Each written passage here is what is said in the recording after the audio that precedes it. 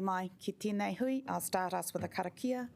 Whakataka te hau ki te uru, whakataka te hau ki te tonga, kia mā kina kina ki uta, kia mā taratara ki tai, e hi ake ana te atakora, he tio, he huka, he hauhu, tihei mauri ora.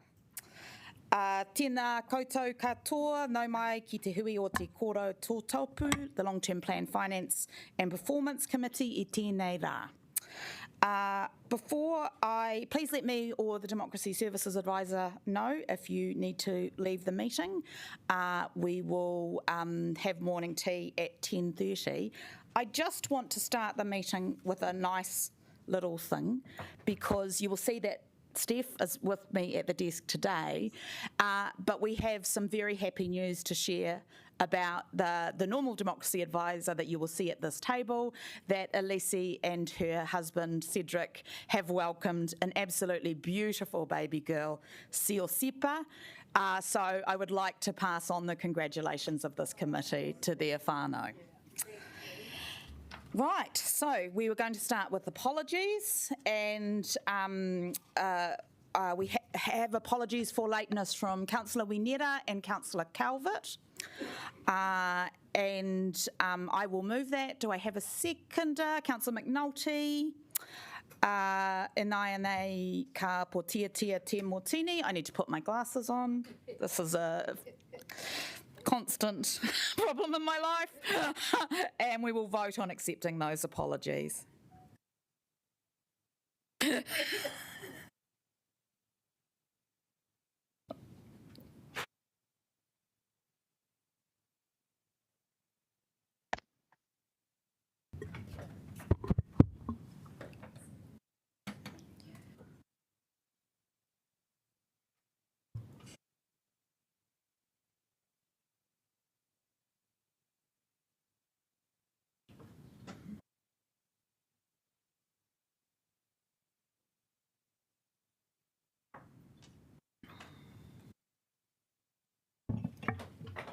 Oh, Councillor Randall, sorry, I didn't accept your apologies. We're just voting to accept the apologies, if you'd like to. Thank you, Councillor.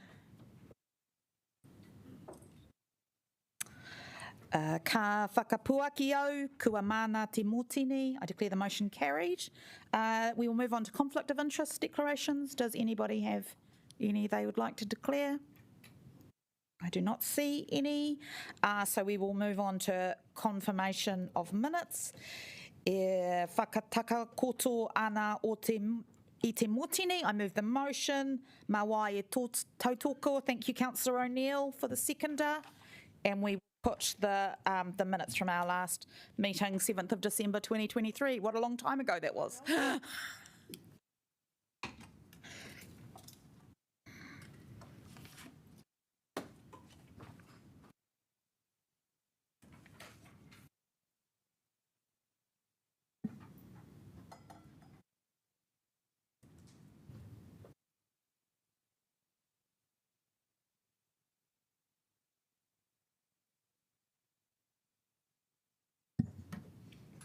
I declare the motion carried.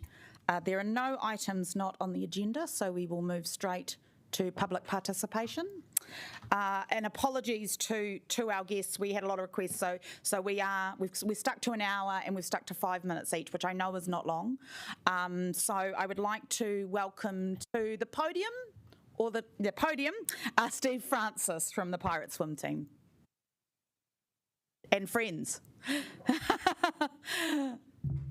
No, my Steve and friends, 5 minutes, you see we have the clock, and if you want to leave any time for questions, which you may not, it has to be in that 5 minutes. Thank you. Tēnā koutou, tēnā koutou, tēnā koutou katoa. Ko Steve Francis, tōku ingoa, ko Karori, Wellington, ahu. Thank you for letting us speak today. I'm speaking on behalf of our team. As you see, we are a swim club, but we're actually, you'll see our name is Pirate Swim Team, because we are a team and we are an army and we're a tribe and we operate from Karori Swimming Pool. I've been the head coach up there for 17 years. I came in 17 years ago and it was a small little community club. We had about 20 swimmers. We've now grown to around 200 competitive swimmers. We operate in 2 to 3 lanes, so we're really always at capacity fighting for lane space. A can-do attitude has been our motto to work in with the pool and all the pool users, right, to keep building our club and creating a fantastic pathway for our community. We also have a fantastic group of non-competitive swimmers, which is also huge in numbers, and we have a great relationship with all the adult groups, and I also coach a whole bunch of adult groups.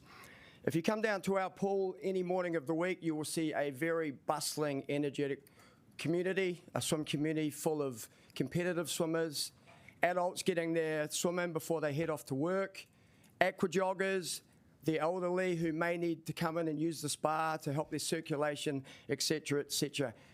Our pool is a thriving community, and we really pride ourselves on being part of that bigger community. I was first made aware of the policy that was put forward last Friday. I didn't sleep that night. It was a real bombshell going off to us as a community, and I imagine to our good friends over at Tawa. The original policy that we saw would have, with the really reduced hours, would have been the extinction of our swim club, as I imagine Tawa also facing with the policy put forward. I would encourage you all to fully oppose this policy and understand the importance our team has on the Kōrau community, the pathways we provide from the little guys all the way to we are creating national champions. All right, we have a huge brand in New Zealand swimming. We're probably the most recognised brand. I'm probably the most recognised coach for obvious reasons. And we really, if anything, we need more lane space, not less. By taking one day away from us, we create a lot of drama, particularly with our older swimmers who we need to keep providing that pathway to further themselves and further themselves nationally, and that would really restrict us. I would encourage the WCC to look at ways to utilise this amazing facility that we're very proud of, that we call our home pool. There is quiet times during the day. There could be more revenue generated from encouraging participation of other groups. There are some pool covers that were bought 10 years ago to save thousands of dollars in electricity that I've not seen go on that pool for over 5 years. I've not seen any teenage discos put on Friday and Saturday night like we used to do 10 years ago. There's no toddler mornings anymore. So I think with some forward thinking and looking to utilise this amazing facility we have, our swim community could be even more thriving than it is now. Thank you for allowing me to speak. I strongly urge you all to oppose this 100%, and we hope by talking today, I'm not going to have to come back here in 3 years and put our case forward again. Support swimming, support sport, support our youth to further themselves. Thank you, Steve. And I just wanted to check, have you seen public statements from the Mayor that she intends not to put these reductions in the proposal to go to councillors today? We certainly have, but we thought it was still really important that we came and stood in front of you and let you know who we are and urge you to continue to support us. It's lovely to see you, and apologies for the stress this has caused. Councillor Chung, quick question from you. Thanks very much for coming in, and thanks for your group to come and speak to us. Now, you know that the council was very short of funding for fixing the water pipes. Would you have any suggestions on where we could actually make the savings if the savings aren't taken out of the pools? Well, I'm not paid the big bucks you guys are to make those decisions. I don't have all that information in front of me, but it's a you-know-what show at the moment, isn't it? So good luck to you guys. Thank you. Thank you, Steve, and thank you to the team. And yeah, it's been very nice to see you. We appreciate you coming in and those suggestions about how we could better utilise these facilities. Okay. Kia ora. Thank you very much. I would now like to welcome to the podium Courtney Johnston and Dame Fran Wild from Te Papa. Apologies for cutting the time that you have. I'm so sorry. I know that you can talk fast. And we'll start the clock. No mai, haere mai. Kia ora tātou, thanks for having us today. We're here from Te Papa, and we know you're under huge pressure financially. It's going to be tough. We're here to talk about AC7 in your draft plan, which says a grant provided to a national organisation that has opportunities for alternative funding. That organisation is Te Papa. It's not named, it should be, and we want to make you aware of it's us and what it will mean for us.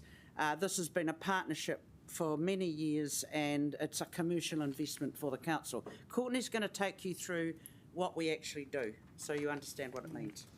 So, as Fran has identified, this is our long-term partnership between Council and Te Papa. This sponsorship directly funds our exhibitions, events and programming. Cutting it will directly affect the offering Te Papa is able to provide to Wellingtonians, residents, visitors and international visitors, our reputation as a visitor destination and the vibrancy of the city. You're well aware that 70% of this funding comes from the downtown commercial levy. That's there to promote activities that bring people into the city and spend money to help out our businesses. That's what our partnership is about and that's what our measures of success are based on. Te Papa is Wellington's top-ranked visitor destination. The exhibitions and events we deliver drive visitation and spend in the city. And they also contribute to the vibrancy and to resident satisfaction. I'm going to do a little bit of myth busting. Contrary to widespread belief, Te Papa is not fully funded by the government. We have to generate an additional $30 million a year. That's what this long-standing partnership has helped us to do in part. We do respectfully disagree with the assertion that Te Papa has the opportunity to seek alternative funding from elsewhere. You're well aware of the central government cost-saving program, which Te Papa is a part of at the moment.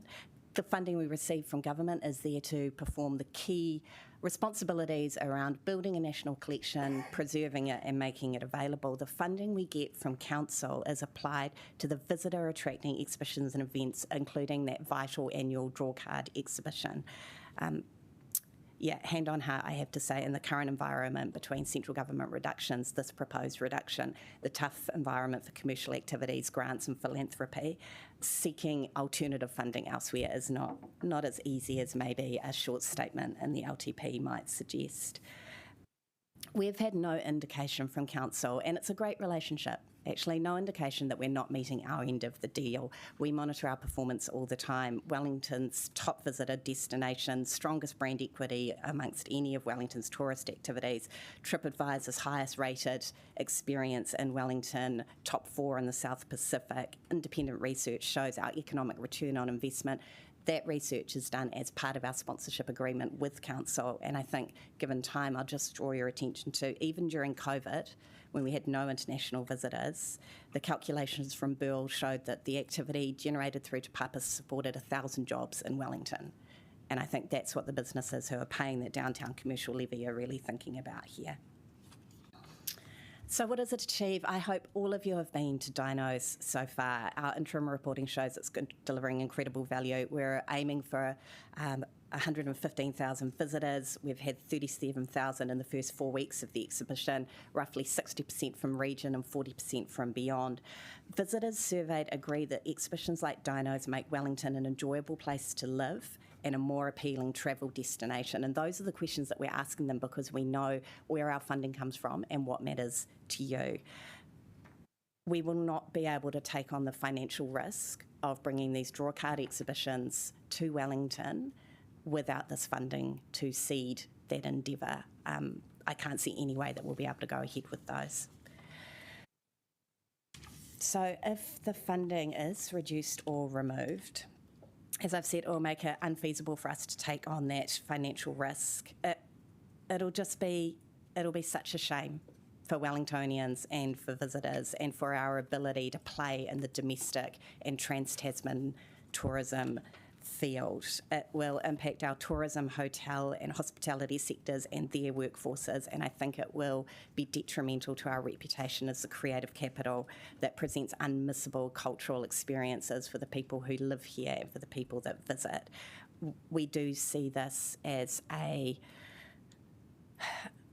crack that is going to widen in Wellington's appeal nationally and in that trans-Tasman market. And I'll hand over to Fran to finish off.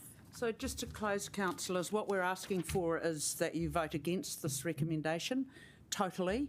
And there's some people have talked about maybe reducing, but actually we need this money to do our summer blockbuster. if you don't do that, please at least name Te Papa in your long-term plan, because people, even the commercial community, didn't know what this meant. We had to tell them. But certainly if you want to maintain Wellington's reputation as a visitor destination, which has been very hard won over 30 or 40 years now, you just must keep on supporting Te Papa, which is our biggest attraction in the city. Thank you for listening. Kia ora. Thank you so much, and apologies for that shortened time slot. No problem. Now, I'm not sure, is Julian Hughes in the room? Oh, kia ora, Julian, from the Tawa Swimming Club. No mai, you have 5 minutes, including time for questions. Thank you. Kia ora tātou. Thanks for the time. And rather than being at risk of repeating our mates from Pirates, I'm here to affirm many of their statements, given we're facing some of the very same challenges. So I'm the president of a mighty but pretty humble swimming club based out in Tawa. We've been there into our sixth decade. The pool was actually part funded by the Tawa Swimming Club in the early 70s. So in some ways, this feels like quite a betrayal that this is now being proposed to take away something from the club, which we actually helped fund and start and kick off. So in a similar way, I'm going to make 3 points. The first one is that this proposal kills our club. The second one is that this is the worst kind of austerity that council should be looking at. Third one is what should the council actually be focused on when it comes to building communities and using swimming as perhaps one of the ways into that. In terms of the councillor's question before about what to spend your money on, I mean, that is up to you, but $200,000, that's probably less than a day down at the town hall. So, there's plenty of options, mate. I mean, you can plenty of ways to look at how to get 200 grand out of your spend. So this does kill our club. As I said, we're into our 6th decade. 200 swimmers, very similar to Pirates. So we have swimmers starting early from sort of 7 years old right through to adults. We have learn to swim clubs. We have squads that go right through to competitive squads. Last year, Tawa won the Division 2 championship for New Zealand, first time ever. So, we are competing at the national level. We're not some club stuck out in the burbs that no one knows about. We're making an impact. We're making an impact for our community and for the swimmers that participate there. About 200 swimmers. We have adult swim fit classes. We have classes for college students who don't want to compete but want to stay fit. So we're providing a service for a wide part of our community. And we strongly oppose what's being proposed, obviously. And what I would say is, it was great to see the mayor come out and say that she was going to take this off the table.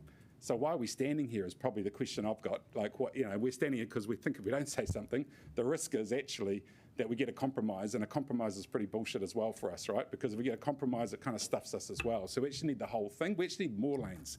We need more lanes. Like Pirates, we're struggling to get lanes. I just signed a 1-year contract with the council for lanes, and we asked for more lanes, and they just wouldn't give it to us. So we're wanting to give you more money, and you're saying you're not getting enough, and that seems like a real disconnect from my perspective. So the second point is this is the worst kind of austerity. So $200,000 is what I read, is what you're proposing to save by shutting the Tawa Swimming Club.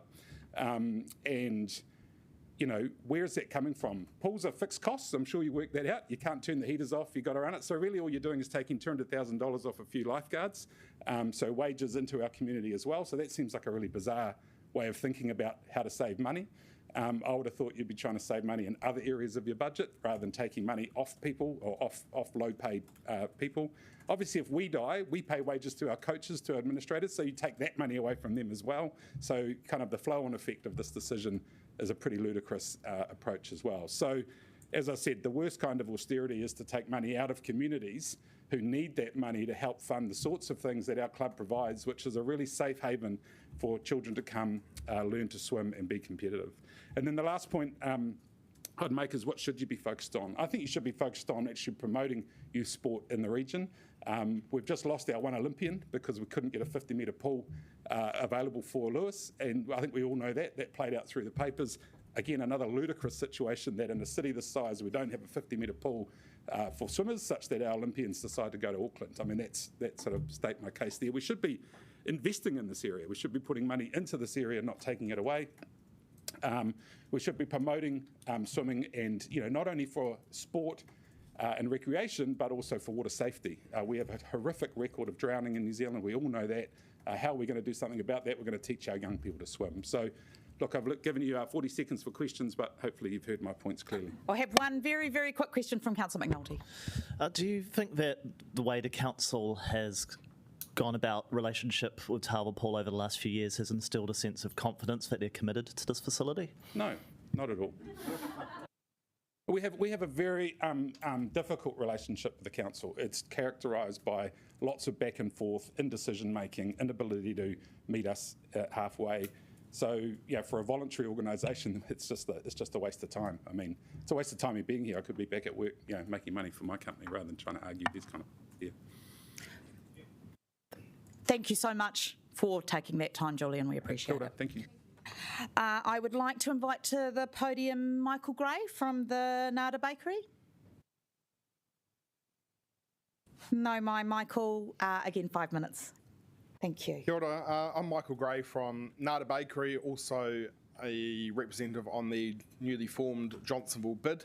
So speaking on behalf of that organisation too, I'm an executive member of that. I'm here to speak about the long-term plans for paid parking in suburban areas, specifically naming Johnsonville, Newlands and Tawa, 3 northern suburbs, which seems slightly disproportionate in the way in which it's been named when there's other areas throughout Wellington. Look, our opposition to this going ahead really comes down to a little bit with some of the submissions that were made with the cycleway proposal. Access for the elderly to key services within Johnsonville. There's banks, there's post offices and other services that people need to access. Families, their access to those areas, and also tradies who often need to nip into somewhere quickly on their way to the next job. And specific to tradies, people that stop in there, it's going to add extra time if they're going to have to use parking meters, which means they're going to pass the costs on to their customers long term, because that's time which they're selling that they're not going to be able to charge for. We believe that the vehicle turnover is okay in Johnsonville, and that's really what the LTP sort of outlined, that the proposal to bring in when there's non-compliance or the availability of car parks is, or the utilisation is 85% or higher. And from having been in Johnsonville, our business has been there for about 47 years now. We haven't noticed a problem in that time. We also believe as a bid that it may make people consider to use other areas for spending, which may drive them to Porirua, to the Hutt Valley. And yes, they have paid parking in those areas too, but it no longer serves as an attraction to come to Johnsonville or Tawa in that matter, because they're not free zones. I always believe you've got to come along with a solution, not just pushing down on the problem. I believe that, well, firstly, we'd like to axe the proposal for parking altogether there, but if it's something that the council believes must go ahead, we would ask that a free 30-minute concession is given for that time period. That would allow people to access those services. Please don't go for a 5-minute one like they have in some other areas throughout the country. 5 areas does not give enough time for someone to stand in a queue at a bank. So yeah, that would be the consideration. We'd also ask that if the money is taken from, if the parking meters do go in, that money needs to be ring-fenced and reinvested back in Johnsonville. There's been a significant underinvestment in Johnsonville by successive councils, largely due to the way in which they've been hanging on to the fact of when the mall happens, we'll invest in Johnsonville. Johnsonville is its own vibrant community. It shouldn't be considered whether the mall goes ahead or not. People there deserve to have investment in their community. Any questions? Councillor Randall. Yes, normally the council is forced to put in parking meters when there is, when the parks are just full all the time. In your experience, is the parking pressure in Johnsonville, in Newlands, in Tawa, is it, are there still free parks? Do we need to put parking meters in, or is it really not required? I believe from our assessment there that there is adequate turnover, there is access of car parks. We have had mention that there are free car parks to use in Countdown and also in the mall facility. those car parks are actually private car parks owned by those facilities, and therefore if the council is suggesting that customers can use those car parks, there should be some indemnification for those people if they do get clamped.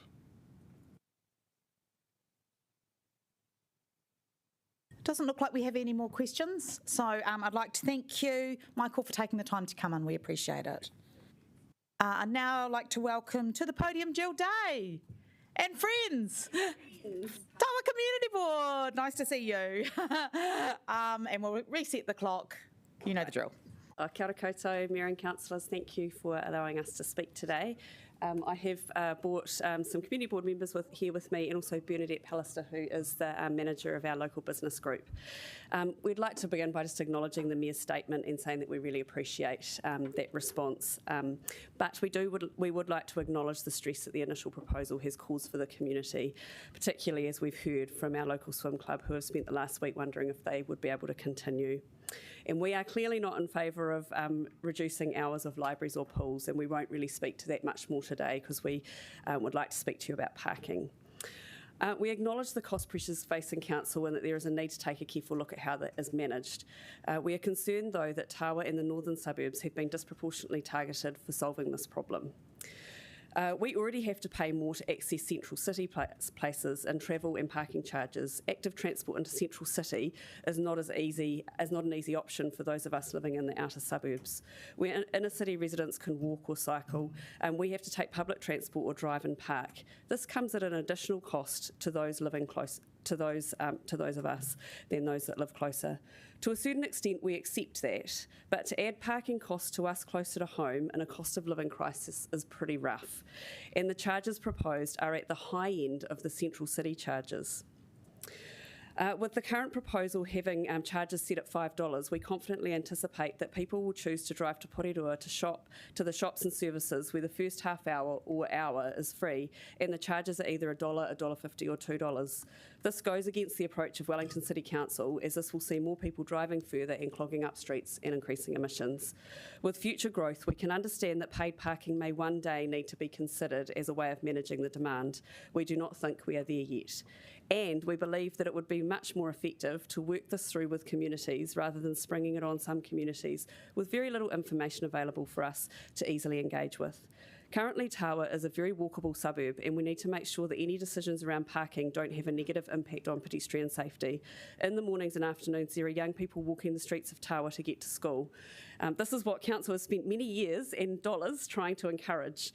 Side streets becoming congested with parked cars makes it much harder for young people to navigate crossing the road, and we don't want to see a reduction in people walking. We're also aware that paid parking will affect a lot of social community services. We've got doctors, dentists, vet, library, pharmacies, and programs provided by churches, such as mainly music, food banks, and lunch for elderly. For some people, these services are their only social interaction, and their access may now be severely limited. I'm going to hand over to Bernadette just to share a few business group perspectives. Kia ora koutou, and thank you to the Mayor and the Councillors for having us here today. I'm Bernadette from the Tawa Business Group. We represent over 240 businesses within the Business Improvement District of Tawa. We fundamentally believe that Tawa does not qualify as an area of high demand for parking. In 2019, we conducted a report on parking and found that occupancy peaked at about 73% during 10 to 11 and 11 till 12 o'clock. Outside of those hours, it was way below that. Parking demand dropped away significantly during COVID, obviously, and with anecdotal evidence with our recent review, we've found that parking is probably just about up to where it was in pre-COVID levels, so it's way below the 85%. Jill's touched on a lot of the other issues that I was going to raise. That we do feel this proposal will not encourage our residents to shop locally. They will drive to the bigger malls and even go to Porirua, where it's $1 to $2 an hour, not the $5 that's being suggested here.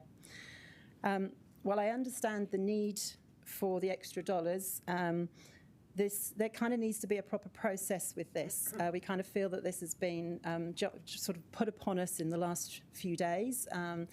The community hasn't really had the opportunity to look through the figures and to see what this actually means. And finally, I'd just like to say that we find the figures have been very confusing. I'd like to say that I spoke personally with a Wellington City Council officer in Christmas, just before Christmas, and they said to me that it was extremely unlikely to happen because it would not be cost effective to implement such a scheme within Tawa. So, kia ora and thank you for your time. I don't see any questions. Thank you so much for coming in. I'd now welcome to the podium Todd Morton from the Easy Swim School. Easy Swim School. Kia ora, Council. Kia ora. Thanks for having me. Yes, I'm Todd from Easy Swim School. We run swimming programs out of 5 school pools here in Wellington. Over the years, we've benefited from council input through the school pool partnership fund, so we appreciate that. We also use Freiburg Pool on a Sunday, and again, we appreciate that pool space. Here today to talk against the motion to reduce the swimming pool hours. I appreciate the Mayor's put some input into that, so I understand where that's at. But in some ways, it was good that that proposal went out because it does prompt some discussion about what's going on with our pools. And I'm here today just to raise a few issues, and some are a bit more of a heads up of some things that are going on that are quite concerning. And obviously, I want to lend support to what Kōrau and Tawa have said. They're 2 key clubs we work with. We send a number of kids to those swimming clubs, and it's great to see them go on, get trained and represent Wellington in competitive swimming. Part of my community work, or Easy Swim's community work, is running school swim sports. It's been something we've been doing for about 10 years. We also work with Primary Sport Wellington, which oversees the cluster events, so the zone events within Wellington. Now, unfortunately, this year, they've chosen not to run those events due to the cost. So there's a $7,000 cost for those events. Swimming Wellington is planning to step in, but it's quite a serious issue for swimming because that is part of the pathway we find to get kids into swimming and into swimming club and keep swimming longer. And also what we're seeing now that that's been removed, or the fundings for that's been removed, is some schools are questioning whether they're going to run their own swim sports. Now, there's a perception that swimming sports are all about competitive swimming, but the ones we run encourage participation and allow schools to set some goals so they can lift the level of swimming within their schools. So if we lose the top part of that, there's a flow-on effect down to the bottom. So unfortunately, I know you're looking at trying to find ways to save money, but Swimming Wellington and us will be coming to you shortly with a request to see if those events can be run at no cost. It's really critical to our kids. So yes, sorry to be asking for money. I'm going to suggest some ways you could make money later on my piece here.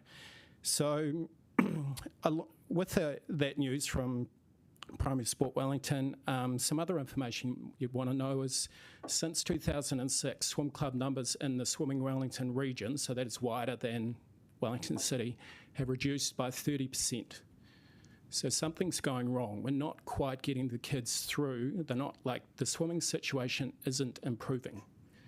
And we can say that because if we're not getting the kids into the club, that's an indicator that there's not that many kids getting through Learn to Swim programs and to a level that they would be comfortable at a swim club.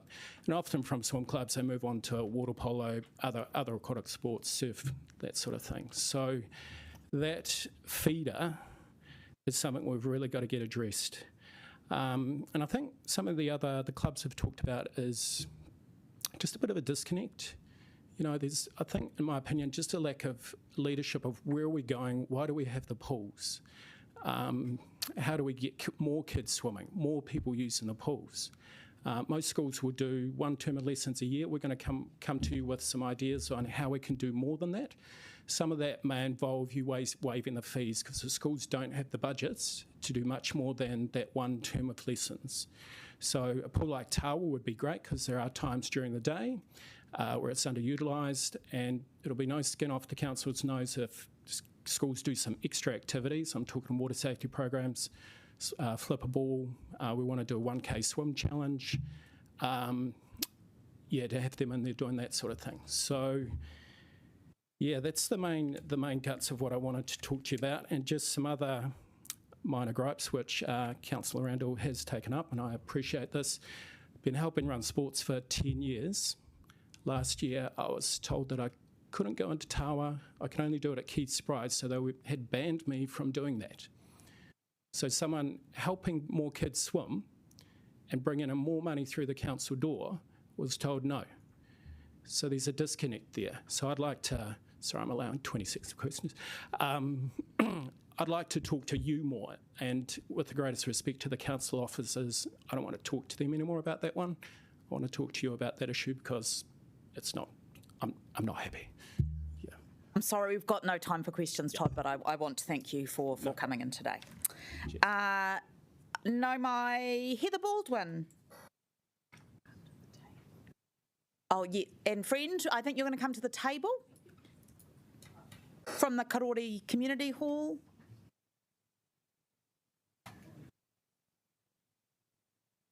And we'll reset the timer. You have 5 minutes, including time for questions. No, my Heather. Kia ora koutou councillors, good morning. I want to comment today on funding for the Karori Event Centre. Today's papers don't specifically mention cutting the $1.9 million agreed in 2022 to fund the fit-out of the Karori Event Centre, but they also do not mention this in the infrastructure strategy and capital budget. We remain concerned that the funding to KEC will be cut by stealth. We believe council officers will advise you it will cost over $3 million and that with no more funding available, the facility can't be finished. We're also concerned that a private tenant will be proposed, effectively removing the facility from community use. Neither of these outcomes is acceptable. We believe the KEC must be finished for the $1.9 million already allocated. Officers have advised you in today's papers that there's no loss of service by not finishing the KEC. That is wrong. The loss of service occurred when the old halls in Karori were demolished or sold, at least 8 of them since 2005, when this saga started. We ask that you direct officers to find a way to finish the KEC for the $1.9 million already committed, to actively work with the Trust to do this, and to explore how the Trust can raise further funds to get the KEC open for community use. And we ask you to direct them to expedite this work and get the building finished and open soon. In the short time available today, I want to make a few key other points. You should be in no doubt that there is strong community support for this facility. We have a petition with over 1,300 signatures asking you to fund, finish and open the KEC. Comments made by signatories show powerfully the strength of sentiment in this community. I've provided you a document that shows this. You should also remember that excluding council money, our community has raised over $2.2 million with more than 2,600 donations. I doubt that many community projects have such strong and tangible support. Donations and grants have been made based on commitments that the council made and the expectation that you would do your bit. We want to remind you that the Trust was established after the council decided in 2005 that a new community hall was needed. We started our fundraising campaign after the council agreed in 2013 that if we raised $1 million, you would provide the proceeds from the sale of the St John's site. It remains unsold. People gave their personal funds based on these commitments. Gary Parsons, who's with me today, is one of those people. Thank you, Heather, and good morning, councillors. My name is Gary Parsons, and I have lived in Karori since 1941. I have been on the Trust since 2007, when it was formed. I got involved after the council said they wanted a new hall, but couldn't fund it all. I thought with council's backing we could do something great for Karori. I have donated over $100,000. That's a lot of money for me and my family. I gave that after the council agreed to provide the funding and set us a challenge to raise $1 million. I would not have made that donation if I thought the council might not follow through on its promises. And of course, like so many others who have given money, I now worry that might happen. Thank you. Thank you, Gary. Council, you have the opportunity to make or break the confidence of others to partner with the Council, depending on how you proceed. The KEC should ideally be an example of how to deliver community projects, especially in fiscally constrained times. As I said, we were established and partnered with the Council to help make the KEC a reality. We were formed after you decided a new hall was needed. We raised funds from donors after you said you would provide funding for the project. We gifted the building to you after you committed instead to fund it from your budget. This should not have been as hard as it's been, but the idea of working with a trust like ours should be a model for how to engage with a community to raise funds from other sources to get community projects done. I urge you not to kill such a model by reneging on your promises to Karori. Thank you. I'm sorry we've run out of time. I would like to thank you both, Heather and Gary, for your presentation today, and also acknowledge the huge commitment that you have made, both financially and with your precious time. Thank you. Thank you. Thank you. I would now like to welcome to the podium Rodney Barber from the Newlands Resilience Group. No, my Rodney. 5 minutes, including time for questions. Thank you. Thank you, Chair, Councillor Matthews. Morena, Mayor, Councillors, and Pou Iwi. Ko Rodney Barber, tōku ingoa. I'm speaking as the leader of the Newlands Resilience Group. My motivation coming here is to best represent the residents of my suburb and be part of the solution by providing local intelligence to inform decisions. I care deeply about the residents in Newlands, especially those that are economically, socially and or culturally vulnerable. On Monday this week, we submitted our business case to Wellington City Council, the Coalition Government, the Treasury, Internal Affairs, the Auditor General, Remo, NEMA and Weave. Our business case sets out the evidence and rationale to improve community and disaster resilience in Newlands by 2030 to address the vulnerabilities in our suburb. We have support from 26 local leaders, Ngā Hauiwha o Paparangi, and levels of support from 4 Wellington-wide networks. If there's adequate interest from investors, we intend to make an initiate decision late March to undertake the detailed design and planning, including the design of good faith governance based on love and relationship for mutual benefit. If investors commit funding by 30 June, we intend to make an implement decision to implement by late 2025.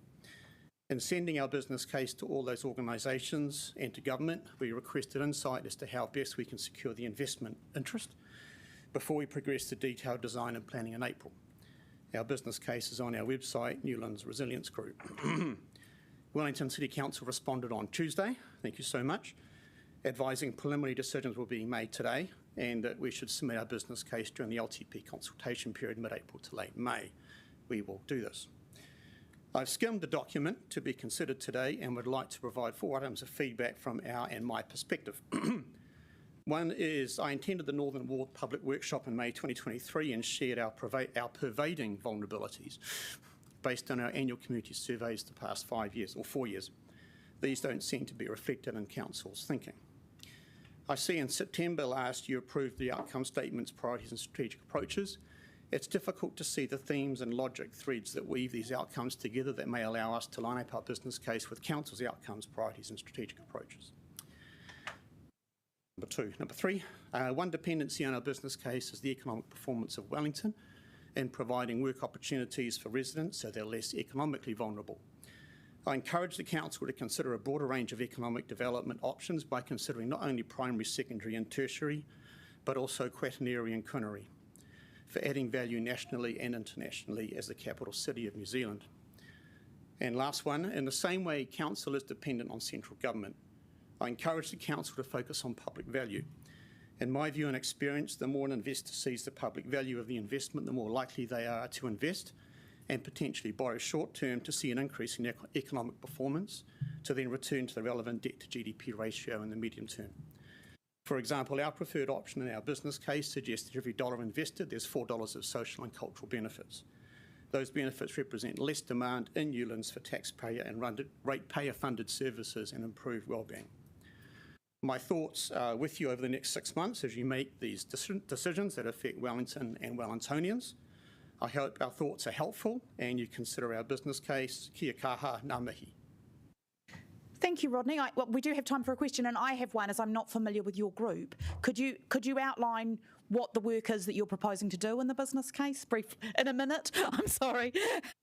So the vision of the charitable trust that governs the Newlands Resilience Group, which was actually birthed by a combination of the local marae and the Newlands Paparangi Progressive Association. So our vision currently is improved community and disaster resilience. Our current view, based on the survey results the last 4 years, which are based on the Treasury Living Standards framework, we have about 6 vulnerabilities, and we've reflected in our view set out in the business cases. Currently, we have a disconnected provider-centric social system, which is disconnected to residents. We have disparate cultural approaches in the suburb, and we have an economic system that's predominantly provider and profit-centric. We've got 3 options we've considered for the next 10 years. The one we've gone for is the middle one, because we think it's more achievable and it's better public value than the first one. The preferred option is a coordinated provider-centric social, economic and cultural system that's connected to residents. Thank you so much, and we appreciate you taking the time. We look forward to seeing you during the hearings process. Kia ora.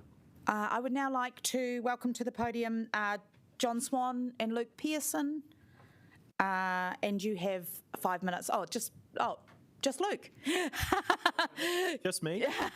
No, my Luke, and you have 5 minents, including time for questions. Thank you. My name's Luke Pearson, and before I speak to you about this, I just wanted to acknowledge the people, behind me and who've left, who are really fighting for their communities.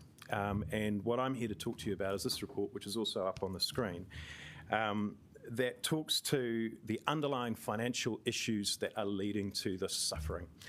This report has been prepared, or this analysis has been prepared by a former chief executive of the New Zealand Stock Exchange. So I'd like to think, there was some rigour here. Rather than talk you through this in detail, because I have 4 minutes and 28 seconds and it's 7 pages with a lot of data, and I'm just going to point out a couple of things. Here's a little chart that talks to rates per resident in Wellington. This is from Statistics New Zealand. Wellington has the highest rates per person in the country. We're charging more in rates than any other council in New Zealand. This next one talks to the way that we're spending that money. So our operational expenditure per person is the highest of any council in the country. In the long-term plan, we're also seeing incredible increases in operating expenditure and capital expenditure compared to the previous long-term plan. We've also done a little bit of comparison here between what Wellington spends per capita and what Christchurch spends per capita. And this is just a selection of things. And by the way, whether you call this core expenditure or not is kind of subjective. This was prepared in someone's spare time for free. But the increases, the difference in spend per person in Wellington to Christchurch ranges from 18% higher to 1,025% higher. And that, of course, leads to I'm looking at the wrong page here. Here we go. The most indebted council in New Zealand.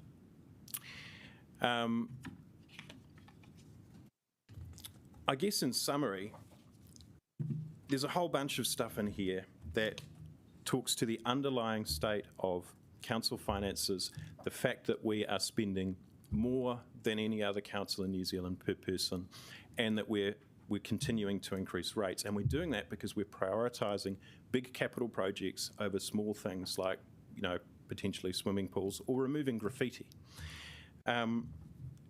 We believe that that's happening because councillors are taking advice from council officers, and the advice you're getting clearly doesn't match reality. We think that councillors should we're recommending that instead of following the process for the sake of following the process, you take a moment and pause, get some independent work done on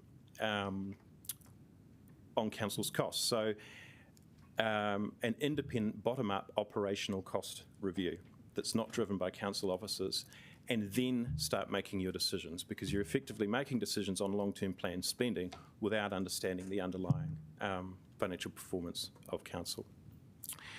That's a sort of a very rough outline of what's in here, but there's a minute for questions if you have any. I have one. Sure. How do you equate the assertions you've made with the fact that Wellington City Council is still within its debt to revenue ratio compared to other councillors who have breached theirs, and that we continue to have the highest Standard & Poor ratings of any territorial authority in New Zealand? Well, we're about to breach that cap over the next 2 years, and that's been projected in the long-term plan. And Standards & Poor's have a negative outlook. They were really they've held our rating, but the outlook is negative, and they're expecting cuts and dramatic rate increases in order to try and. Yeah, sorry. Pauiwi, Liz Kelly.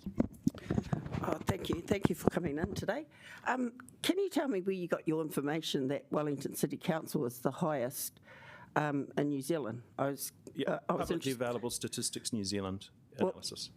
Only I'm asking you that because I have properties in both Wellington and Porirua, privately and commercially, and I can tell you that Porirua rates are a lot higher than Wellington. So I'm really keen to understand where you got your information from. Yeah, so that's Statistics New Zealand, and it's per capita. So it's based on rates per person in the city. Yeah, right, Councillor Pannett. Does it come down to what's called spending? Because we've put a lot of money into climate change, honouring Te Tiriti and water and roading. So isn't it a sign of a successful city when you invest in good things? It depends on your definition of good things. I mean, the people here, the proposals to kind of nickel and dime the community to save money, to spend on a core service that is water, I think the priorities are... the community is really questioning council's priorities. So, sorry, we're out of time. Thank you for coming in, Luke. We appreciate it. I would like to welcome Marie and baby Luke. I think the youngest submitter today. And you have 5 minutes, including time for questions. Kia ora, hello everyone. Thanks so much for the time today. And I was just saying I actually appreciate being later in the submissions because it's been great to hear all of my neighbours talking about what's going on, and you all have a very difficult task ahead of you, and I appreciate that it's really tricky times. I grew up in Seatoun. I have been living abroad for 10 years, and I came back a few months ago, settled with my young family in Kandala, and moving to Seatoun, back to Kandala, there were two things that kind of struck me. One was, how do I become part of the community? And the other thing was, taking my kids to the beach. I felt nervous, and I had a day on Seatoun Beach with my children where I thought, if something went wrong, I don't know if I could help them. And I wasn't expecting to get upset, but hearing all of my fellow submitters talk about the ability to swim. I was a great swimmer in high school. I learned to swim in an unheated concrete pool in Seatoun called Star of the Sea, and I competed in swim sports, and I played national level water polo, and I spent a lot of time in my teen years at an aquatic centre, and it was a really important part of who I was and growing up. And I've had the pleasure over the last few months of kind of finding that again in Kandala Pool. And I had this moment on Seatoun Beach where I thought, how am I going to fix this? And I made the decision that I was going to man up and go swimming in the unheated pool in Kandala, which, as many of you understand, is quite a chilly prospect, even on a hot day. But what I noticed and what I found is that it's one of the most beautiful places I've ever spent time.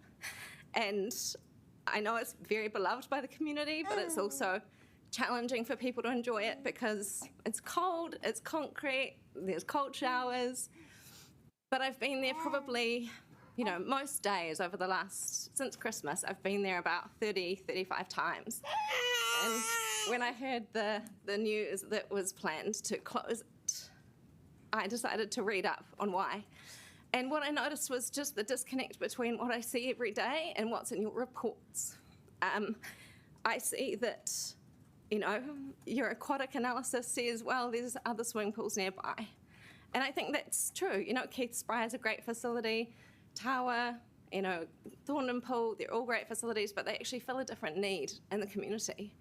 And the analysis also acknowledged that there's more need for leisure space, for families to play, and for kids to be there. And I think what I started to think about was, well, if this closes, where do we go? And for me, it's easy. I hop in my car, I go to Thorndon, I go to Keith Spry, but the people that I think would miss out the most are the teenagers, the ones who don't have a car, who, you know, couldn't really take the trip to the beach by themselves. It's a long way from Kandala, Anaio, Johnsonville to get to a beach that you can swim at safely. And I think that's a facility that the community really needs. And I think something I noticed was listening to our colleagues from other areas that there could be ways that the community could enjoy that facility more, and there would be opportunities to finance it in a more sustainable way within the community, but the current setup isn't working. And when I looked at the proposals in the plan, I saw two options that didn't look like great options to me. $11 million to upgrade it, completely rebuild it, put in a new warm pool that's modern, which is wonderful, but it's also a lot of money at a time when the council is pretty strapped. And the alternative is $4.5 million to demolish it and put in more park space, which luckily in Kandala, we're not short on park space. We've got beautiful, beautiful facilities. We've got great walking trails. We've got access to the streams. So what I'd urge you all to think about is, firstly, what's the third option that's not in your report, that you're not being sort of presented, and how could there be a way to save this facility that's been there for nearly 100 years in a city where we really want people to be walking more and cycling more? I think what we need is to keep those community facilities closer to where people live, rather than upsizing them and putting them in locations where they always have to drive to get to. So that's my input, and thank you for listening through the waterworks, but thank you very much. Thank you, Marie. There don't seem to be any questions, but I would like to thank you for coming in today and for bringing Luke. Thank you. All right, our final submitter, Daniel? No, Daniel, you have 5 minutes, including time for questions. Thank you. Kia ora, good morning. There we go. If you haven't already guessed, I'm a motorcyclist. I also have a car. I'm a road cyclist. I mountain bike, and I've got a bike with a seat for my son, who's 2. And on a good day, I'm a skateboarder. So I'm here to issue a warning, I suppose, and ask for cool heads. You all have a tough job, and I appreciate you for really thinking deeply about how we're going to grow the city and pay for what we need to pay for. So this story is about Chicago's parking meters. In 2008, during the GFC, as many people were, they were looking for money on how to run the city. And the mayor at the time was presented a deal to sell all of their parking meters, or essentially lease them for 75 years for $1.1 billion to a Wall Street investment firm. And within a few months, by 2009, they'd successfully sold 36,000 or leased them for 75 years for $1.1 billion. What this meant is the city could no longer earn any money from any of their parking, and the costs for parking went up quite significantly. Within 15 years, this investment firm from Wall Street had already earned back that $1.1 billion. There's still 60 years to go on that. Whenever the Chicago Council or the mayor, whenever they make any decisions on how they're going to change the layout of the city, they need to figure out how they can compensate these investors. if they have parades, if they want to do EV stations, if they want to take away parks, they need to think about how they're going to pay these people that aren't actually involved in the city and in the city. So a request and perhaps a warning is, as we make these decisions, desperate times call for desperate measures. Desperate times also call for cool heads. In the specifics of parking, I love that I can park for free all day if I take my motorcycle in town. I also know that we've had it pretty good. And so I would propose looking at maybe a $5 to a $10 charge per day for motorcyclists. That would still encourage me to commute and park in town, and perhaps a 60 to 120 minute free parking for motorcyclists. And this includes mopeds, and we know there are a lot of young people that have mopeds to get around, so it would still encourage the flow of younger people. For me, if it was a $5 to $10 charge and I could leave my bike in town all day, I'd be very happy with that. The irony of this is I was late because I couldn't find a park. And right now my motorcycle is actually parked next to a whole lot of bikes. So I might walk out here with a ticket. And I know that, so I live in Upper Hutt and I'm working in Lower Hutt, so I came in specifically for this. So I know if there was a charge, perhaps there might be some more parking for me to come in and do a talk like this. So thank you. Thank you, Daniel. I'm well aware of that Chicago. Laura, Deputy Mayor Foon and I were looking at each other because we've read this story in a very good book called Paved Paradise about parking. Yeah, 99% Invisible is the podcast, if anyone wants to look it up. Paved Paradise. I don't think there are any questions, but we appreciate you taking the time to come in, and I think you were the only motorcyclist that we've had in today, so we appreciate you you've got that whole community. Oh, Councillor Pannett. Since you've come such a long way, thank you. There is discussion about a congestion charge. Do you support such initiatives? I don't actually know anything about the congestion charge. Oh, so basically it was like in London, you pay some money to come into a city, and it's partly to encourage people to shift onto public transport or active modes. Yeah, look, I mean, I think if we were to look at congestion charges, we always start with cars, right? And then, like, I would bracket motorcyclists alongside cyclists. I know I'm biased in saying that, but we are a small mode of transport. We don't take up a lot of room. We're not going to have time. And, yeah, that's probably all I can say because I don't know much about it. Thank you, Daniel. We appreciate you coming in. Sorry, we've run out of time. So we are going to take we're going to break for morning tea, and we will come back at 1:45. Thank you to all of the public submitters. We appreciate you.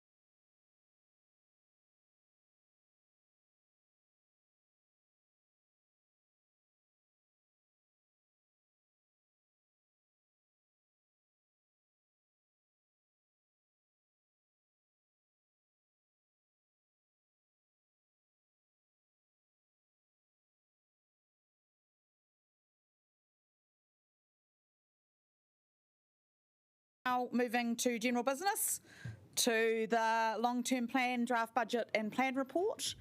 Barbara, do you want to make a few comments before we go through to Stephen and Andrea? Kia ora koutou, councillors and members of the public. Today's an important step forward in the very long process of developing our long-term plan. It is the Council's strategic plan for the next 10 years. It establishes your high-level strategic priorities and the community outcomes you wish to realise. We have to, through a long-term plan process, establish major policies that are required under the Local Government Act, including the financial and infrastructure strategies. You confirm levels of service, you confirm key performance measures. So in other words, while it often feels like it is a simply large budgetary exercise, it is considerably more than that. And I'd actually like to acknowledge the hard work of the staff in preparing their advice to you today, and in the long process we have undertaken over probably around 18 months with something like 26 workshops and briefings. So we've been working together for a long time, probably almost since the beginning of this triennium on this long-term plan. And of course it won't be finally adopted until the end of June.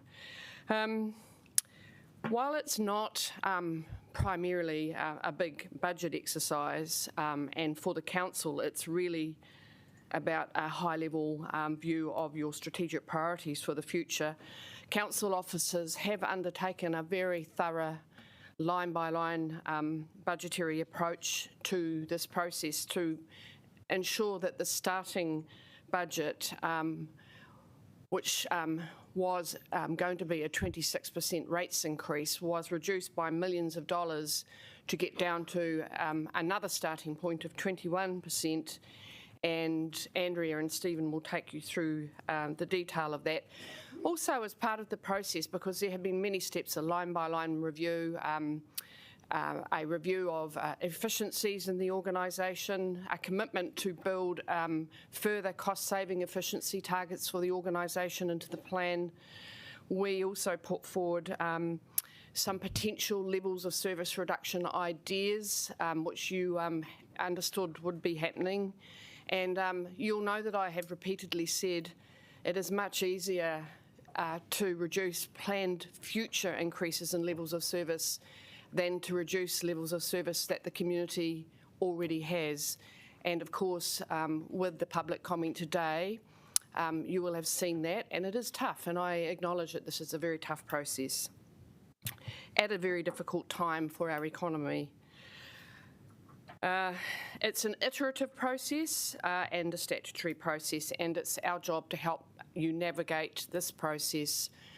And of course, ultimately, after consultation with the community, you will make the important decisions for the future of the community.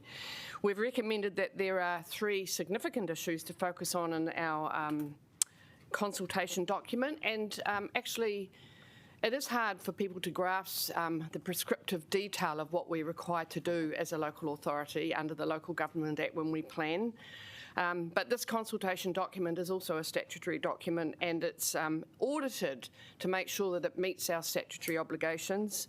It's not supposed to be a detailed document. It's supposed to be an accessible document for the community that fairly represents the significant and important issues and the choices facing the council and the community. We've recommended that there are 3 significant issues to focus on. Obviously, one very current one is future investment in our Three Waters infrastructure and service, the establishment of a perpetual investment fund with an underlying green principles through the sale of airport shares and our waste collection system. So after today, where today you will give the staff your direction on the key building blocks for the consultation document and you will approve those, we'll go away and work on that document, and it will come back to you on the 13th of March for final sign-off before it goes to audit. And once the audit is completed, and sometimes the audit results in some changes to the consultation document, that's very common. But once it's complete, it will go out for public consultation. So I'll now hand over to Stephen MacArthur. Actually, before we go to Stephen and Andrea, I just want to make some comments about time management, if that's all right, before we go into the next section, because I meant to do it first and I forgot. That I just want to acknowledge the complexity of the papers and the decision making that we have in front of us, and to just share with you all the responsibility for us doing this in a timely manner. And so I will be continuing to set the clock on speaking limits. I cannot enforce that. But with your help, I will let you know when you have been speaking for 3 minutes. I will let you know when you have been speaking for 6 minutes. And at 9 minutes, I will ask you to wrap it up. And with all of your support for me as chair, I hope that doesn't come to that very often. I would like to discourage you from speaking multiple times. I would like to remind you that if you cannot move an amendment or a procedural motion if you've already spoken. I think those are the things that I had in front of me. I would also just like to note my tolerance with complicated bundles of last-minute amendments is wearing thin, and I believe, councillors, it is wearing thin with you as well. So we expect the work to have been done on amendments before the meeting begins, where possible. Did you have a process question, Councillor McNulty? Yeah, so just clarifying, we can speak in an amendment when debating an amendment and then come back to... You can speak multiple times. I'd rather you didn't.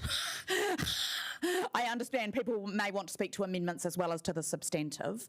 However, you cannot move motions if you've already spoken.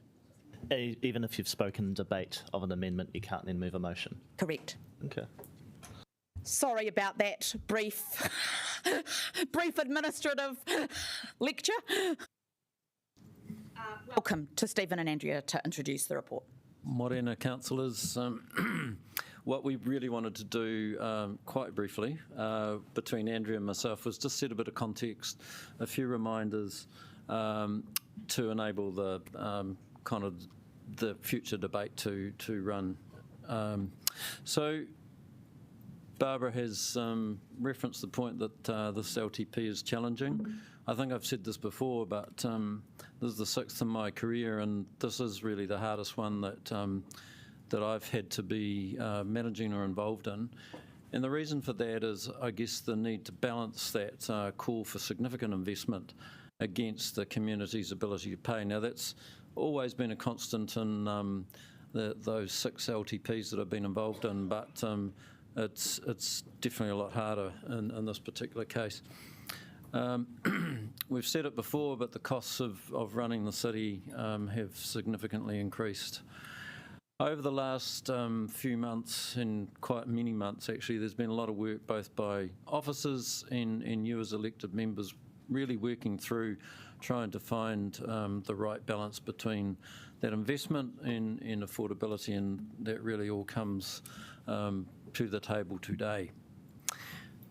In terms of the process, Barbara's mentioned that really we've been working on this as a council actually for pretty much 3 years, because we started work on this LTP really the day after we finished the last one. So, you know, there's been a lot of work done building greater capability in our asset planning and all of that. So we have started from a much stronger position than we did in the last LTP. Obviously, and it seems quite a long time ago now, but that great work that was done by council around the new vision.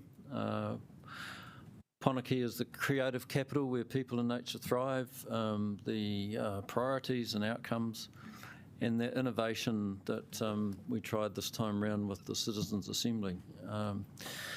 So really just to reiterate the point that Barbara made, the LTP process in the actual finalisation of the documentation is complex. It is time consuming and there are many components. So it's more than kind of looking at budget lines, but obviously today that is part of the process.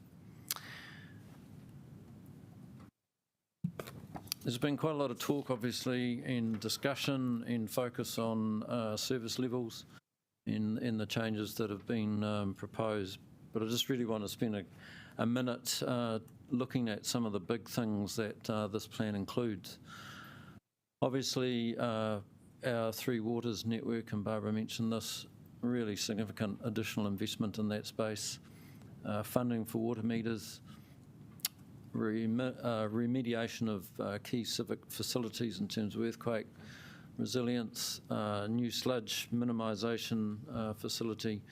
I won't go on to read the list, but the point I'm really making is that sometimes we can focus on kind of some of the detailed aspects of the plan and kind of lose sight of these big initiatives that are actually embedded within this plan. I'm going to hand over to Andrea. Thanks, Stephen. Kia ora koutou. In just following from what Stephen has said, obviously that creates all of those services that we're delivering and the challenges that we're looking to address creates quite a significant balancing act, actually, for you as elected members, because of course we need to be able to resolve the key challenges that we face and deliver the services that our community have come to expect, and actually that we're mandated to deliver through central government and through regulations within the financial parameters that we've set based on what we think is affordable to our community. So we have set a draft plan, I should say, that looks to have an average rates of 5 to 8% over the 10 years and a debt-to-income ratio of 225%.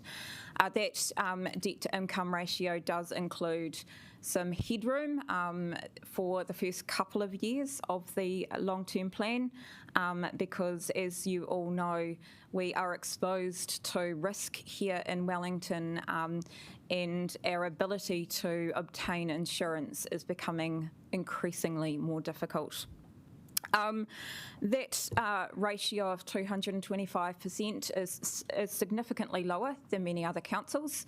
I note one of the previous speakers talked about that debt to revenue ratio being breached, but I would note that many other councils have a debt to revenue ratio that matches their debt covenant of 280%. So we are operating with a much lower debt to revenue ratio than others. What I would say is that 272 headroom that we've kept, 272 million headroom that we're keeping in there, we've only factored that into the financial strategy for the first 2 years. It's predicated on the fact that we're looking to take a change in our financial strategy through the sale of airport shares into a perpetual investment fund, and that would mean that we would manage our risks around insurance in a slightly different way, so we wouldn't necessarily need that headroom in the future. So, look, Barbara has mentioned this on the 9th of November, post decisions made by this committee, we started the budgeting process in earnest. What that resulted in was a 26% rates increase for year one. And that reflected the significant cost drivers that we are facing as a council, and indeed many councils are facing this right across the country. We are not isolated to this. Clearly 26% is a significant increase, so we went through a process of doing a line-by-line review. And the premise of that was that we would hold our budgets to that was set in 23-24, except where that would require levels of service change, because of course that is a matter for you to decide on. It's not one for staff to decide on. And there were a number of cost constraints that we simply cannot avoid. So things that we have already contracted to deliver, electricity costs we know are ballooning, insurance costs, those things. We just can't avoid those increasing costs. However, what we have done is we've worked really hard to find alternatives to that 21%, and through looking at different other mechanisms that we can pull. And what is before you today is a proposal for a 15.4% year one rates increase, making sure that it's really clear that there is an additional 1.6% on average for the sludge levy in year one as well. We are pulling a number of levers to try and hit that 15.4% rates increase, and that does come with some risks. And I do want to touch on those as well in a moment. Just a reminder, our CAPEX program is still significant. So when we talked about that balance and getting the rates right and the balance, we still need to invest heavily in our city. Our capital program is significant. It is $4.4 billion over the next 10 years. And much of that investment is going to go into infrastructure and earthquake remediation work. So that is very much a key area of focus in our program. I mentioned I'd come back to the risks. Whenever you look to pull cost savings and you look at making sure you constrain things really tight, it does mean that there are risks that could arise where we are stretching our assets to a certain point where there may be instances where we see a gradual or a slight decline or failures. The way that we are mitigating that through particularly the transport network is to ensure that we have really good information about our assets, and we do, so that we can use that information to inform when we do the work on our network. We aren't funding the depreciation on all our assets. We are working to fully fund depreciation on water assets. We're building that back up over time. That was a historic decision made by the previous council. There are some other assets that we're not fully funding depreciation on. Again, we're mitigating that risk through making sure that assets, by carefully selecting the assets that we want to fully fund. This isn't just about the budget though. There are many different components to this LTP and that you're considering today. We've had pictures on slides before of a three-legged stool. Those three legs consist of the outcomes and priorities, which Stephen touched on, and you've already set the infrastructure strategy and the financial strategy. Those are really the key foundations to this long-term plan, and you're looking at the infrastructure strategy and financial strategy today. Sitting on top of that pillar and on top of the seat is the activities that we're proposing to deliver to the community and the funds that we're seeking from the community to deliver those activities, all in accordance with our revenue and financing policy. So that's really how this plan is constructed. In terms of next steps, obviously we have the deliberation today. We then will proceed with updating the consultation document and fully forming that. That will come to you on the 13th of March, and then our audit process will start as outlined by Barbara. We will start consultation in April.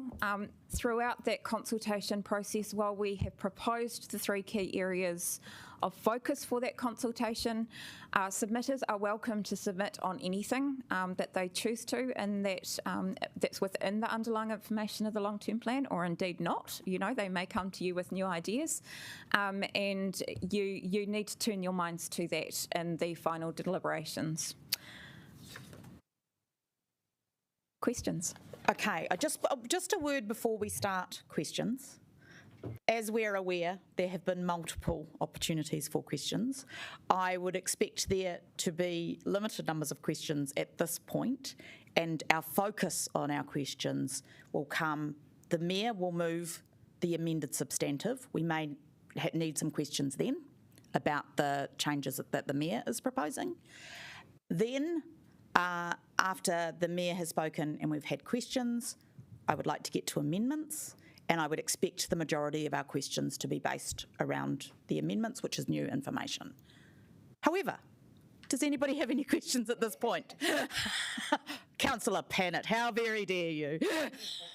Well, I'd just like to respond to one of our submitters, if that's okay.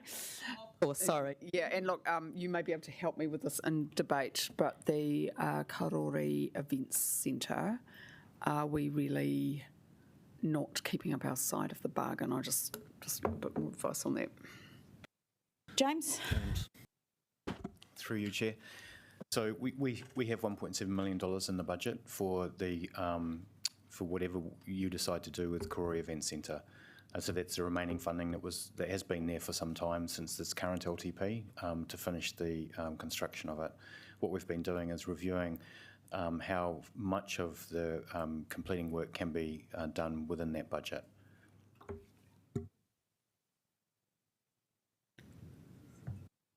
It looks like there are no other questions at this point. Thank you so much. In case I forget later, I want to acknowledge the team and all the hard work that has gone into this.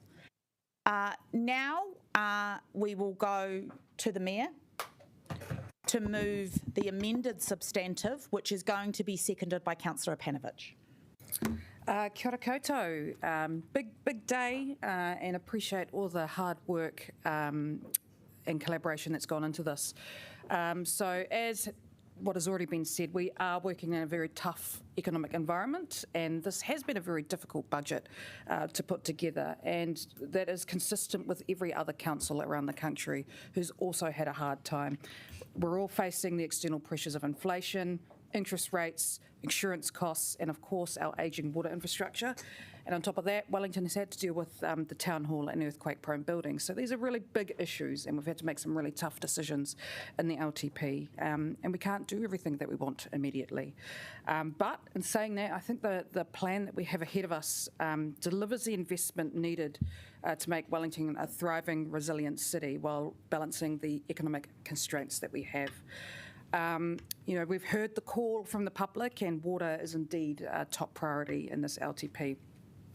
I signalled back in November that any savings we could make in our capital program would need to be reinvested in water. So now it's time to follow through. The public are rightly frustrated to see waters leaking onto footpaths and water restrictions. So funding the replacement of pipes and fixing up leaks is a top priority. And we've done a big step up in our investment, spending $1.8 billion on water over the next 10 years, which is $1 in every $4 we spend on capital going to water. This not only funds Wellington Water to deliver the maximum deliverable work program for fixing and replacing our drinking water infrastructure, but also the rollout of water meters. That is a record investment for us, and ratepayers are right to expect a reduction in leaks for their money. So I'll be working with other councils and the region to ensure that we get the KPIs and changes needed to make water infrastructure more efficient. However, funding for water, which is the top priority, should not come at the expense of other strategic priorities as well. So I know some of you are proposing that to fund water we need to cut back on key areas like transport and climate change. Respectfully, I completely disagree. We cannot afford to cut back on some of these key priorities, and doing so means that in 10, 20 years, we'll be in the same position with those items that we are now with water. Over the next 30 years, 50,000 people will move to Wellington, and if we don't upgrade our bus network and shift to alternatives like cycling and walking, our streets will be gridlocked. Reducing our city's carbon emissions and adapting to the impacts of a warmer climate cannot be delayed. It is not lost on me that we are at the 1-year anniversary of Cyclone Gabrielle, and the Port Hills are on fire. Yeah. And I send my love to that community. It's obviously a very intense thing to go through. So we are in a climate emergency and must act for our future generations. Otherwise, they will pay the price. These are also priorities that Wellingtonians have asked for and are vital to building a resilient city. We cannot defer and discard them. They are not nice to haves, they are necessary. This long-term plan also delivers in the stuff that makes Wellington Wellington, like the arts and revitalising our city, returning it to its former glory. Since the election, I've heard loud and clear that people want to see our city centre revitalised. It is not the greatest place at the moment. So I'm pleased to be supporting the Courtney Place focused part of the Golden Mile, the Courtney Precinct Plan, more trees, more parks in the city, and yes, the redevelopment of Reading Cinema. A huge part of Wellingtonians' vibrancy is our arts scene, so in this budget we're fostering our local arts and grassroots arts as well, which is great. I believe that these investments alongside the completion of Te Matapihi and Town Hall will bring people back to the city, which will have our people and our businesses thriving again. But to keep our rates affordable, we've had to make some tough decisions. When we started, as you saw earlier, we did start at a rates increase of 26%. We know that's too much for our residents, and through the work over the last few months, pulling all the levers, we've now got it down to just over 15%, which, you know, given the circumstances, you know, that's okay. While it's still high, it's still less than other councils as well. We've all had to make tough decisions and sacrifices to get the balance right for this budget, but it is right for our city as a whole, generations. You know, one I'd like to mention, because it gets hit in the news a bit, you know, cycleways. That took an $80 million cut, but we can still deliver a full cycleway network for our future generation. In April, it'll be time for our community to have their say. I'm looking forward to the debate today, and I'm sure we'll make a few more changes along the way.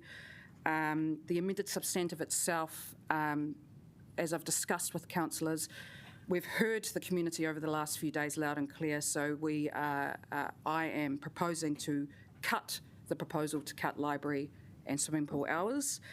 We've added a couple things in for Te Papa, and of course a stream, which Pauiwi Hohaia will speak to soon. Thank you to councillors and officials for the work, and Pauiwi for the work that you've put into this. And after today, I look forward to hearing what the public will say in response to this. Kia ora. I have asked for paper copies of the amended substantive, and they are on their way. And I think that we would probably take an adjournment to read those before we come back to questions. This might be the way today works, that we have to take little mini micro pauses. Councillor Panovich, do you wish to speak as seconder now, or would you like to speak later? Thank you, Councillor Matthews, and I'll speak later, thanks. All right, I think that we will adjourn the meeting now. We will get those paper copies and we will have time to read them, and then we will have an opportunity to ask questions, if there are any, on the amended substantive as put up by the Mayor.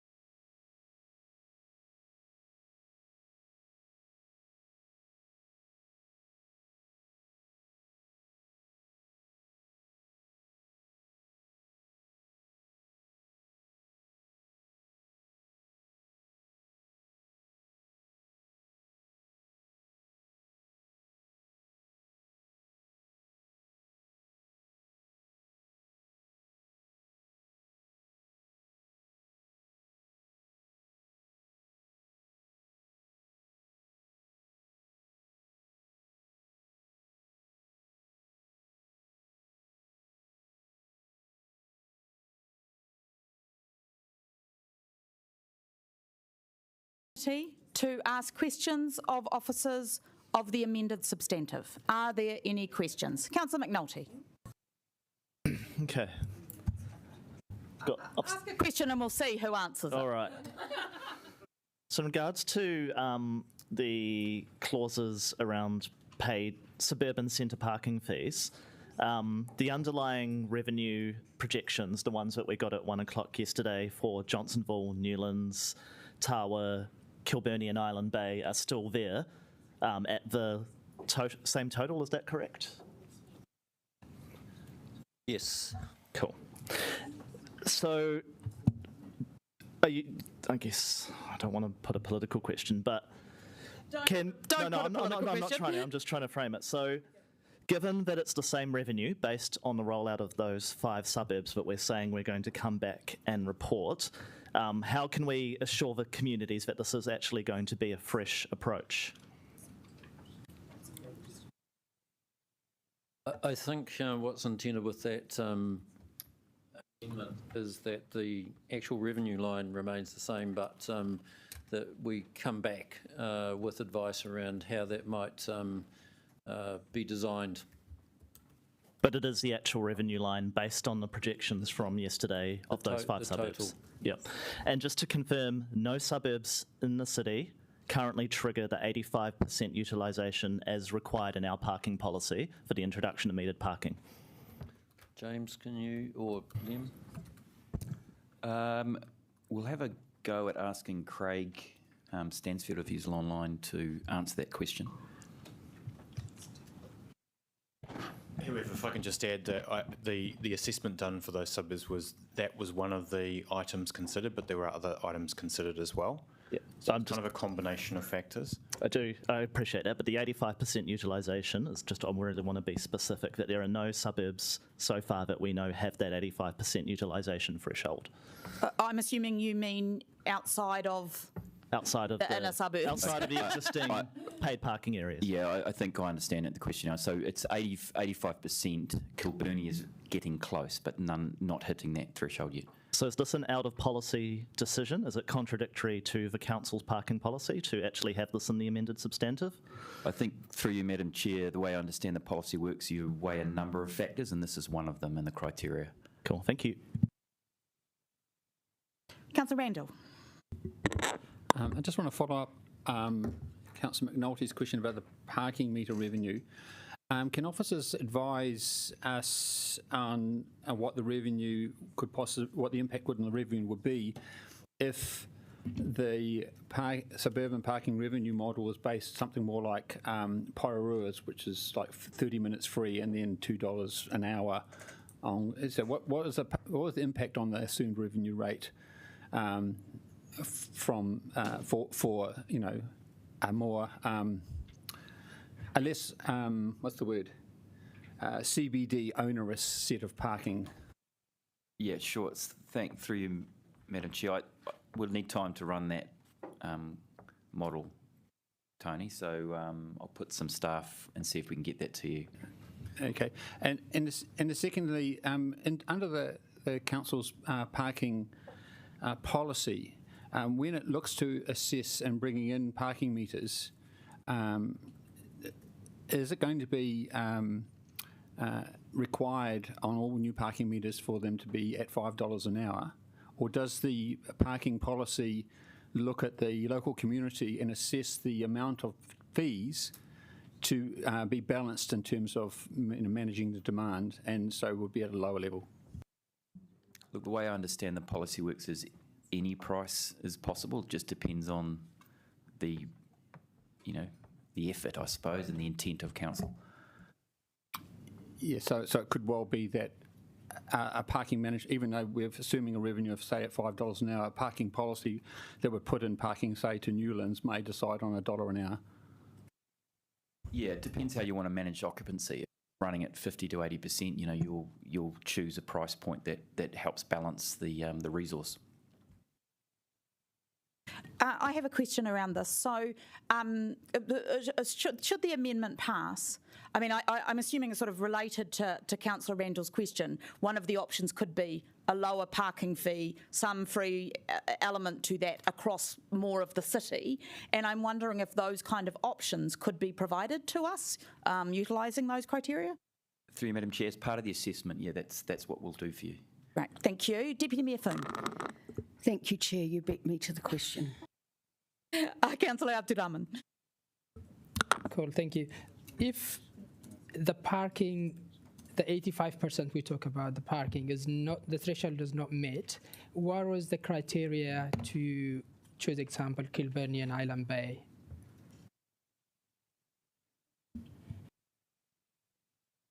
The question is why in the initial proposal, why Kilbirnie and Island Bay were chosen, given that they did not meet the 85% criteria? Through you, Madam Chair, they're in this, there's a number of criteria there, of course, and so the assessment was made based on that criteria, not just the 85 percentile. Basically, I'm asking that question, what was that criteria?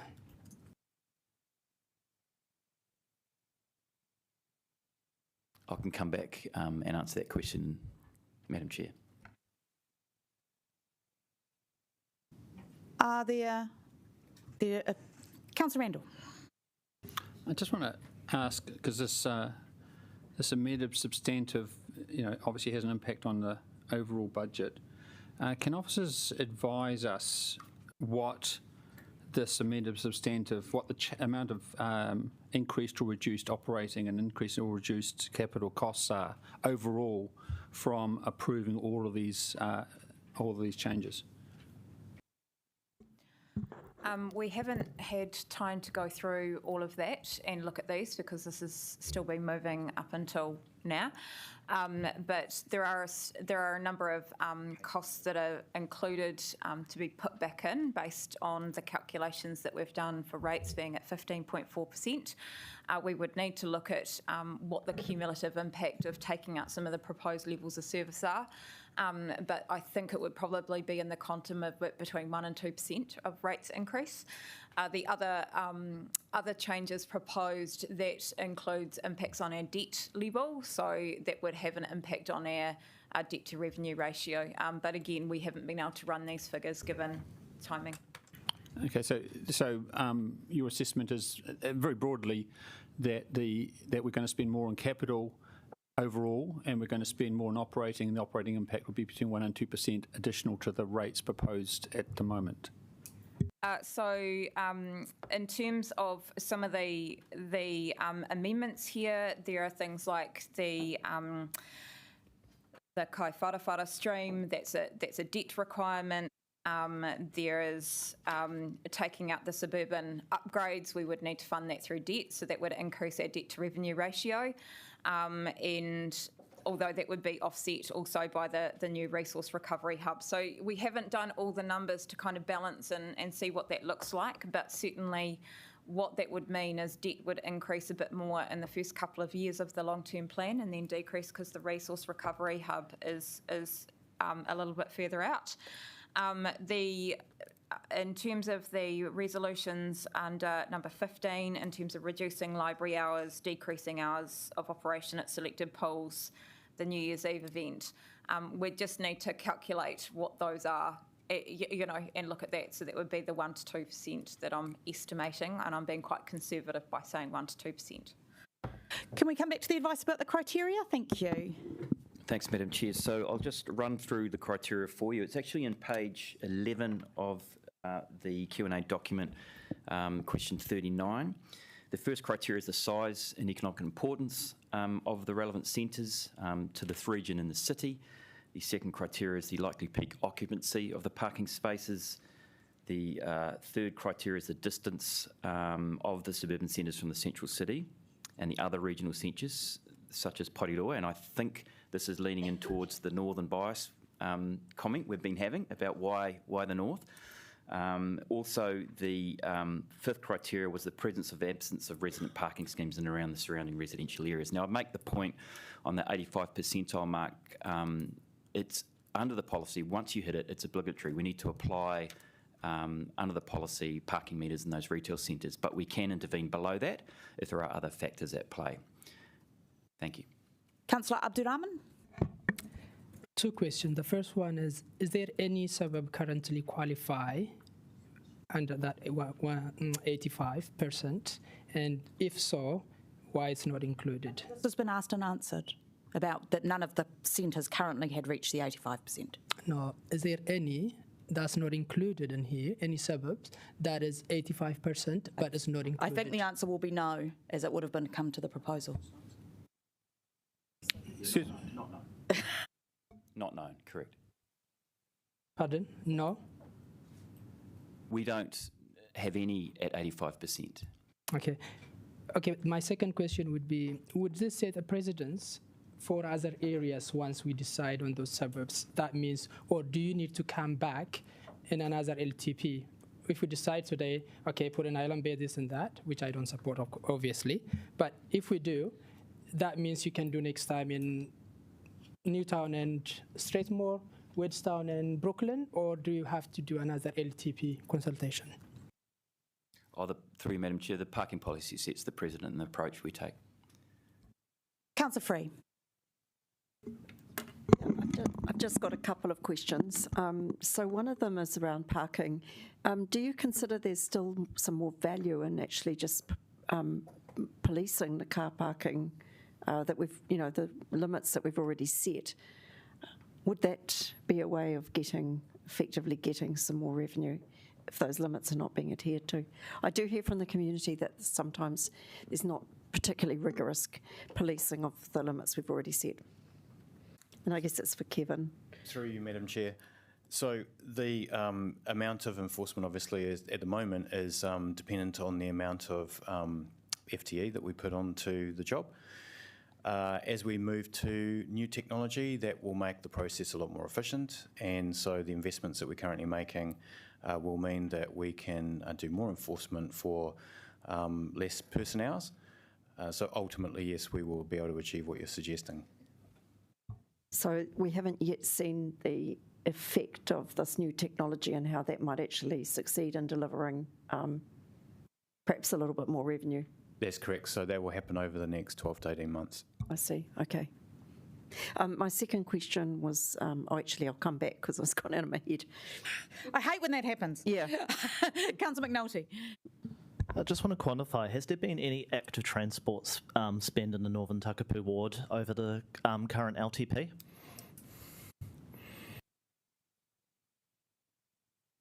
Through Madam Chair, active transport, you mean? Cycleways, pedestrian improvements, city streets, any of that type of rollout that we've done in eastern, southern and now into the western suburbs? Not to the same extent. I mean, I'd only really highlight, Councillor, the work Let's Get Wellington Moving did in Johnsonville, which obviously has stopped. And that didn't implement anything, correct? Nothing was really implemented from memory. So it would be fair to say that there's been no active transport spend in the Tōtōpū ward or no active transport deliverables currently? Not to my knowledge, but I can try to get some advice to you later, Councillor, on that. That's good, thank you. Councillor Calvert. Just to confirm, we're on questions on the substantive, is that right? The amended substantive, yes. Thank you. My first one is H, C and D, and I just want to understand, given these aren't relative to the LTP discussion we've got in front of us, they will occur afterwards. Is this should they be ruled, I'm not sure under the standing orders, are they ultra vires or something? Because I just wonder whether they actually belong in this paper. Andrea, are you going? I can comment through you, Chair. No, there is no reason why these cannot be put today. No, I know, but we could just put anything up if it was about finances in the future. What I'm saying is the purpose of this paper is to seek the committee's approval for the draft supporting information, budgets, policies and strategies that underpin the 2024 to 34 long-term plan. The policies and strategies that do underpin the long-term plan. But we're deciding the long-term plan and its strategies by June this year. These won't be able to be factored in. Councillor Calvert, so I understand you're referring to H, C and D, correct? All of these do is request that officers undertake further work or investigation. There is nothing to stop the Mayor from requesting that work be done through this process. So are you suggesting that these may come back to be included in the 2024? No. So it's not? No, it wouldn't be included in the budgets for 2024, but what we would do is we're going to investigate them and then bring back advice on that, particularly Airbnb, because other councils are starting to do that, so that we then provide you with that advice in a timely way, and that can be implemented through other annual plans if you choose to wish. If you choose that approach. I absolutely understand that. Yep. I'm just saying, as part of this paper, because I know we've sometimes tried to move amendments and have been said, no, it's not relevant to the paper. Yeah. That whether it's still appropriate to determine that on this basis. So within the financial strategy itself, what the financial strategy, a key component of that financial strategy is that we investigate and look at other ways of generating revenue. And so that's why these two comments are in here. And just to clarify, as chair, it is my ruling that these are to be covered in this, and if you do not want to do that, you can challenge my ruling. I might just actually get officers' advice. I'll go and check the standing orders, because anyway. To Democracy Services. Or terms of reference or whatever. Okay, so my next question is around 11A, and that's the 2.8 million in the CapEx program for wastewater upgrades. And I just want officers' advice. Is this the most important next cab off the rank for wastewater upgrades? Because I'm aware that we've got a major issue with Tyres Stream wastewater pipe, which can go into the harbour. So in terms of the program that's been provided us, by a prioritised program that's been provided us by Wellington Water, no, it's not. Okay, so where does it rank on the list? How far down? Quite a way down. Okay, thank you. And I've got a couple of other questions, but I'll go back on the list. Thank you. Councillor Abdurrahman. Cool. I will go back still on the meter parking. Is there any possibility officers coming back to introduce meter parking, if this one is setting as a precedent, in the next 2 years to introduce parking meter in Newtown, Berhampur, Brooklyn, Strathmore, or other areas? Through you, Madam Chair, that's a decision of council. Yes, it's a decision for us, but is there any suggestion that might be coming from officers? Not to my knowledge. So Can I just quickly check? But if they meet the 85% criteria, they automatically. So that will include those areas if they meet the 85% criteria. Sorry to interrupt you, Councillor. And that's right. Just my previous answer, Yes. Madam Chair. There isn't any that does at the moment. Yes, but if they do. Sorry, Councillor, I didn't mean to interrupt you. I just wanted to, make sure that we were very clear on. Cool. That's for the reason I have asked previously. I personally think there is one that qualify, but because of what we're currently doing in that specific area, officers, I don't know. That's why I'm specifically asking. I am asking through you, Madam Chair. Yes. Is there any? Do you think are you asking if Newtown currently qualifies if it has hit the 85%? Is that the question? Has Newtown hit the 85% occupancy rate? Not to my knowledge, Madam Chair. So in that case, can you rule out Newtown, Berhampur, and Brooklyn in the next 2 years? You will not be introducing parking meters. I think we've established that we can't rule out any suburb if they hit the 85% criteria. However, if it's the multi-criteria analysis, they will be coming back to us in the policy work that is to come. So it's no. Okay. I see. Councillor Chung. Thank you. I'd like to ask some questions about the justification and reasons for the charging of motorcycles parking. Is the reason that they're always congested, and I know that from personal experience, I always find it very hard to find a park, or is it for revenue? And so do we use the same criteria that we use for car parking?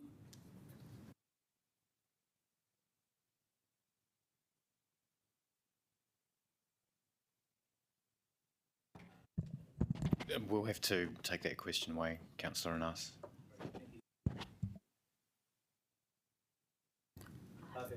Thank you, Councillor. Pauiwi Hohaya. Kia ora. Just in terms of 11A, I wonder if officers could give us an idea of how often wastewater is overflowing into the Kaiwharawhara catchment. I'm sorry, Pui, we will have to come back to you with that information. We'd need to get it from Wellington Water. Okay, thank you.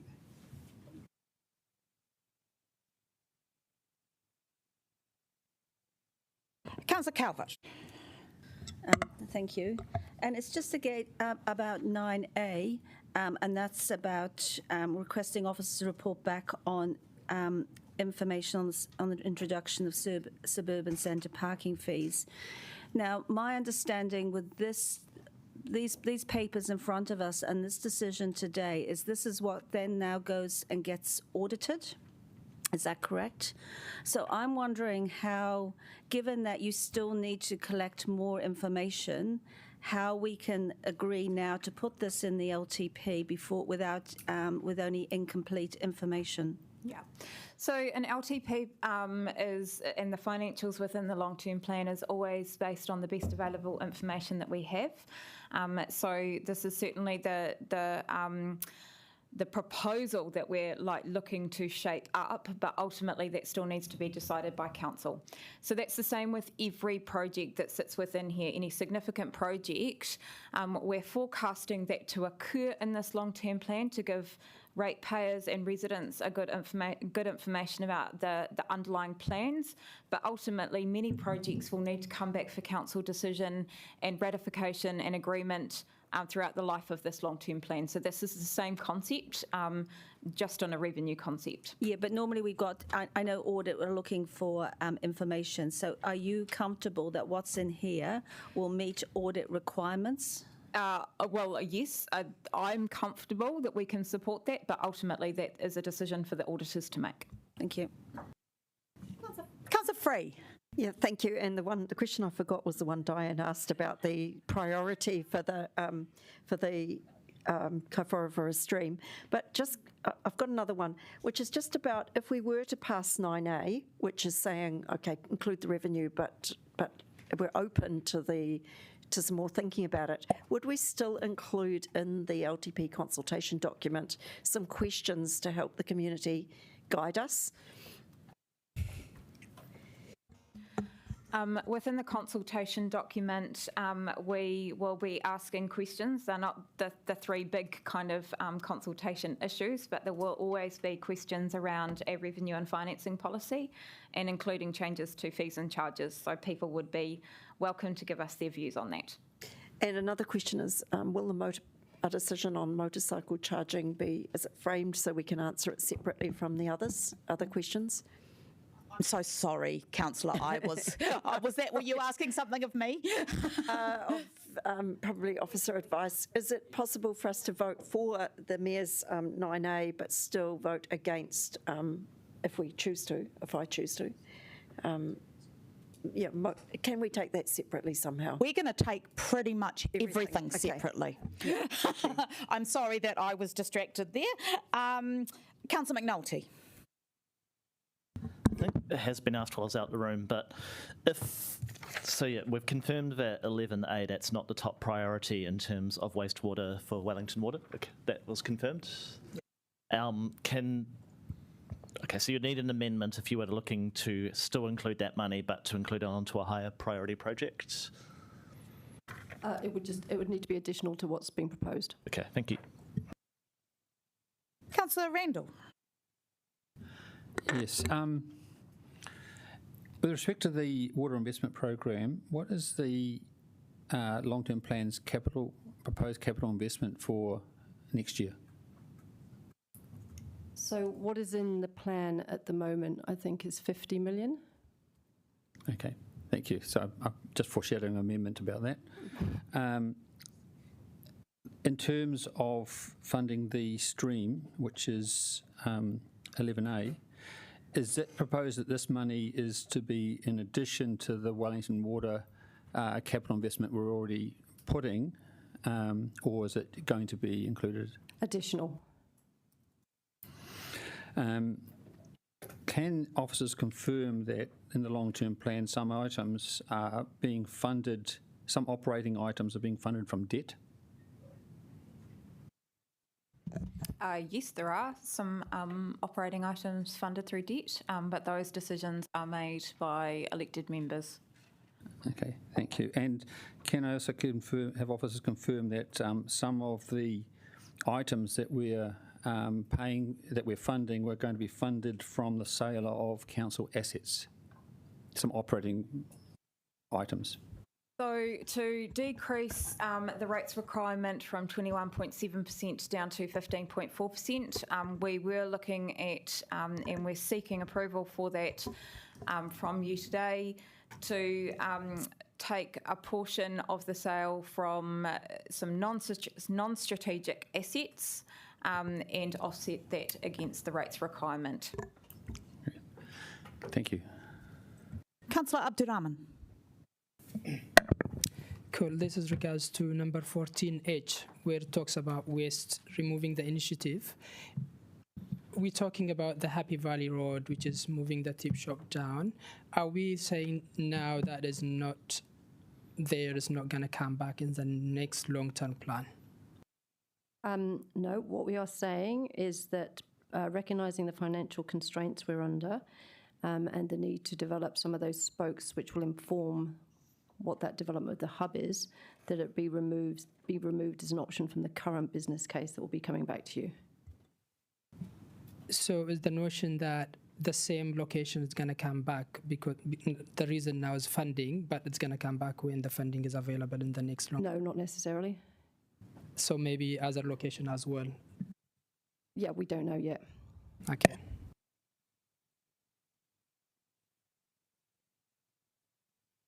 Andrea, 8C Airbnb, have we done any work around revenue or whether revenue would be available if we were to go ahead with? Yes, we did. So through the rating policy review, we did look at this and provided advice to you in the December LTP committee meeting around this.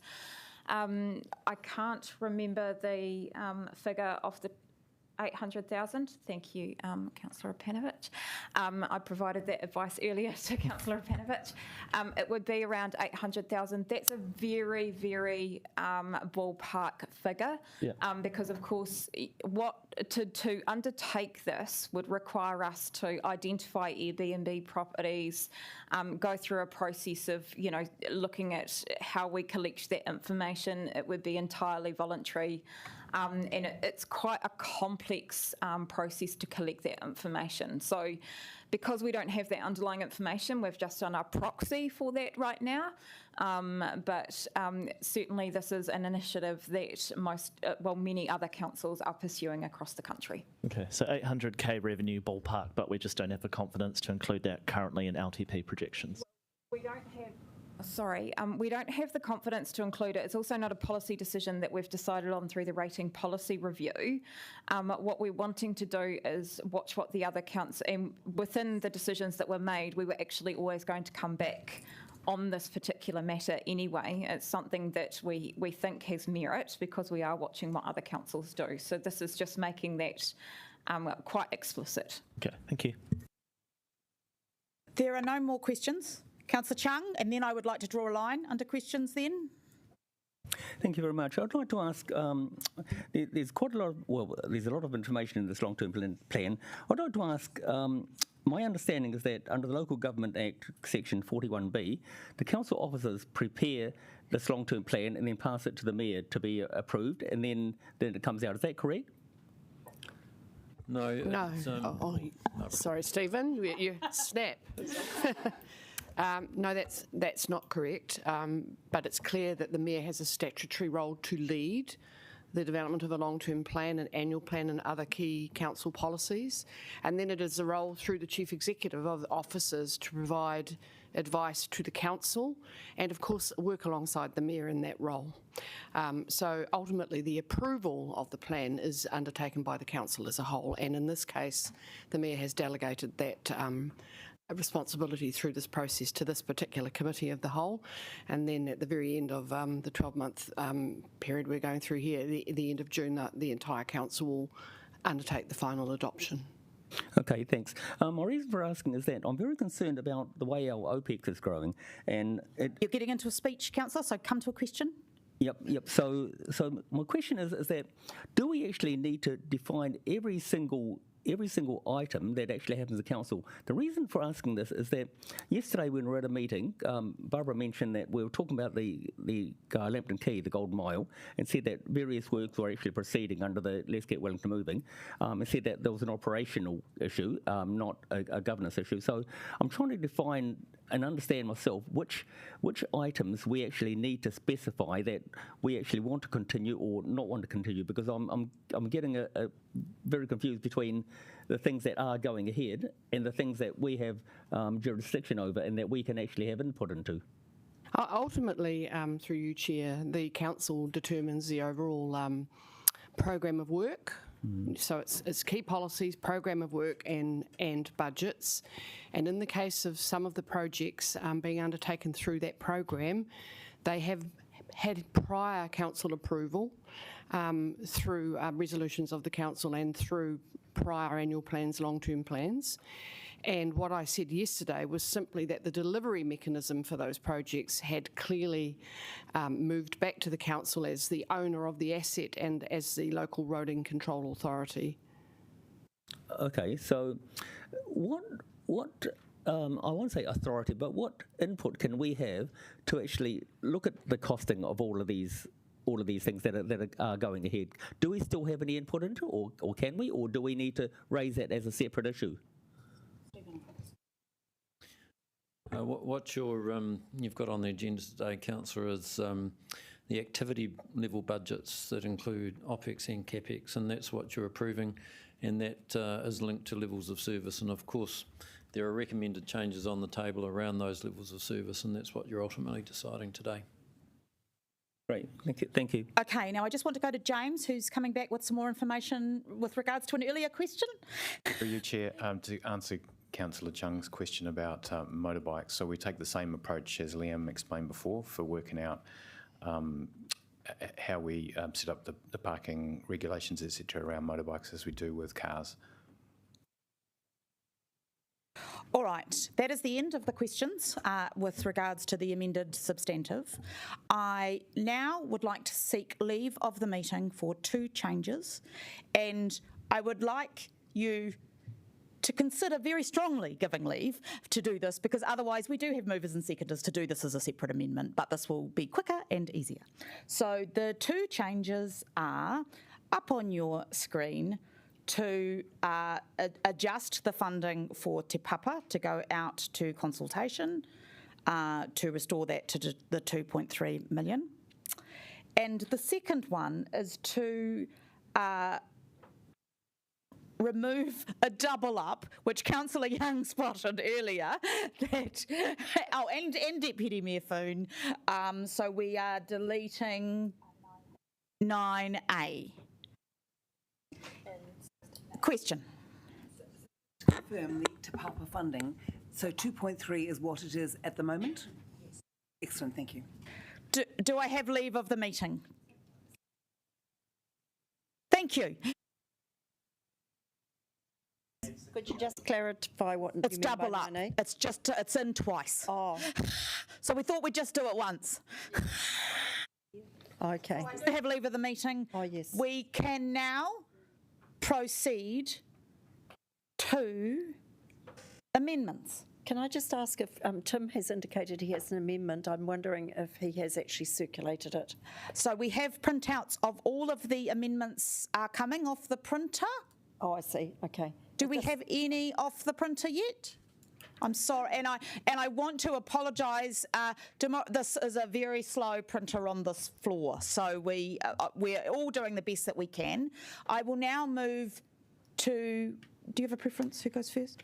Was that answer yes, that Tim has sent through his amendment? We have it, okay. And we are going to give it to you.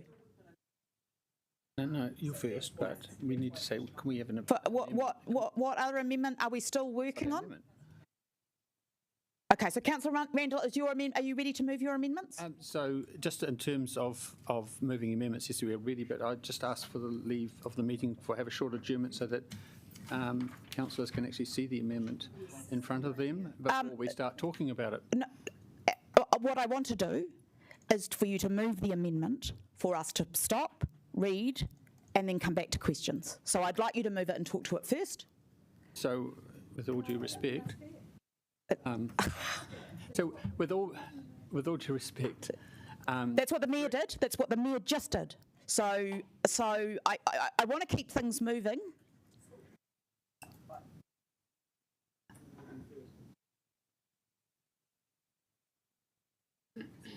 Okay, I will give 5 minutes. Okay, it's all on the screen. So we're just waiting on the printed copies. why is my name up there? Sorry. So Councillor Young's amendments. Please be patient, councillors, especially. I'm not moving it for you. You are moving it yourself. So, Councillor Young, would you like to speak to your amendments? Yes, in the interest of efficiency, shall I speak to the substantive as well? That would be lovely. And do you have a seconder, Councillor Young? Councillor Chung. Councillor Chung, great. Right. So, let me just find it. Here we are. Okay, so as probably you all know, my my great concern is focusing on our strategic priorities, water and affordability, livability in our city. So I'm very concerned about the rates increase now and over the next few years. They are not sustainable for residents nor commercial property owners, who are not all multinational companies, but a lot of them are mum and dad investors who will really struggle to pay for their rates as well as insurance and often empty premises. We know the public is outraged at some of the proposed cuts, which I believe we will probably reverse today, and our lack of appetite to rephase some of the major projects, because if we rephase some of those projects, we wouldn't even have to think about tinkering away with the things that are just annoying people, such as library hours and CCTV cameras, etc. I believe we are trying to do too much. So my other thing is that I am very concerned about city safety. Like some of you, I walk through the city often at night, late at night, and during the day. Not that late at night. But I am concerned about the graffiti. I'm concerned about the CCTV cameras, which were run by volunteers until a few years ago, which cost us effectively nothing, and then the council took it over and it upset the volunteers. I mean, it was a really bad PR, and now we're saying we're looking at alternative funding sources when we had volunteers who were doing it. So I just think that's crazy. So that's, I'm not going to go through line by line what I think of the substantive, but I'll be voting accordingly because I don't want to hold you up. So my amendments are really, sorry, about rephasing and reducing our major costs, which will sort out, it means we have money for the things that affect people more on a day-to-day basis. I know that a lot of you talk about a climate crisis. We're also in a financial crisis because of the cost of living, etc. So there are my amendments. Yes. Look, I think they're all pretty self-explanatory. Happy to discuss them if you want to, but I think you probably all know exactly how you're going to vote on them already. So I will leave it there, and over to you. Thank you, Councillor. Councillor Chung, do you wish to speak now as seconder, or would you rather reserve your right till later? You'll speak later. Thank you. All right. What's your question? No, I don't think so. What we'll do is do we now have paper copies of Councillor Young's amendments? In that case, Councillor Pannett, just ask your question because we have some time to fill. I might be, sorry, Councillor Young, so you'd be getting that $10 million, just you're bringing it forward.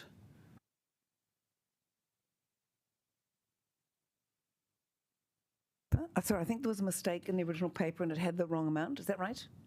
Oh, well then that would be a good question to ask. I think we'll be getting into advice from officers, but when What? We'll ask a question about it. I think we will come to that, but I think we do. Okay, well, should we start questions? Is that everything we've got on the screen? Sorry, Siobhan. Let's ask that question now and answer it. Okay, so we have been working through the program with Wellington Water. with at quite some speed. So the envelope that's been put in front of you in terms of the programme of $1.024 billion in CapEx is the same, but we can rephase that so that the 60 million is spent in year one. Rather and than year two. Correct. Right, okay. All right. I think as these are a small number that we can see on the screen and all read now, nobody needs any additional reading time for these? Just before you put your hand up, does anybody need additional reading time for this? Then we will move directly to asking questions of officers before we move to debate. So, who had their hands up? Councillor McNulty. So if we can defer this funding, it's the opposite of deferring, isn't it? If we can bring forward this funding from year 2 to year 1, what's the impact on other areas of the budget? Okay, so there is, in terms of water, that question, Councillor McNulty? Yeah, so for 20A. Yep, so basically it's around, we are just prioritising expenditure according to where it's needed. So in terms of the programme that's or the cash flow that's in front of you, that's been modified and brought expenditure from the outer years up to the first 3 years. So we're working, so noting that this programme will also change as we progress, but at the moment we're prioritising high critical asset renewals, so that was a change, and bringing those forward into the first 3 years.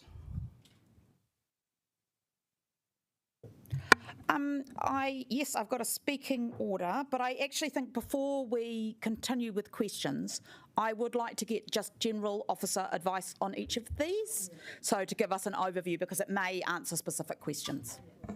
No, well, it isn't political, councillor. It is a normal thing to get officer advice on amendments.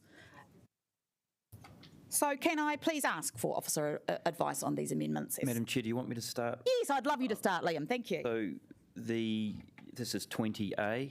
Look, this is basically staff costs and design fees for consultants. Right, what am I on? Oh, I'm sorry. Well, I'll defer to Vaughan for that. I take it back, Liam. I don't want you to start. I can start. Yes, we support 20A. So your advice is that this is, yeah. Yes, support 20A. Okay. Support that. Yes. Can we have a bit of a, sorry, I don't want to do clarification, but we've been at pains to say officers don't support or I don't disagree. I prefer the advice to come in a different form, but maybe you could suggest, yes. Barbara. Through you, Chair, what we're seeking is that with a group of amendments, we ask the officers for any overall advice. And we're not expressing a view in terms of in support or against, but simply any relevant advice that will help you decide whether you support or not. Right. So what I'm asking our officers for is any overall advice on the implications of any of these amendments. Thank you. So for 20A, we can accommodate that change. Thank you. Shall we then move to 20B? Sorry, I was working off a paper copy. So Cycleways Planning is, in fact, as I mentioned, the Cycleways Planning team. So it's staff cost and consultant fees for design. And what would be the impact of that reduction? Delivery mostly, and slowing down of the program. 20C. Okay, if I understand this one correctly, this is again the operational costs of running the climate change response team, and I believe it's 4.1 million, if this is perhaps clarification from Councillor Young, over 2 years or each year. I think it's over 2, so that's what I've assumed, and therefore my comments apply. So what is your advice on my advice in terms of support? No, I don't want to ask your support. I don't think you want that. About that particular. Well, it reduces delivery and extends the timeframe for Te Atakura. Thank you. 20D.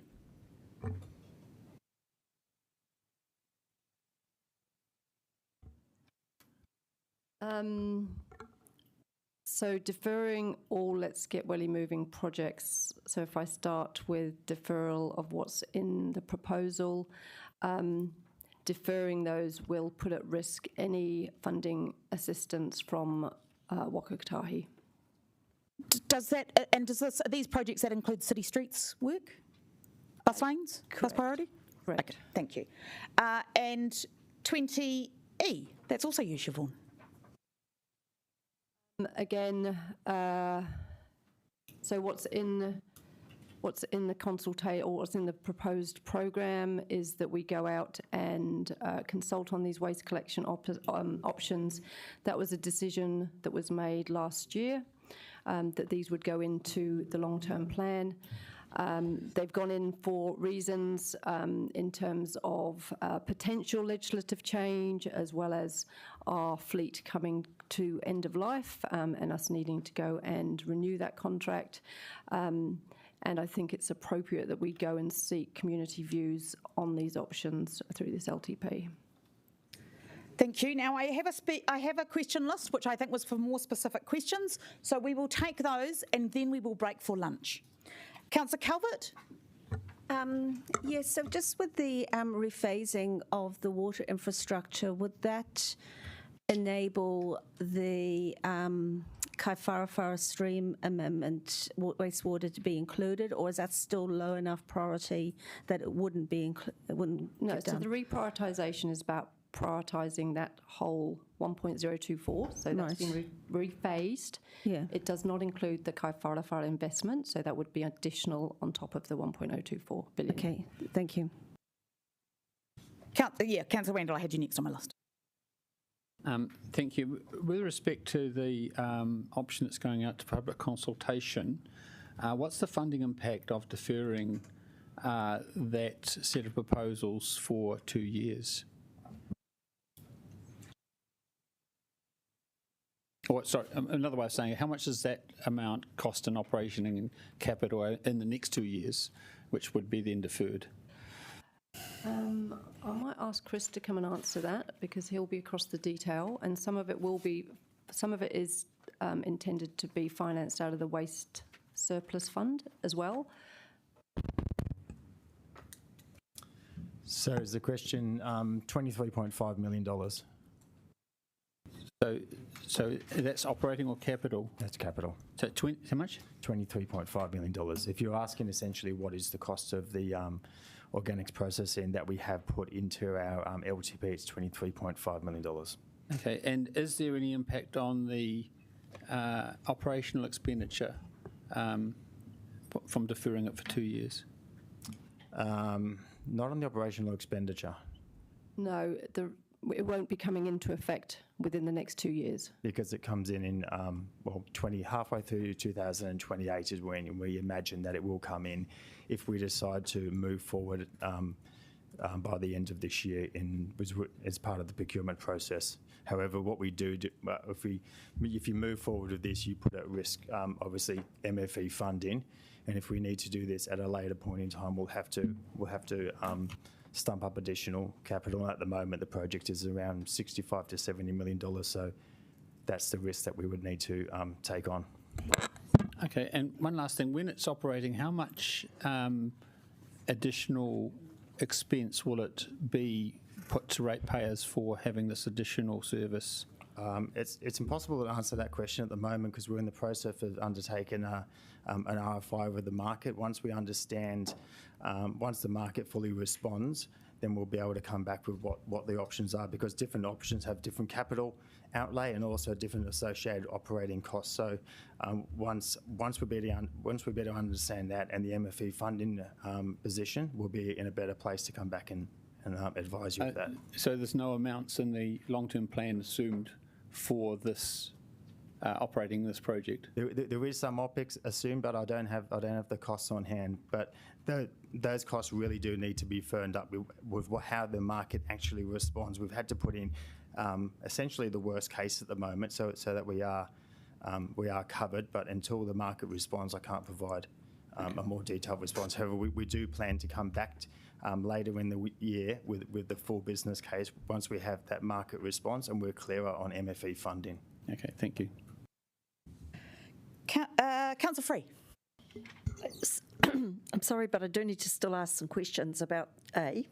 So in the budget at the moment, it says, I think, 50 million or something like that, and now we're going to just rephase 60 million, but that must have an impact on the rates for year one because it hasn't currently been rated for. So what sort of impact will that have? We're rephasing 10 million from the outlying years into year one. It's CapEx funded, so it would have a minimal impact. The impact would be in terms of timing of interest. Okay. You got more questions, Councillor? That was my question. Thank you. Deputy Mayor Foon. Yeah, kia ora, Councillor Free, for asking that question for me. Just back to the Amendment 20E, can I just get an understanding of what deferral will mean for the impact on the actual money that MFE and other councils will possibly contribute to this, what the impact will be on emissions that the council will have to take up, and what will the impact be on the emissions trading scheme that we have to buy? I'll answer the first. Oh, sorry, and the fourth question on filling up the landfill quicker.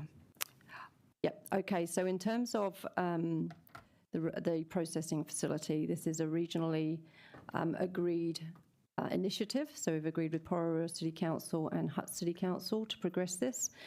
We have applied for MFE funding. MFE funding would then fund the majority of the plant. So our contribution would be 23 million. So deferring this now would put that at risk. There's also the potential for legislative change. However, there's some uncertainty over that. So it's really about consulting now, getting the views, and then seeing how that would pan out in the future. On the carbon emissions, I think, Chris, you've got an answer for that. So the carbon emissions are around 1,500 to 3,000 per year. That would be the additional increase in carbon emissions that we would have for each year that we decide to delay. And just following on from Siobhan's comments, so at the moment there's 30. We put in an application with the MFE, which we, as three regional councils, as Siobhan said, this we've requested around $35 million contribution, of which $19 million would be directly funded towards Wellington City, and there's also associated what they call bin infrastructure costs that we've applied for as well. So that would be the risk that we would hold. Oh, and your last question, sorry, Councillor Foon, on the waste volume. So we estimate conservatively it'd be around 5,000 to 10,000 kilos. Sorry, 5,000 to 10,000 tonnes that we would be able to not send to the landfill if we introduce organics. And whilst it's a great saving, and it would increase our landfill. In reality, it would be increasing our landfill by a matter of probably 6 months or so over what we currently have, because we do have a substantial amount of waste through contaminated soil and other sources going into our landfill. Okay. Councillor McNulty. Sorry, Chris, if you can stay there. So, if our goal is to get rid of green waste out of the Spicer landfill because of the smell and pollution issues and implication that has for Tawa residents, would 20D threaten the regional approach and the likelihood of that happening? Yes. Thank you. Yeah, Nico would have to tell us what that is in soldier language. Echo. All right. I have no more questions. I just want to confirm before we break for lunch, Councillor Randall, are these, as have been distributed, your final amendments you're going to put? There's no changes to those? Great. So people may need to read them over lunch. We will come, so there is Kai for elected members in 1611. I think, I'm just trying to think when we come back. Should we aim for 10 past? people, there may be a need to caucus on and to look at these amendments that have been put in front of us. So, quarter past? Quarter past. We'll come back at quarter past. Thank you, everyone.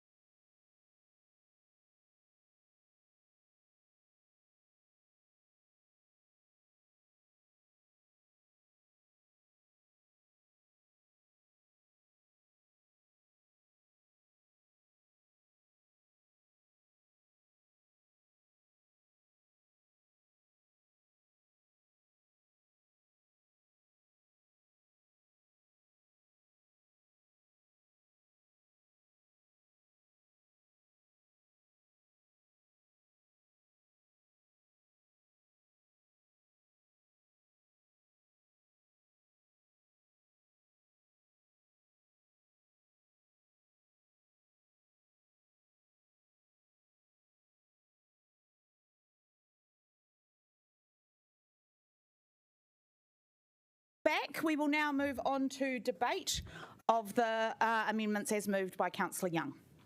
Is there any debate? Councillor Randall. Thank you, fellow elected members. So I think the thrust of this amendment is really to say that the council is trying to do too much. It's really trying to face these really big infrastructure problems we have, such as the water investment. It's trying to deal with major cost overruns like the town hall, and it's trying to keep going with the city improvement projects, such as Let's Get Wellington Moving, cycleways, waste, organics. I mean, it's really trying to have its cake and eat it too. But we're at the limit of what we can spend, and we've actually gone past it a bit. Because even in trying to fund all this, we're selling assets. We're putting operational budgets, funding it out of debt. We're cutting core services. And I know the Mayor, based on the public's feedback, has gone back and said we're not going to cut pools, we're not going to cut library services. And that's really good. I really thank the public for stepping up and grabbing all of our attentions and say, actually, guys, you got this wrong. This is important. You can't cut it.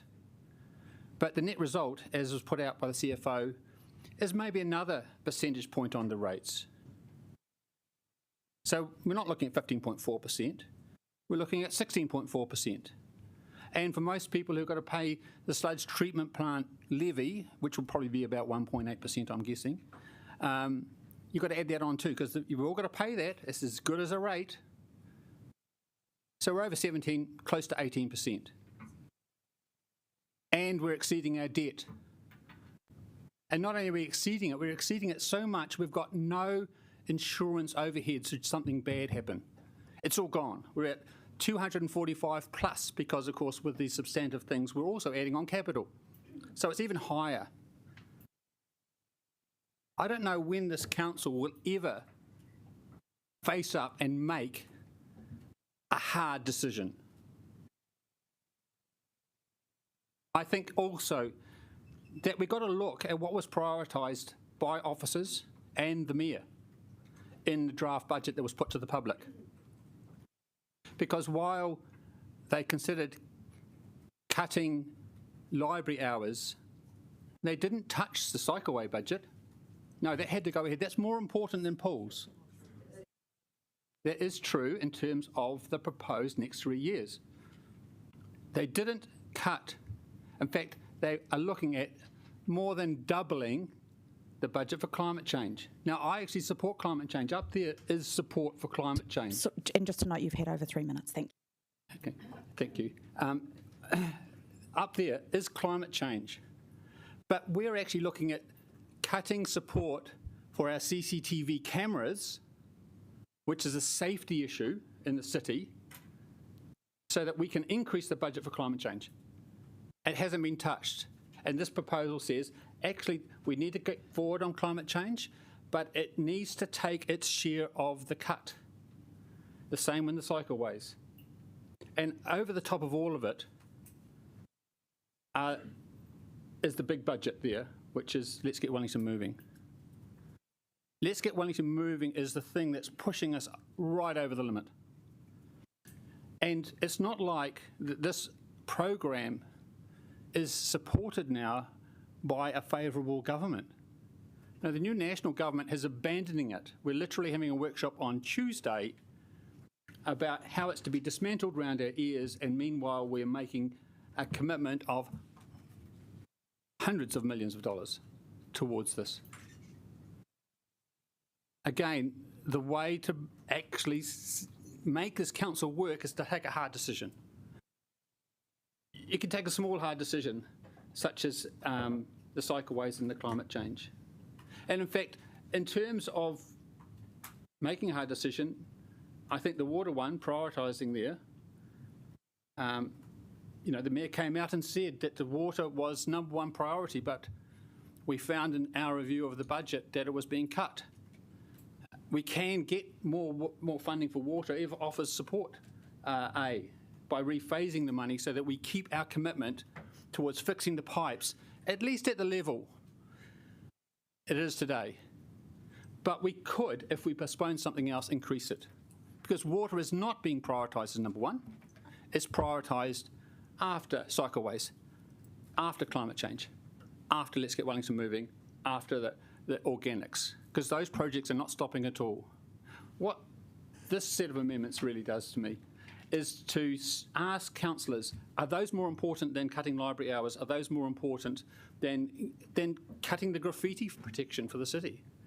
The current plan says they are more important, but I ask you to really consider carefully to support at least one or two, at least two of those. Hopefully you'll support A, but at least two of those so that we can actually free up a little more money and redirect it towards the city and its needs and its services. Thank you. Deputy Mayor Phone. Yes, just for the sake of this kōrero, I'll just focus on 20E. And I think, I've just got to say, I fully appreciate that, we're all looking at things to try and change so that we get a different outcome. But I think the reality is this is another one of those projects that we've failed to acknowledge, that we've had to invest $32 million in a new landfill because we shied away from fixing it in the first place. And that's the position that we're in now. And if we shy away and pull back from committing to the zero waste strategy, and the two biggest things that go into our landfill are organics and C&D. And organics, we're trying to put a solution forward for that. And for C&D, the Resource Recovery Hub is a solution for that. Construction and demolition waste. So those are the, sorry, Councillor Young, I know you don't like the acronyms. So really, by pushing this back, this is another way that this council continues to avoid these issues. If we keep pushing back, we actually fill up our landfill. We will fill it up quicker. And what will be harder is when future generations have to invest in another landfill that might be closer to Tawa or in Newlands. So I guess what I'm saying here is what's being proposed is solutions on a problem that hasn't been looked at in the past. And simply put, our options are finding and acting on solutions to divert or find a new landfill if we continue to fill it up in 10 to 12 years. So I am asking to keep the process going. It's fragile as it is. We'd be lucky if it makes it through it all. So let's not stall it now. And I do ask you to vote against 20E. Thank you. Councillor Chung, just a reminder, if you want to speak, to get yourself on the speaking list. Do you want to speak now? Okay. Thanks very much, everyone. As people know, I'm always trying to save money. I'm always looking at what we're doing and wanting to get value for money from it. At the beginning of last year, we had a presentation from Penny Hulse, from the ex-deputy mayor from Auckland, and when she came down, she said. The one thing I remember from that meeting was that she said that there are three types of councillors. The first type is the constituent councillor. What that councillor does is that they'll go out and they'll listen to what their constituents have to say, and then they'll do what they want, regardless of whether you think that it's actually a good thing for yourself or whether you agree with it or not. You do what they think. Second type of councillor is the ideology councillor.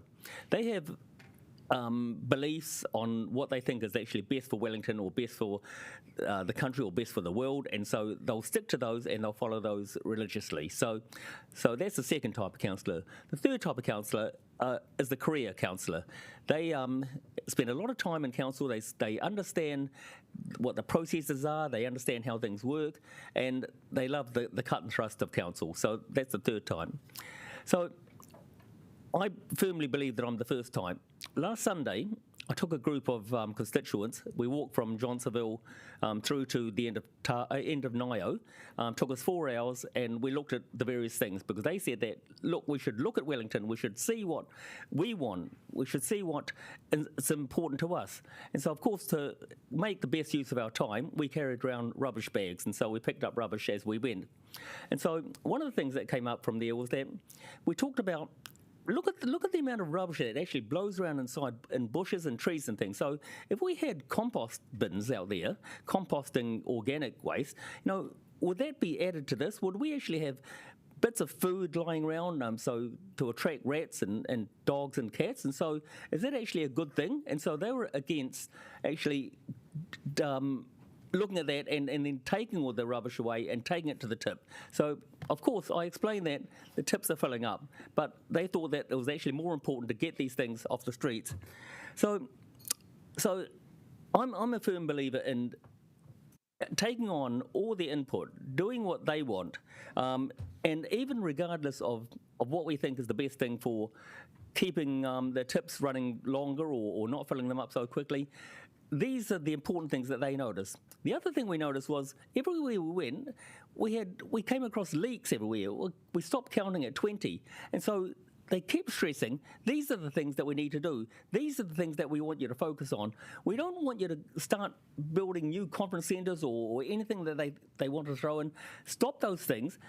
Fix the leaks. Stop these leaks from coming out onto our roads. So, it's 3 minutes, they're the things I'm focusing on now. So I want to stop these things. I want to cut down on our expenses.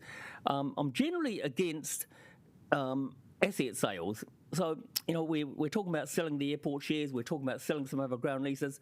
Unless we have a really, really good, compelling investment to put that money into, I'm opposed to selling things to pay for things that we actually want to do.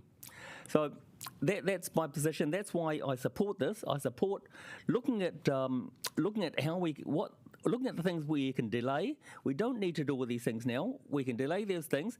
If there's not a really compelling reason to actually delay them, then I think that we should spread it out. People really are hurting with the cost of living, with all the expenses that they're facing. People objecting to continuing increases. So that's my position, and I hope that you'll support that and you'll vote with us. Thank you. Councillor Winera. I've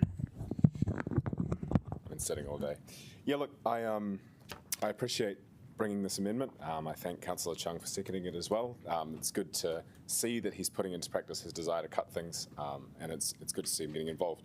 Look, I will be disinclined to support this amendment because I think the premise is somewhat irresponsible. I think it's irresponsible to suggest, for example, to the public that we are not undertaking to the fullest capacity suggested by our staff the fixes available to us for the water situation in which the city finds itself.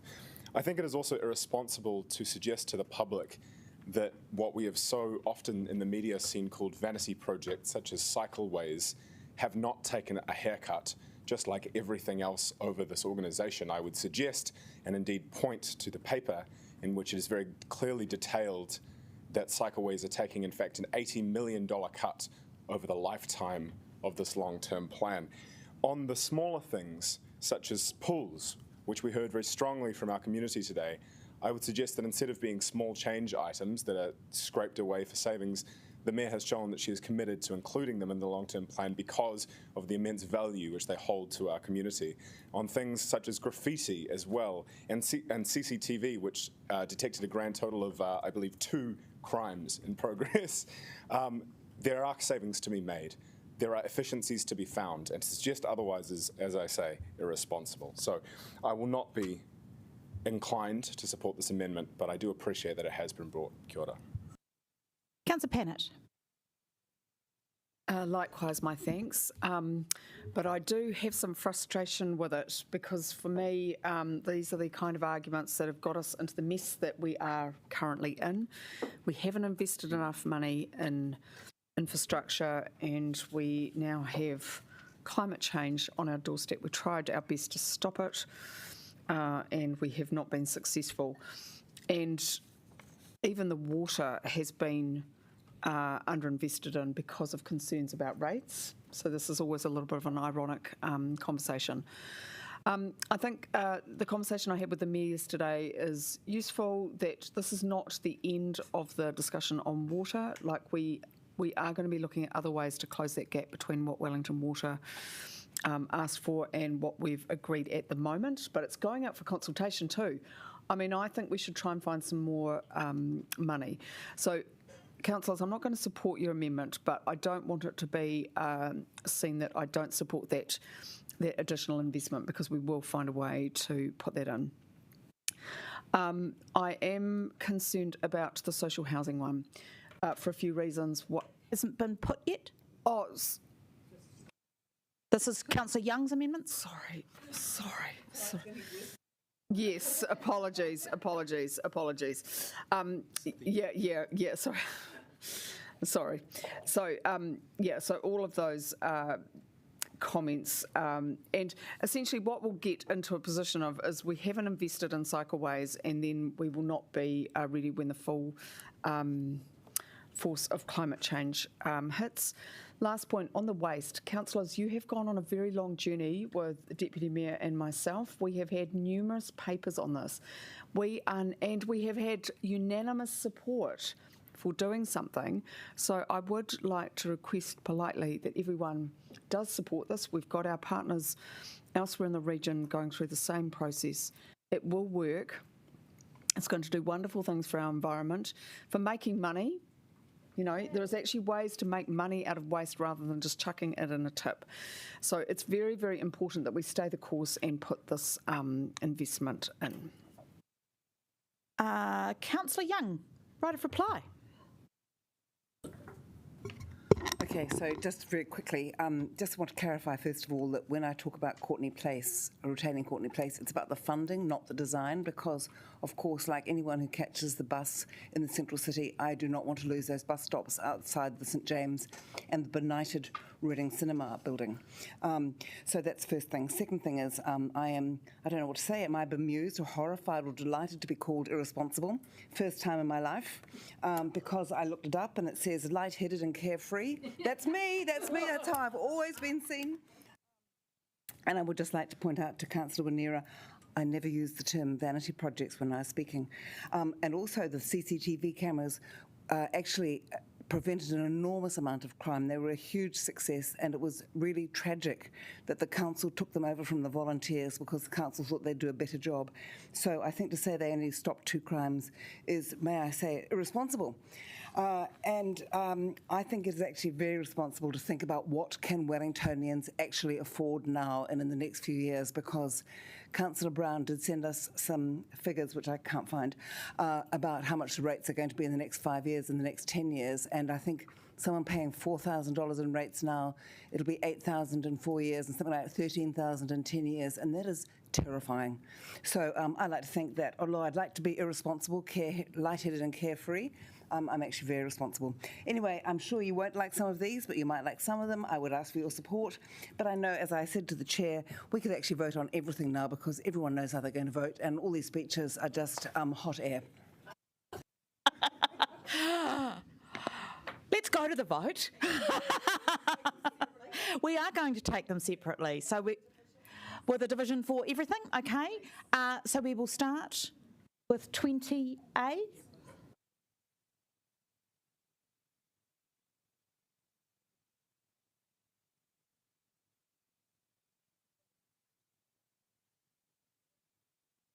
A.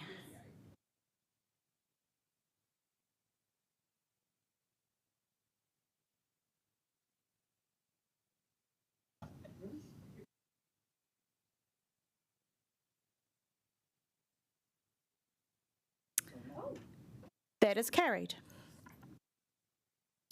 We will move on to 20B.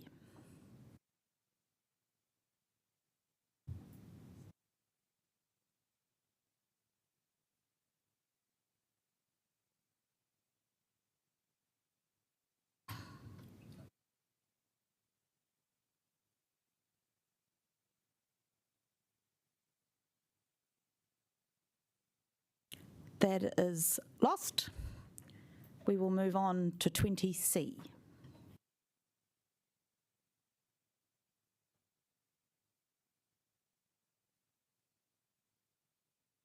No, 20C is fine. What's on the screen?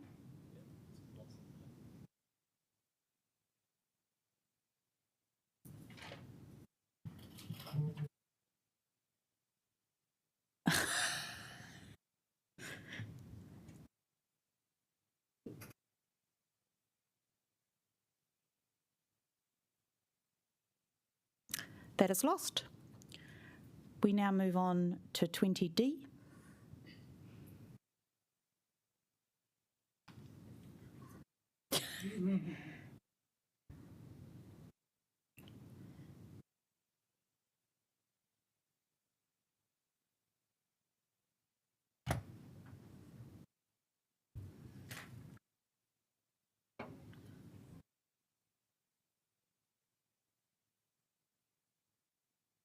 That is lost.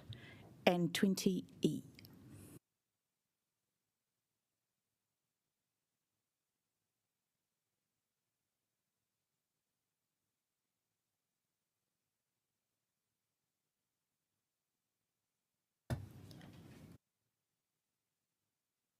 Terry.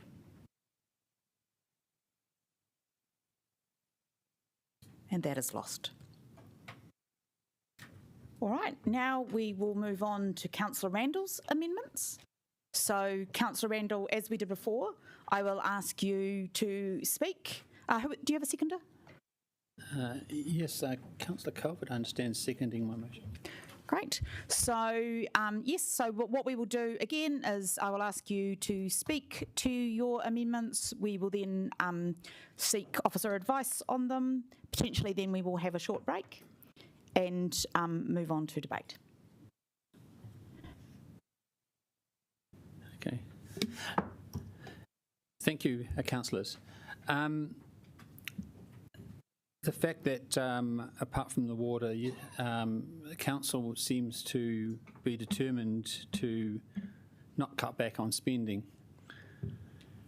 This amendment really is to cover off really a little bit more of the democratic side of what should be in the long-term plan. 24A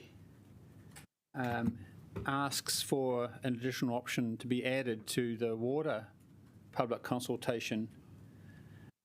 And the purpose of this A is really to ask the public if they want to invest more money in water to prioritise it, to truly prioritise it as number one for the council above what's recommended by officers.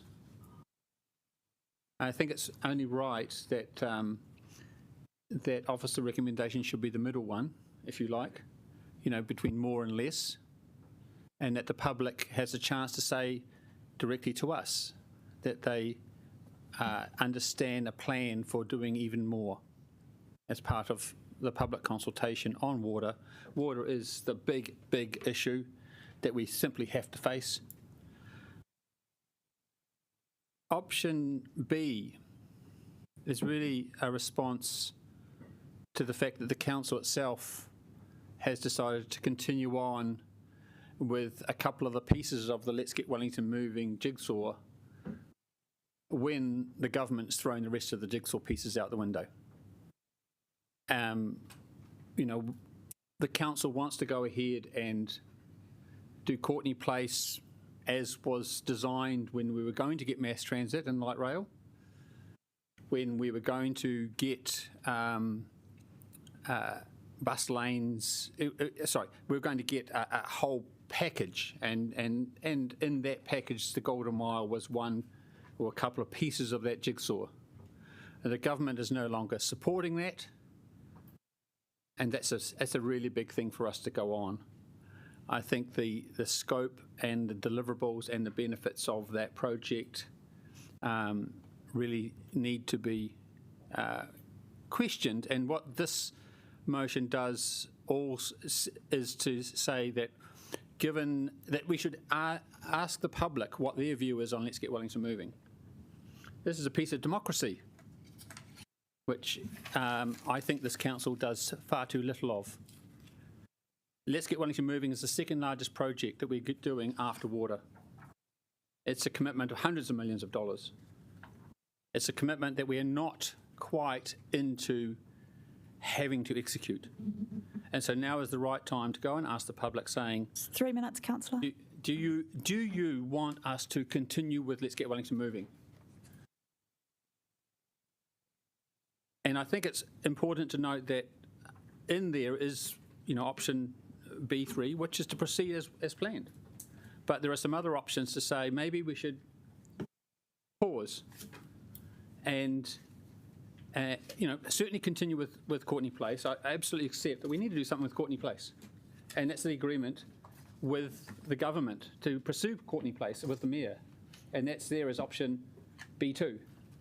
But overall, I want a good piece of democracy where we go out and ask as part of this long-term plan whether the biggest discretionary project we have to do, whether the public actually supports it. It's been years since we consulted on the broader Let's Get Wellington Moving project, and I feel with the new government and the changed regime we're under, we are obliged to consult. And it's not just because we've taken on another major project and another major risk at a time we're doing about 5 others or 6 others. 25 and 26 are really much more informational. 25 is important too. The third largest project we've got is housing, and the lack of information that we've been provided on the increased capital and operational commitment is appalling. I think it is right that we go and ask officers to give us some more information before we go too much further down this process, before even that we're put to us in March, that we have time to consider what is really inside this major and growing sinkhole, financial sinkhole. 25 is really also just a flag that we're proposing selling assets to fund this long-term plan. I think the colloquialism is we're selling the silver to pay the grocery bill. And I think it's important that the public and ourselves have a very clear idea when we sell assets to pay for operating, that we get a very good idea of what and the extent of the assets that we're selling and what they're going to go towards. So I ask for each of you, on the behalf of democracy, on behalf of bringing our public along on the journey with us, and on making sure that we're all well informed, that you can support each of these amendments. Thank you. Councillor Calvert, do you wish to speak now, or would you like to reserve your right? Thank you. All right. So, we're going to questions, and but first of all, the CE is going to give us some advice on these amendments. Thank you, Chair. I just wanted to give you some consolidated advice rather than a more piecemeal approach with different members of VLT speaking. I'll start with part 26. Yes, we can do that, Councillor Randall. It doesn't delay any work on the LTP, and whether or not this is a resolution of this committee, we can go away and bring back further information. In terms of part 24, both A and B, I believe that has been scuppered to a degree by the decisions you've already made with regard to Councillor Young's amendment, because you've made a decision not to defer Let's Get Wellington Moving projects, or those that have now come to us for the next 3 years. And you've also, to a degree, made a decision about water infrastructure. Look, overall, my advice on options for water is that we believe the 3 options will be sufficient to garner community feedback on levels of investment. They're not. No one is restricted from having comment only on that which is contained in the options, and the community will tell you whether they wish to see that increase or decrease. An adoption in our consultation document must be specific, and given the interrelationship between this amendment and the previous one, it's very difficult now for that to proceed. In terms of Let's Get Wellington Moving, another comment I would make is that that does not meet the test of our significance and engagement criteria. So those items that we are proposing are the significant items for consultation through that document do meet that test, whereas these projects, like many, many other projects in this long-term plan, are not sufficient under that policy to be pulled out on their own and highlighted. But let's remember that the community can, and they will, give you feedback on anything and everything in the long-term plan, and very likely items that are not in the draft plan as well. And you can take note of their feedback in the way you see appropriate. The other thing is that any deferral, as you know, of these Let's Get Wellington Moving projects would put at risk the funding from Waka Kotahi through the FAR Fund. I'd also just note, it's not for me to say what the government's view is of these projects, but it's my understanding that they did not have an opinion on Courtney Place as opposed to other parts of the Golden Mile. It's my understanding there was a recognition that the council would proceed with the overall project in its own right. So perhaps we need to seek advice about what we do with 24A, B, and B contingent on the fact that decisions have already been made in the previous round through democracy services. Could you, Barbara, just give us, we'll move to that and give some time for democracy services to advise us, but I just wondered if you could give us some advice on point 25 around the Te My Toi Mahana. apologies, without wearing my glasses, it just looked like a blur to me. We need to wear our glasses. Look, my very strong advice on that is that the budgetary provision in the draft budget is there to enable us to meet our legal obligations to the CHIP and our legal obligations to the government through the deed of trust, and also our good financial governance in terms of the funding of costs such as the cost of depreciation. So my advice is we would not come to you with any suggestions to reduce that funding overall, because if we do so, it undermines our ability to deliver on a decision you have already made and on our legal obligations. Okay, so we'll go to democracy. Sorry, I've got you, Sarah, but we'll go to democracy services for the advice about the sequencing of these amendments. This one. In terms of A, because it refers to subject to savings identified elsewhere in the recommendation 20, it really falls over because nothing significant, there were no savings really voted on that could be applied.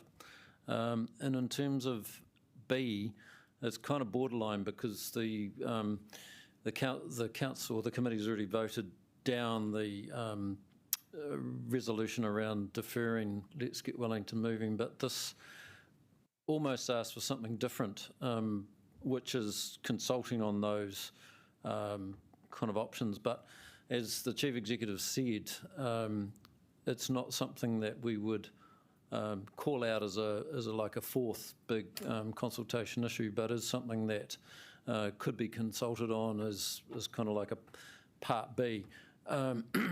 I think our advice would be put it to the vote, given the earlier resolution, but just knowing that our advice would be it isn't something that meets the significance and engagement policy test in terms of an item that you would call out as like a number 4.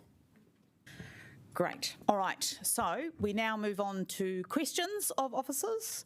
Councillor Free, you had your hand up. Is there an option for us, not this LTP, but at some future date, to actually consider divesting ourselves of some of our social housing once we're out of the period we've agreed to keep it for? Through you, Chair, you would have to look back at the whole of the decision the council made. One part of that decision was a commitment to seeing the supply of social housing grow in the city, and that you were trying to set your chip up to be successful in enabling that growth. And I would suggest that a sale of any social housing would normally, in that context, be on the basis that the housing wasn't no longer fit for purpose or seismically challenged. There would need to be a good reason for it, and that the proceeds from that would be used to fund other projects to enhance supply. Okay. I would be interested, not in this context, but outside of this plan, to have some more advice around that. We could, through you, Chair, we could do, without being able to reference the detail, I suspect we have a legal obligation through our agreement with the CHIP to work with them to help enhance the growth of supply of social housing. But we can come back to you with a little more detail. Councillor Abdurrahman. Cool. I'm not sure if this is for the legal team, but let's say if a councillor disagree with the notion that this consultation should be part of the consultation paper in the LTP, but voted down, can they have their own consultation question where they can have their own opinion based on the information they get from the public? That might be a good one for our General Counsel if she is in the room. If she is in the room. Thank you, Beth.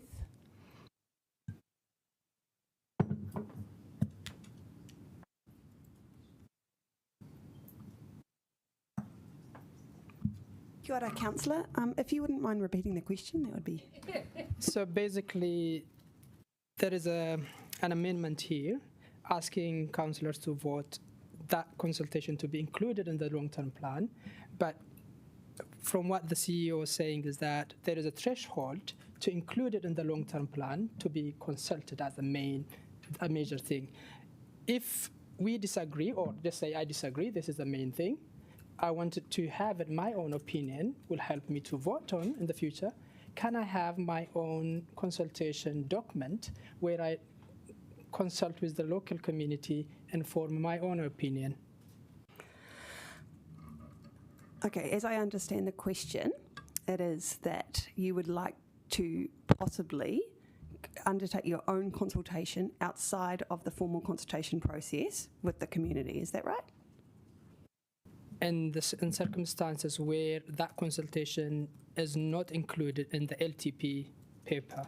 Okay, so just to further clarify for our General Counsel, I understand what you're saying is the Council, through this committee, will make a decision on the items to be consulted on under the audited consultation document. And the question is, if an item that a councillor wishes to have in that consultation document and is not included by the council, can that councillor conduct their own separate consultation process using their own consultation document form? Am I correct, councillor? Only for that specific... For that specific item? Item. Yes. So there's a couple of points here. One is this is a statutory consultation process. There are certain rules that need to be followed.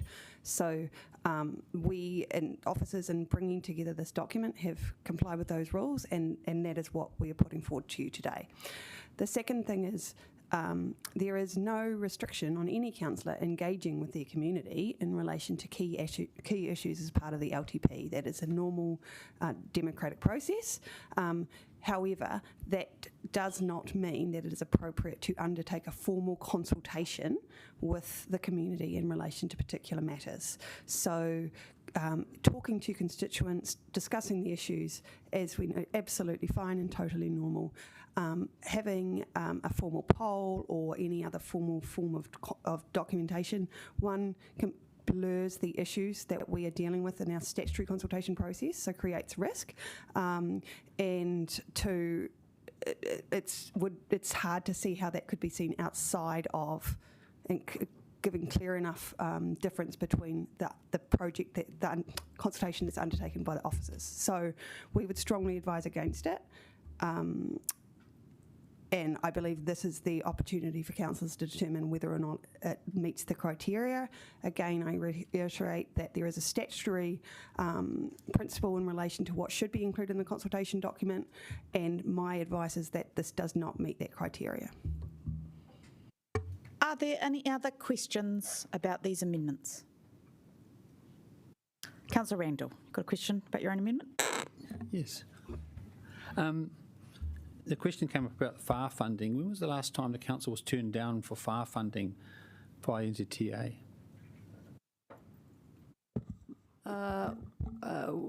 Would have been at a retaining wall. We do not always automatically get funding for our projects. Sure. So is it true that the council has a sort of a standard rate of FAR funding, and sometimes we get a much higher level of FAR funding? Is the funding for Let's Get Wellington Moving projects at the standard rate, or is it at 51%? Yeah, and we get standard FAR funding for a very large number of transport projects. It's pretty normal. For most of our transport projects and maintenance renewals is at 51%, and then we had additionally higher funding for our cycleways projects. Yeah, and so if we redid the Golden Mile project, for example, in a way that was reasonable, would we expect to get FAR funding for that? You mean if we deferred it and then reapplied? Yes. I couldn't say whether we would get FAR funding or not. Okay. With respect to the significance assessment, I requested a copy of the significance assessment for Let's Get Wellington Moving issue. Is that possible to be provided?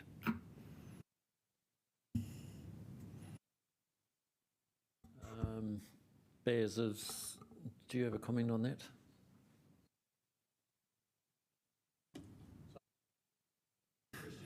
Councillor Randall has asked whether or not he can have the assessment that was done on the significance in relation to Let's Get Wellington. Oh, absolutely. Yes, we can share that. No problem. Okay, thank you. Councillor Abdurrahman. It's not directly related to this, but to some extent it is. So is there any legal basis where you can breach confidentiality for the interest of the community? We're not having that in here. Thank you. No, I'm not getting you that, can ask you can ask the advice later. It's not relevant to this decision. It's relevant to what I want to say to some of the amendments. That's why I'm asking. Then I think you should seek the advice outside of the meeting if it's about what you wish to say in debate. Well, okay, but the question is still, if they can advise, I'm happy to discuss it. We'll do it outside of the outside of the meeting. Is there any other? Councillor Calvert. I understand we're getting some advice on the significance state of Let's Get Wellington Moving. Are we getting that now, or are we getting that? When are we getting it? I don't think that that gets in the way of you being able to make a decision on this afternoon. Okay. No, in essence, the assessment has been done, but it just needs to be written up still, and so we can show the full workings. So I mean, I suppose because one of the amendments is about consulting the public, and one of the reasons officers have said, well, we don't think it meets the significance to consult on, so we just really want to see what advice you did and what level you consider it to be. What I'd say to that, councillor, is you've heard from our General Counsel, her strong advice is that it does not meet it, and she has been through that with the team. I mean, the write-up of that documentation won't be any different from what you've heard from our General Counsel. Can you tell me where it sits on the table? What is the overview of it? Where do you see it? I'll just recap Section 97 of the Local Government Act, which requires matters to be included in the long-term plan if they are a significant alteration to a significant level of service. And our view is that this does not meet that test. Okay, thank you. I do want to draw a line under questions very soon. Councillor Randall, some more questions about your own amendments. Thank you. Is there anything in the long-term plan legislation that prohibits the council from adding a consultation, even if it does not meet the significance on an issue, even if it does not meet the level of the significance policy? I think it is something that our auditors would have something to say about, because they will be checking against the legislation and against our significance and engagement policy. Sorry, so my question is this something that prohibits, is it legally prohibited for the council to consult on something that is not deemed significance under the significance policy in its own long-term plan? Beth, do you want to answer that? No, however, the council does have a legal obligation to ensure that it deals with only the key matters facing the community and to ensure that the document is simple. And that is why we have spent a significant amount of time trying to focus solely on the issues that meet that test to ensure that we are not taking further information to the public and confusing them. Okay, that is the end of the questions. We are now going to take a 10-minute adjournment and then we will come back to debate of these amendments.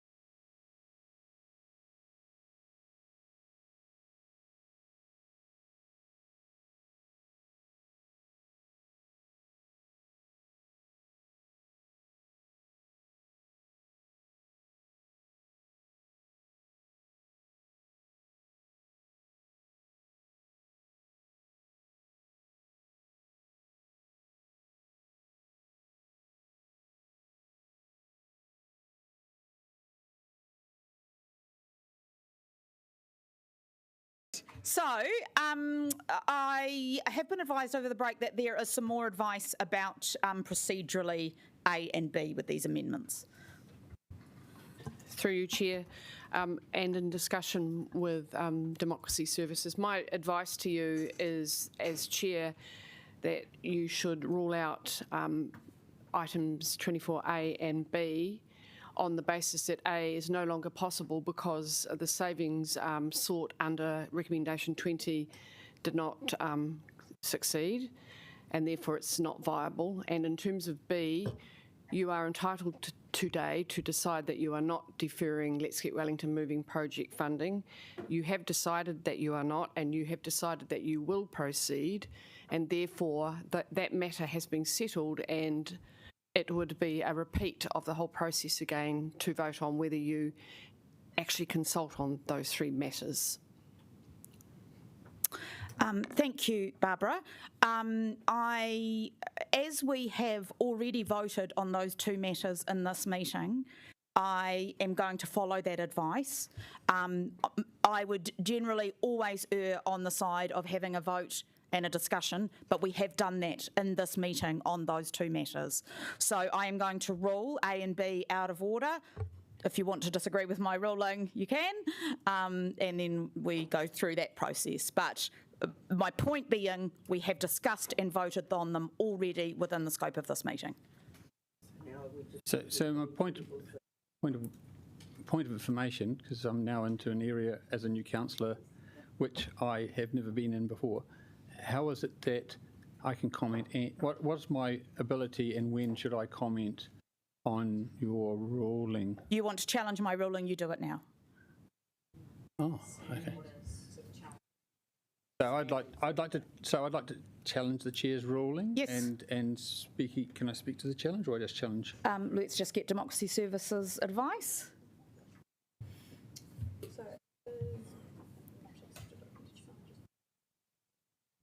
We're just looking down the bit of patience. Does the councillor speak to his challenge?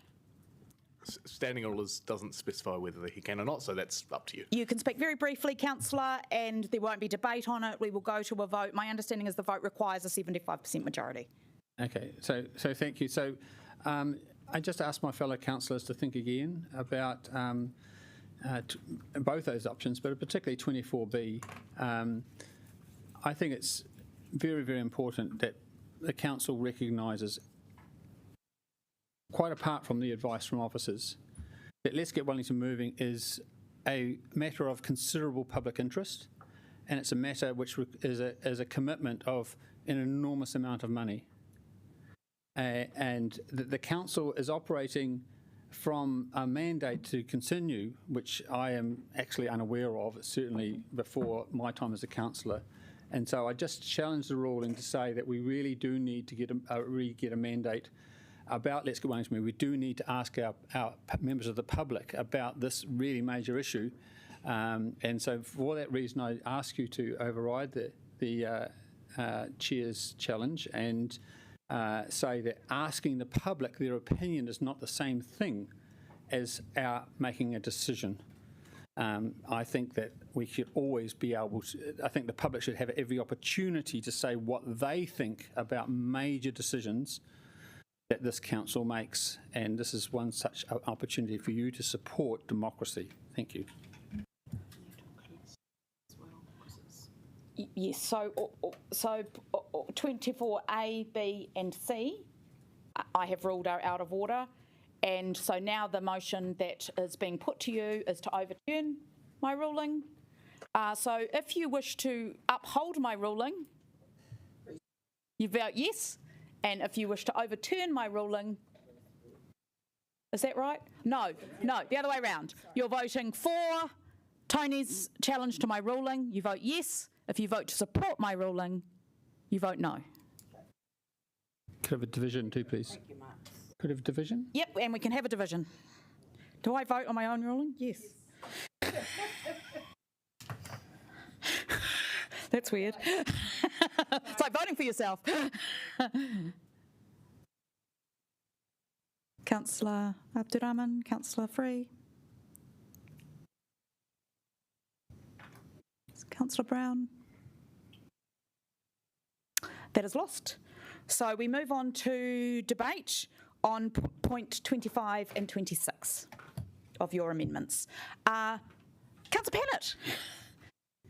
Thank you, Chair. And this time the right one. I think I got confused because they were. I usually would have expected it there to be one set of amendments. Look, I just want to make a point about the wording. So at number 25, we talk about burden. We've heard about the sinkhole that is this issue, and I find that very difficult because I believe it is the job of government in a less than perfect world to provide housing for the most vulnerable, and I will always support that mandate. I think it will cause concern amongst our tenant population if it's raised. But my most actually significant reason for voting for it is Councillor, I'm not sure if you're aware, but costs are going up. So when Ms Proctor says that they're getting an engineering assessment peer reviewed, it's not going down. It will every time someone goes and does a strengthening project, including the city and the residents, the poor residents who are burdened by these costs, they go up. And I just think this is actually completely unnecessary. We have to do what we have to do. And my question, of course, you heard yesterday through the chair was that actually can we do more to make sure those buildings are very, very resilient, given the long-term nature of them and the vulnerability of the clients. Councillor Free, do you wish to speak? I would like to see some more information about social housing presented to us, given that we went out and did consult on, I believe, on the city housing portfolio in the last LTP, but we did so at a level of 440 million. And I think it might have just been the capital cost. It's now become obvious that there's quite a lot more cost to council from this budget, from the item.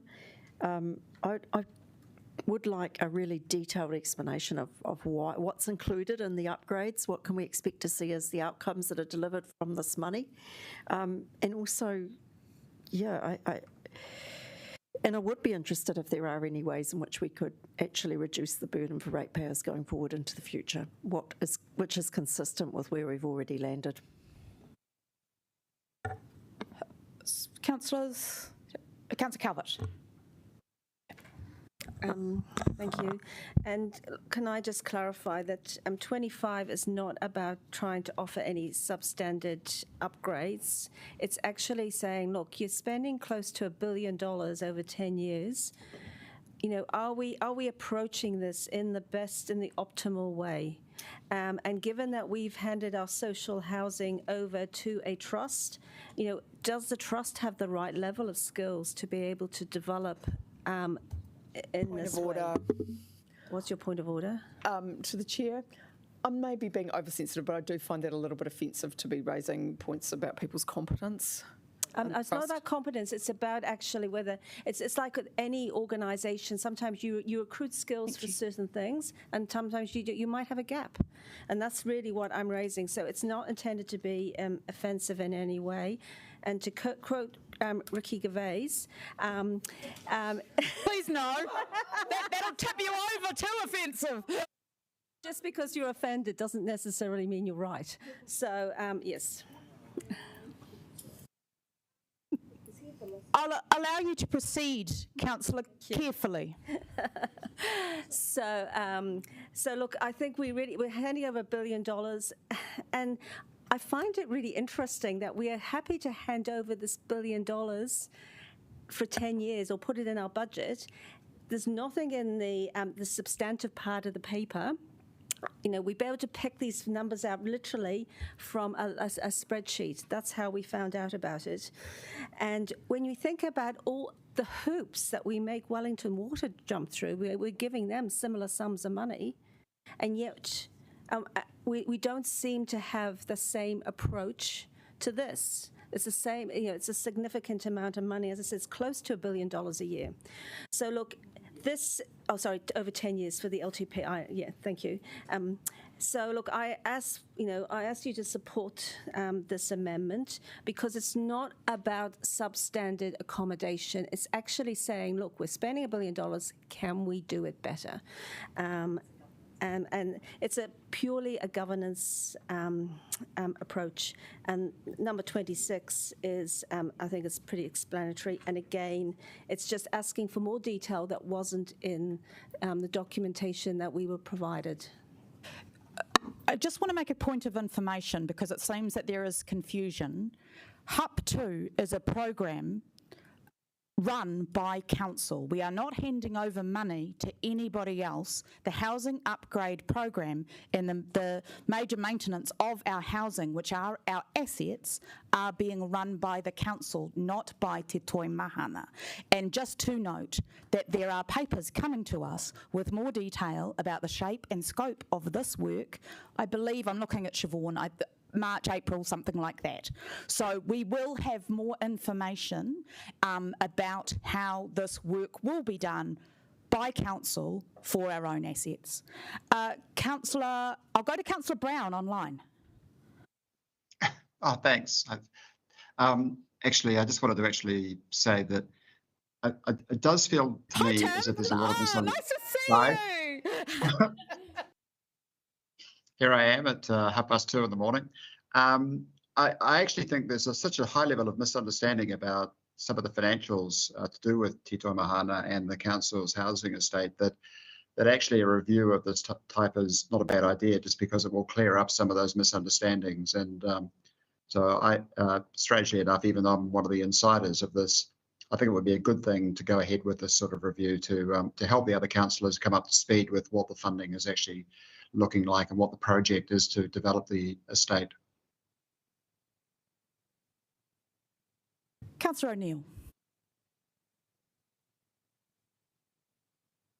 Kia ora, thank you, Chair. I wish to speak to the substantive at the same time as this, so we'll cover the full breadth. So a councillor has claimed we are yet to make a single hard decision as a council and discusses in their opening remarks council is yet to cut back spending. There has been massive, significant changes to our capital and operational programs, and within the space of 18 months, 26 workshops, we've moved the rates from 26% to 15%. There have been incredibly hard decisions made on things like cycle lanes. We've all given up a great deal of our own personal priorities and ward priorities to make sure that the rate system is fair for all in our city, and we're continuing to squeeze the budget. The claim that no hard decisions have been made, I believe, is an absolute falsehood. The irony is not lost on me that we are often spending a great deal of our time here today juggling, the significant issues of millions has mostly already been done, and a lot of the debate sometimes gets wound up on 200k small amounts. I wanted to speak to the consistent display of anti-Let's Get Wellington Moving debates and amendments that have been put up. Let's call it what it is. It's a persistent delay on effective action on climate change. Delaying Let's Get Wellington Moving at every possible vote through notice of motions, annual plans, long-term plans, level of service votes is a long and tired, and I'm sick of hearing about it. Delay of Let's Get Wellington Moving and our Cycleway program on the balance of costs is deceptive. Let's be clear, the impact of these amendments is to undermine the city's ability to respond to the climate crisis, which is a key driver of the infrastructure mess we are in today. Delay is opposition, delay is diversion at dealing with the real issues, and if you refuse to deal with climate change and with any sense of immediacy, it is just as bad as climate denial. Some councillors have raised here today that they have an issue with our third largest priority in our budget being our city's housing. You bet it. There's a housing crisis, and I find it insidious and irresponsible to put the most vulnerable members of our community on the chopping block to save money. I take offence on behalf of our social housing tenants that you would describe the project as being a growing sinkhole. It is not about how we do it better. You are specifically using the words reduce and adjust. Councillors that were here and around... Yep, what's your point of order? I didn't say it was a growing sinkhole. I said it was a financial sinkhole. Okay. I did not say it was growing. Okay. I think it was the sinkhole part that was the problem. You can continue, Councillor O'Neill. Councillors that were around or are attached to our social housing community, in particular last term, know the massive well-being and the harm and the effect that changes to their residential accommodation has been felt within our community. People have decided and made choices to be homeless. We have had several people crying. It has had direct impacts on people's mental health and well-being, and the potential for an amendment like this to pass to cause significant harm to our most vulnerable people in our city. 3 minutes, to think that the council Point is of now order. considering. That's not what the amendment was about. You're That's not a raising point it. of order, councillor. I expect you to use standing orders and make point of orders. Otherwise, it's just interruption. Councillor O'Neill, carry on. The potential for an amendment to do significant damage to our social housing tenants if they open the Post tomorrow and they see council is considering cutting their housing upgrades to reduce the budget for their housing upgrades. What will that do to people going into winter? Incorrect How? information. No. I can read out the amendment for city social housing and what options are there to reduce and adjust the proposed expenditure to reduce the burden on rates and council debt. Can we Whether or not allow it's passed Councillor as O'Neill to proposed. speak uninterrupted? I know we prefer that. Continue Lastly, on. I would just like to acknowledge the massive amount of work and leadership from the Mayor and the Mayoral Office. This is not my first rodeo, not my first long-term plan, and I'd like to in particular thank the management of all the council staff, Chair Rebecca Matthews, Deputy Chair John as well for the significant amount of work throughout this entire process. I felt well prepared and informed, so I'd like to thank you for your contributions. Thank you, Councillor O'Neill. Councillor Chung. Thanks very much. I'd appreciate the feedback on this. I spend a lot of time with constituents, and I often hear the term our most vulnerable. Now, it seems to me that everybody I talk to regard themselves as being the most vulnerable, and I guess that it's because. And it could be anybody. It could be. I meet with a lot of elderly people, and sort of in their 70s and 80s, and they consider that they're the most vulnerable, and the council is not looking after them. They're not doing these things, and so I do sympathise with them. I do want to spend time, and I do want to spend our resources in helping these people. One of the things that keeps coming up when I talk to these people is the cost of living. Now, we can affect the cost of living in some ways, but we can't control a lot of the other things. We can't control supermarket price, we can't control the price of petrol, all that sort of thing, but we can control the rates. We can control what we actually, the cost that we actually put onto them. And so, yes, Councillor O'Neill also mentioned about people picking up the front page, picking up the newspaper in the morning, looking at the front page and think, oh my God, this is going to affect me and this is going to do that. I'm feeling this all the time. Every day I hear from people who pick up the paper, look at the front page and say, look what the council's doing now. So I get, like all of you, I don't know how many emails we get from people complaining about things that are in the paper. So, yes, I see that these things are an issue, but I do feel that we have a responsibility to spend money wisely, and that's always what I want. That's only what I want. I want to make sure that whatever we're spending on anyone is actually spent wisely. So I see this request to actually look at what we're spending and how we're spending it to be a prudent move, and so we're not saying we're not going to decorate someone's house or we're not going to do these things. What we're saying is that we want to make sure that the money that we put into this, ratepayers' money, is actually spent wisely. So, and I think that's all it's saying. Thank you. I think we're on to right of reply, Councillor Randall. Thank you for a bit of vigorous debate on this issue, which is a surprise to me since both these amendments are really just asking for more information. Talking to the housing, asking for more information seems to be very reasonable. One of the failures of this long-term process, in my opinion, has been that we've never had a workshop, for example, on the long-term plan for housing. And in some ways, because housing, and I haven't seen any amendment today that proposes not supporting the long-term plan with respect to housing. The fact that housing is a very large cost item and should be looked at, I think is totally reasonable, and as Councillor Chung, wise, and it's part of our job. This council seems to have got into trouble on the town hall because town hall costs blew out, and we only found out about it after it was too late to stop it. If the previous council and some of the members around the table were in the previous council had asked some questions earlier on, perhaps we would have avoided the town hall debacle, which is the main reason we are in the hole that we're in, having to find another $100 million odd straight out, which was not in the previous long-term plan, when we've got better things to spend money on. So more information now on a well-supported, round-the-table supported program is a wise move, because we need to understand what we are proposing spending the money on and what are the benefits of it. In housing, I just want to rail off some numbers. This year, housing took $26 million in capex. The next 3 years go 41 million, 52 million, 62 million. We are tripling the capex expenditure on housing. And no one is doing anything more than asking for some more information about where it's going. A totally reasonable thing. So I do ask you to support this. This is not about scaring people in housing. It's actually about informing people about us, about what we're really facing.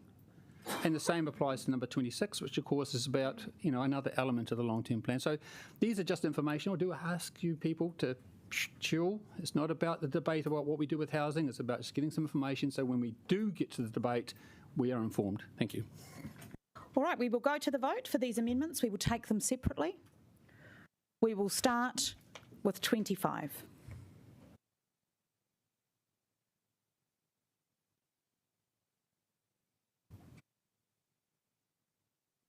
And we've asked for a division on that.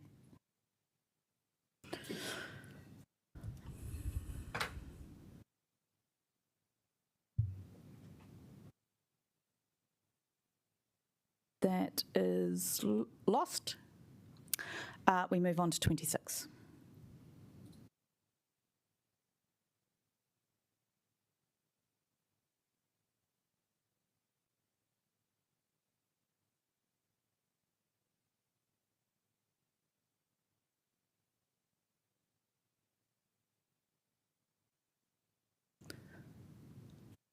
Councillor Panovich?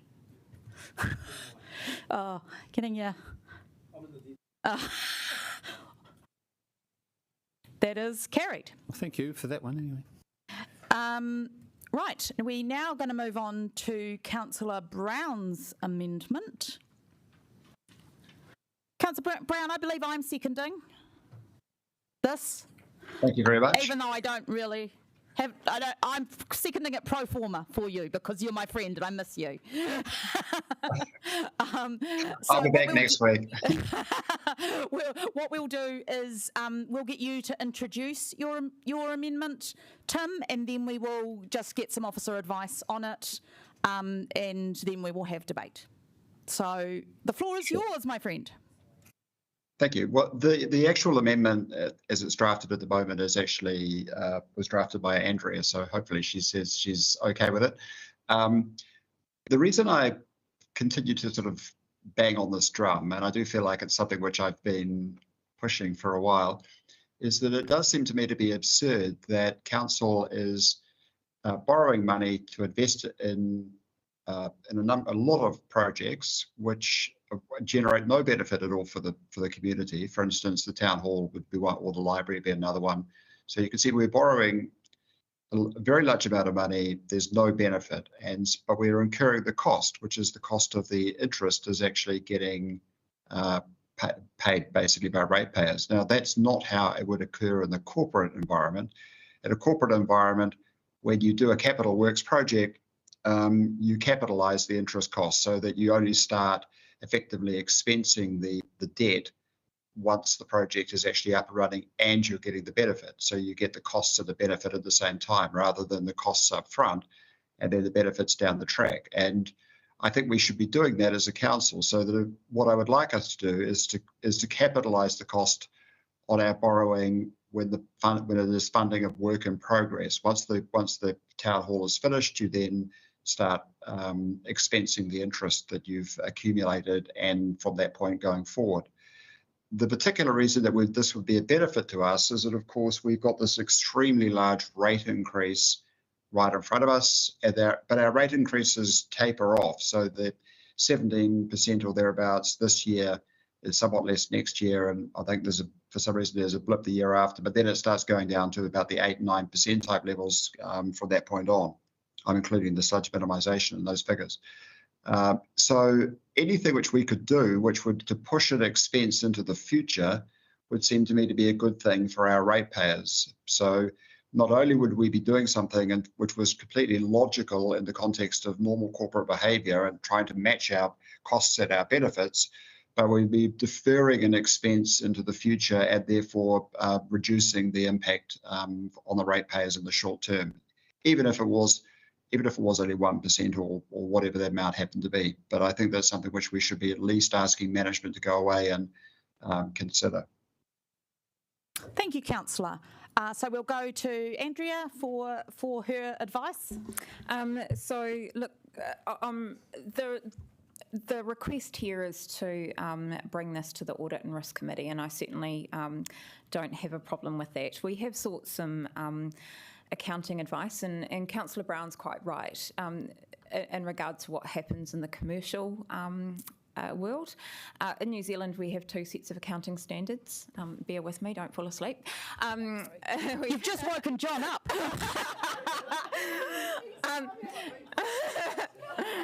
We have 2 sets of accounting standards, one for, for profit and one for public benefit entities. And within public benefit entities, it's very rare for public benefit entities to capitalise interest costs. And the reason for that is they tend to borrow and do their borrowings as a whole, not per individual projects. It's a fundamentally different model and the way that we work through with the LGFA. We have sought some advice from PwC. It is complicated. There are some advantages, less expenditure being incurred during construction. You can use it to help compare the cost of constructing assets, but there are a number of disadvantages as well. So there's more expenditure later on down the track after the assets are, in effect ready for use. And once the assets are fair valued, which we do every 3 years, it all kind of gets wiped anyway. So it's not as easy as that when you work through the numbers and what PwC has provided. I appreciate that this is a really complex topic and it is an accounting policy decision, and so therefore maybe if councillors wish, I certainly wouldn't have a problem taking this to the Audit and Risk Committee, as Councillor Brown has suggested, and that discussion happen there. Wonderful. Is there any questions about that? Poe Willis. Just one quick question, please, for you, Madam Chair. Has any other council proposed this? Great question. I had that in my notes. So the PwC work did compare all councils, a number of councils, the major metros. Dunedin has a policy to capitalise interest, but in fact they don't follow that policy, so no other councils do it, no. Is there any debate? Or you've got a question, Councillor Chung? Yes. My question is for Andrea. I'm actually on the Audit and Risk Committee, and I think that if I listen to that again, when you go and present to the Audit and Risk, I'm not sure I'm going to understand the benefits for us compared to the other local body councils. So I just feel that if we do something different, is that going to stand out to... Look, there's pros and cons, and the intent here is really to provide a paper for, that I can outline the details of this, because Councillor Brown and I, disagree on this advice, but at least it gives us an opportunity to do a paper that outlines the pros and the cons, and you can make an informed decision, which is what Councillor Brown is after, which I'm supportive of. Another question? Let's not spend too much time on this. Just as a Deputy Chair of Audit and Risk, I was just wondering whether you were advice about it to come to the Audit and Risk Subcommittee is that's the appropriate committee, or whether or not you think it's... Look, I don't think it matters too much. I think the rationale for the Audit and Risk Committee, I believe, is that they have oversight for the accounting policies. This is an accounting policy matter. Yeah. Another question, Councillor Free? Please, can we? Yeah. My question is this similar to the approach we've taken with some of our cycleway projects where we've incorporated the labour costs have been counted as capital? No, that is quite standard where you incorporate labour costs into a CapEx project, yeah. All right, let's move on to debate. Is there any? I'm looking at John in case he wants to say anything in support of... no? Yes, you can say something, John. Sorry, Councillor Panovich. Yeah, actually, coming from the commercial world like Tim, I completely agree with him. Surprise or no surprise. And capitalisation of interest is a key component in any project you deal with, because what you want to do is capture the whole costs of that project. And that's what we're arguing about here, is these are direct costs associated with the build. The issue we have if we don't do that is we can potentially undervalue our asset. So when we do come to a point where we revalue it, that valuation will go back onto the P&L as well. So it'll cause issues by distorting the yearly movements. Whereas what we do, if you capitalise the interest and spread it over the time, you do actually spread the benefit as well. And if you look at some of the other items which we're not doing, and I'm talking about our depreciation and not funding our depreciation, for example, on an asset like Takina, we are doing the same thing. We are spreading the value over a longer period of time. So essentially the two are quite matchable. But I do understand Andrea's perspective from the fact that, accounting standards for councils and not-for-profit entities are different from activities with commercial entities. But we are doing bills which in effect are commercial activities. So there is a complete separate distinction around what we're trying to do here. Thank you, Councillor. Is there any further debate, please? No? There does not... Oh, Councillor Chung. Okay, I have a question, I guess it's for... no, we've finished questions. Oh, sorry, it's debate. Funding depreciation, we fund depreciation as a council, and I can understand the reason for it, and it seems to me to be a good reason, but is this common in the commercial world to fund depreciation? That we're not taking questions. You can make a comment, and Tim can answer it in his right of reply. Okay. Yep. Yeah. So you've heard that, Tim. Tim. Yeah. Thank you. Is there any further debate? Tim, right of reply.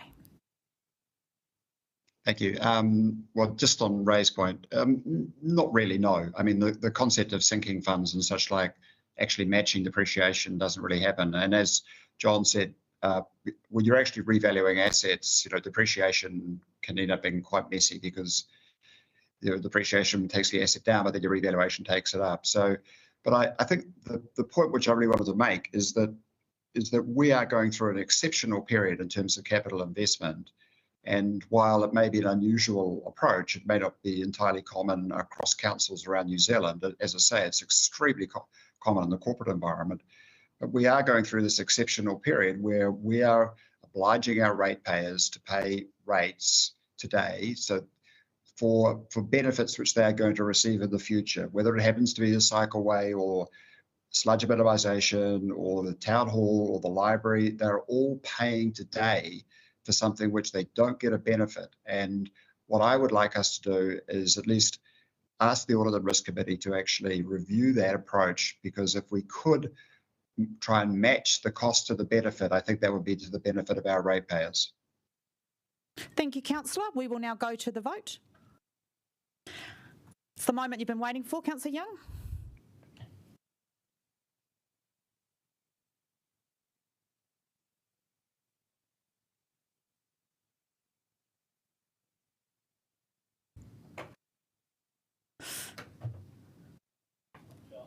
He's.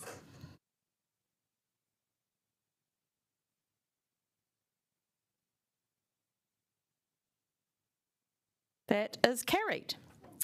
So now, Councillor McNulty, are you ready with your amendment? Yeah, Team Services have This is the last of the amendments. Cool. Let me just get in front. I may have spelled. No, it just doesn't like the word. Spell check. All right. Look, I'm going to speak predominantly to parking in the substantive, but this is very quickly a challenge, I suppose, I'm laying down to the other councillors. We've obviously just found out about paid parking in some of the areas that the officers are thinking, though it doesn't necessarily line up with our own parking policy. So if we're going to take this out to the city, let's get the city and be upfront about the areas that could be targeted in the paid parking implementation. That's what A looks to do. It is to make people aware that your local community centre could be caught up, and B is to make sure that it doesn't just sit in the fees and charges addendum at the back of the consultation document. The intention is that if there is a paper form that will be given out in a workshop or the like, that this would be sitting on that paper form with that level of priority. So it's just about disclosure. There has clearly is more work to do around the paid parking proposal. Again, I'll speak more to that in the substantive, but if we are going to put this out to the city, let's be clear about what we're putting out to the city. Okay, and your seconder is Councillor Pannett. Do you want to speak now, Councillor? Okay, do we, quick advice from... Can I ask... No, I'm getting advice first and then we'll take questions. I'm just careful with my wording. That is fine by the staff. Yep. Councillor Free. I just wonder if it could include motorbike parking as well, because we have had some feedback already about some ideas around that. I think there could be useful feedback. By leave of the meeting? Hasn't been seconded yet. I asked Iona to wait. No, she did second it and her name's gone on. She hasn't spoken. Oh, yes. okay. So, but by leave of the meeting include, are you happy with that, Ben? Yeah. Yeah, okay. We'll add in motorcycle parking.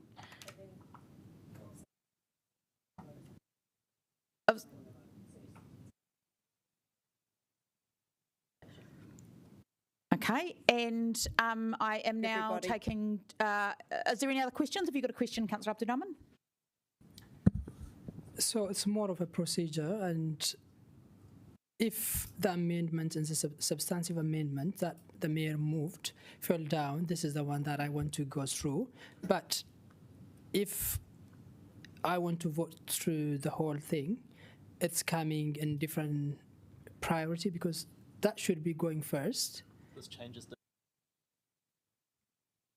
So that substantive is not coming through if this voted on. This would override. Yes, if this is voted for, it would replace the mayor's substantive. So if you want to kill the whole thing, you vote against this and then against the other one as well. No, this expands on the mayor's substantive rather than replaces it in effect. Hang on. 4 people talking, I don't know who to listen to. Stephen, can you just continue? Can you repeat that advice, Stephen? Sorry, I missed that question. It's whether or not to vote for the Sorry, Councillor. We're all a little bit tired and there was a lot of people talking there. Can you ask your question again? Sure. Basically what I'm asking, if you don't want any of this to go into the consultation, and you don't also want any paid parking anywhere, what option you have? Voting against both, or you vote against? So the way this would work is that this would get voted on, and if you don't agree with it, you'd vote against it. If it carries, then that becomes part of the substantive in effect. So yeah. Okay. So you won't be voting twice. Well, yes, you will. We will, because we'll probably take everything separately. Councillor Randall. Yeah, so just to clarify the point, if this amendment is passed and replaces the substantive amendment currently, councillors can still vote against parking meters all parking meters by voting against the substantive meter amendment, a substantive clause when it comes up. This is correct. Okay. Councillor Calvert. What is the substantive clause? Because is it just the draft? The difference between these two is as you can see, the read additions. The substantive as it currently stands. But is that recommendation 16? Yep. So I think I think that might be the challenge that we're facing. Whereas the other attachments, they're outlined with a summary of what sits underneath them. Number 16 just says agreed draft fees and user charges outlined in attachment 7 without any breakdown. So basically, unless we vote against all fees and user charges. We're going to take a brief adjournment and just make sure these amendments work together. Yeah. Yep.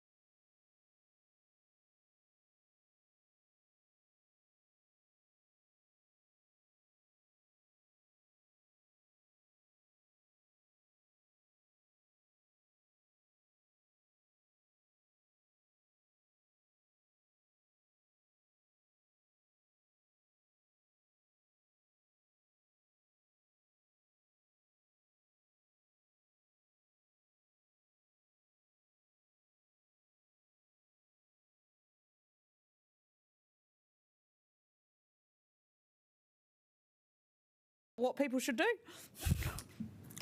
I'm going to get Baz to explain.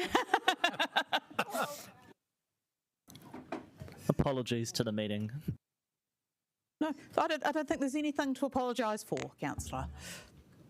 So, the amendment that's in front of you has additional information there that helps clarify which suburbs are going to be affected, and also how it's represented in the consultation document. So it adds additional clarity. So I think that is probably a better substantive from our perspective.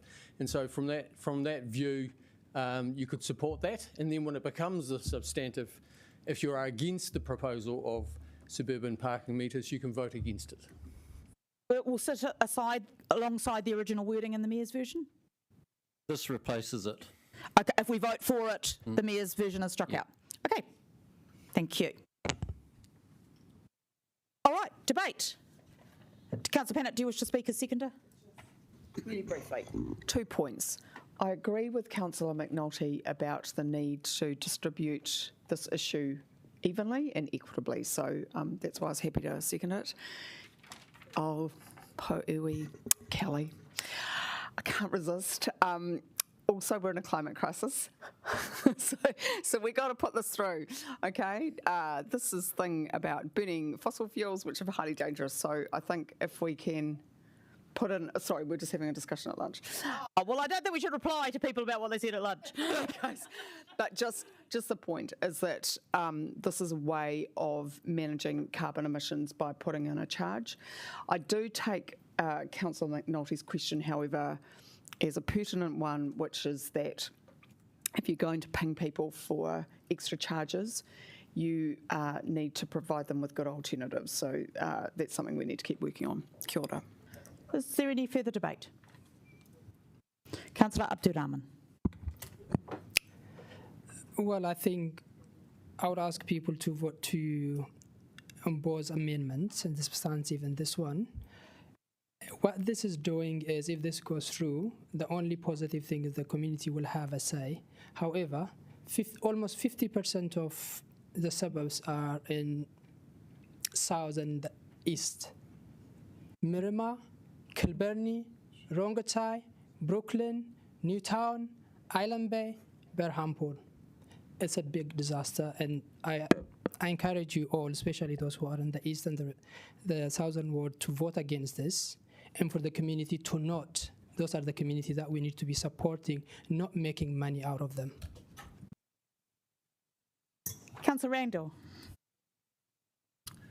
Yes, interesting observation that half the suburbs that are now being considered for suburban metered parking are in half of the wards and the suburbs. I support this because I think that for 2 reasons. First of all, I think it makes it clear in the long-term plan in terms of a budgeting exercise that if the council wishes to go towards suburban meters, that all suburbs will be considered. I also think it supports the council's own plan for parking management plans, which has already been flagged to us. And most of these suburbs are already scheduled to have parking management plans over the next few years. And so the reality is, whatever decision we make with respect to the introduction of suburban parking is going to be made anyway, whether this is included or excluded.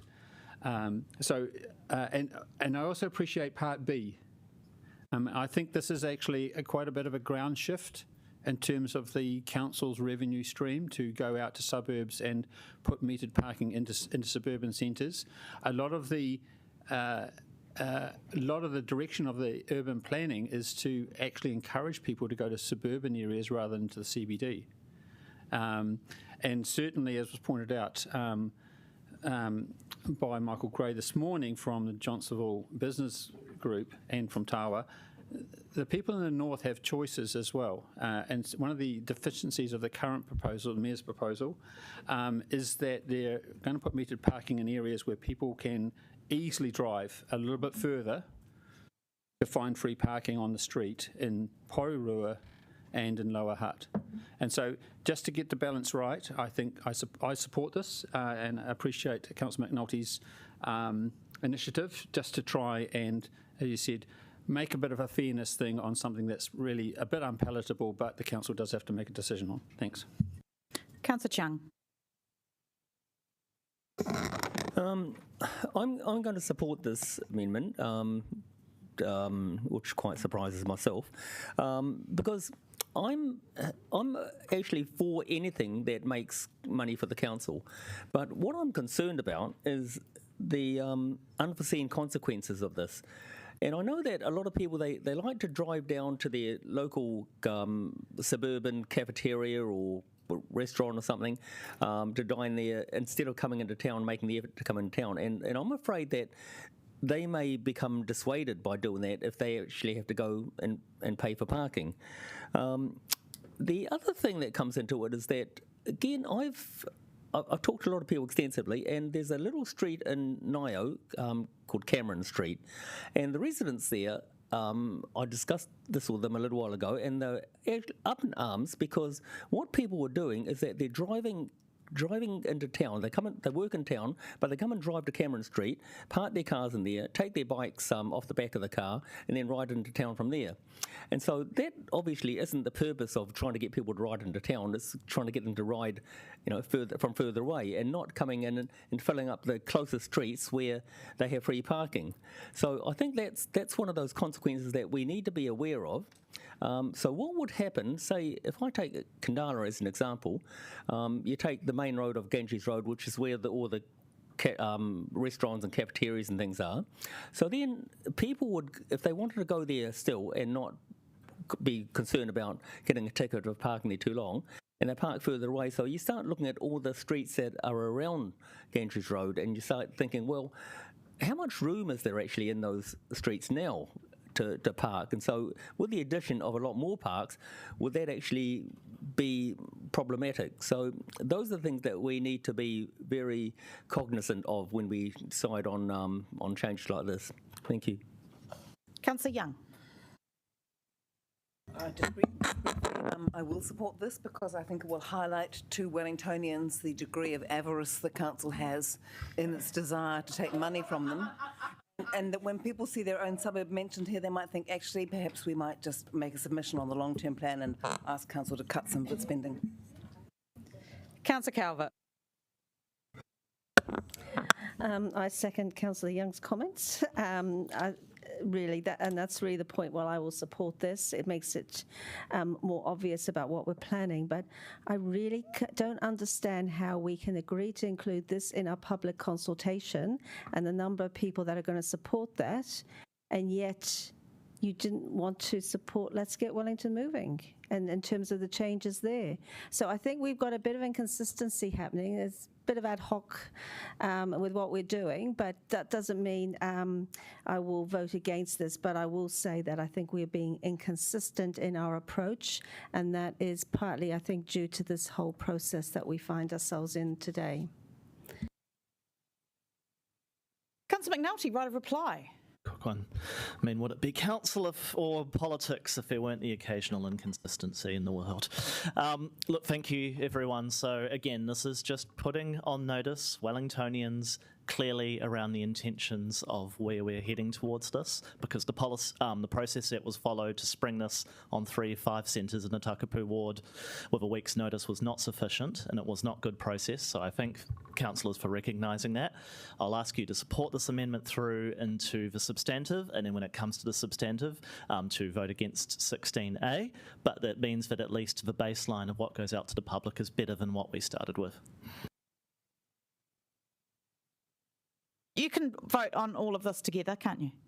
Okay, good. Division. That's the first efficiency we've identified in the history of the councillors.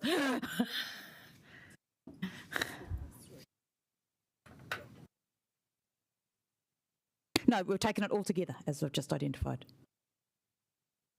The whole amendment.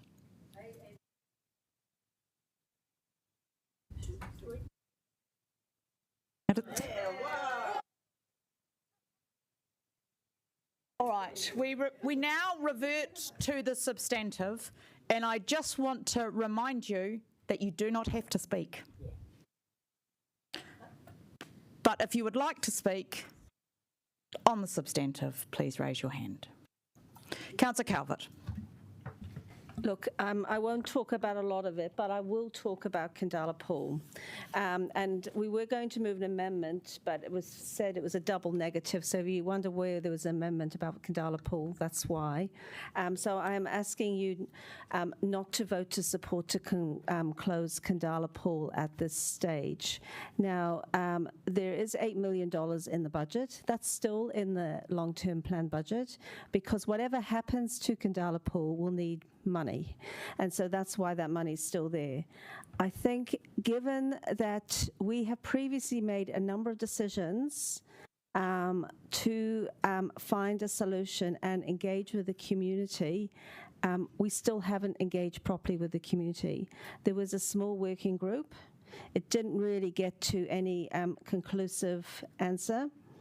And it really needs to, for the information to be shared out with the community, to be peer reviewed, and for the community to actually have a say.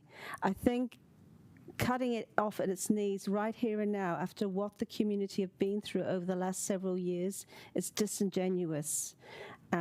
To the community. When I say the community, I'm talking mainly about the broader Onslow suburbs, but also wider afield.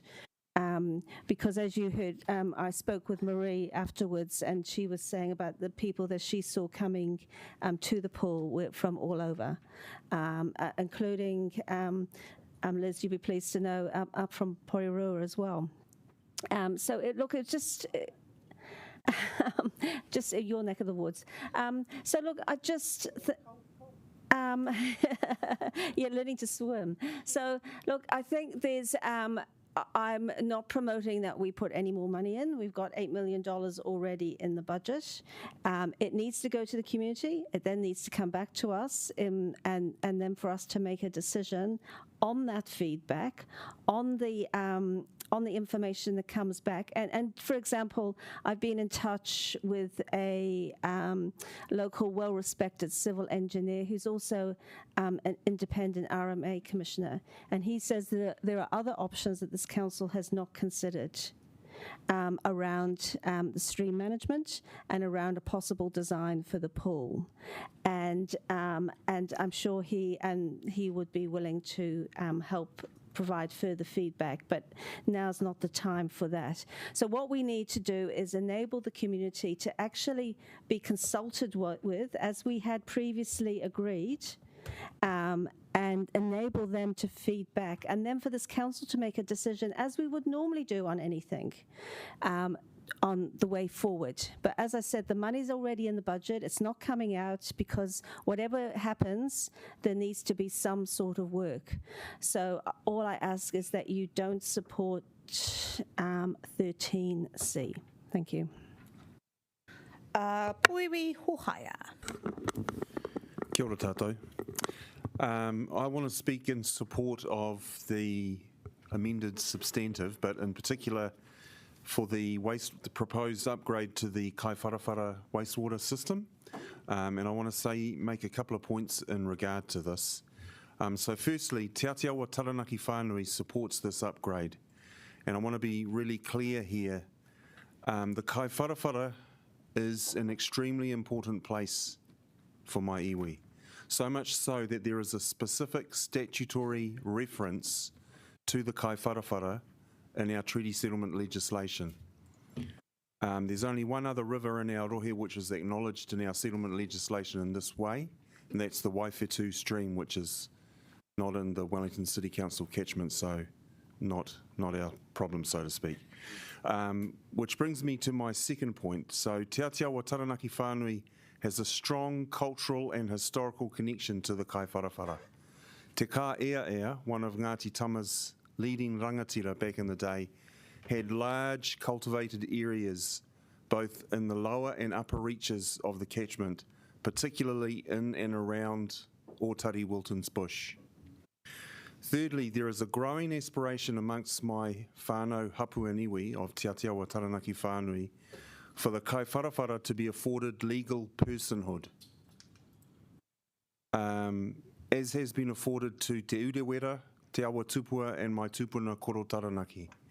Now, if you're wondering what I'm talking about, you might want to check out Te Arawhiti's website and look up the Tūhoi, Wanganui River and Taranaki Maunga settlements. But in a nutshell, what I'm trying to say is that there's a growing desire from my whānau, hapu and iwi, to give kaiwharawhara its own voice so it can protect itself, particularly from the negative impacts of humans. Fourthly, I would just add that Te Atiawa Taranaki Whānui has for some time now been working with voluntary groups in the kaiwharawhara to help restore its mauri. And in fact, the naming of the overarching project, Kia Mauri Ora Te Kaiwharawhara, Let the Kaiwharawhara Thrive, is, to my mind, speaks very much to our vision statement. Pōneke is a creative capital where people and nature thrive. So I guess for all these reasons, hopefully you get a sense now of why, to me and to my iwi, it's kind of unacceptable that we're letting our paratiko, our sewage, flow into such an important taonga as the kaiwharawhara. So I'll be supporting that amendment. Kia ora tātou. Councillor Winera. Okay, kia rangatira, tēnā koutou. Hey, yeah, really briefly before I begin the crux of my speech. Firstly, I'd like to do that. Secondly, I'd like to speak in support of our Pauiwi, who has with great articulation, talked about the case for kaiwharawhara and the necessity for us to protect it. My grandmother actually used to play in that stream when she was a little girl. It really is a tūpuna awa, and we should do everything that we can within our power and with the cooperation of our Wellington water partners to protect it. In general, I'd like to speak to the substantive and say that I'd want to really focus on rejecting the notion that we are not making hard decisions today. I think everyone around this table has made a hard decision of some form or another in the last 5 hours. You know, what part of a double digits rates rise is not a hard decision? What part of cuts to active transport is not a hard decision? What part of the closing of service centres is not a hard decision? If these be decisions of no gravity, how is gravity to clothe itself if jest goes about in dark veils? I really must say I dislike greatly the passing of the buck to our mates down the terrace, but this is the consequence of the repeal of the Three Waters legislation proposed by the last government.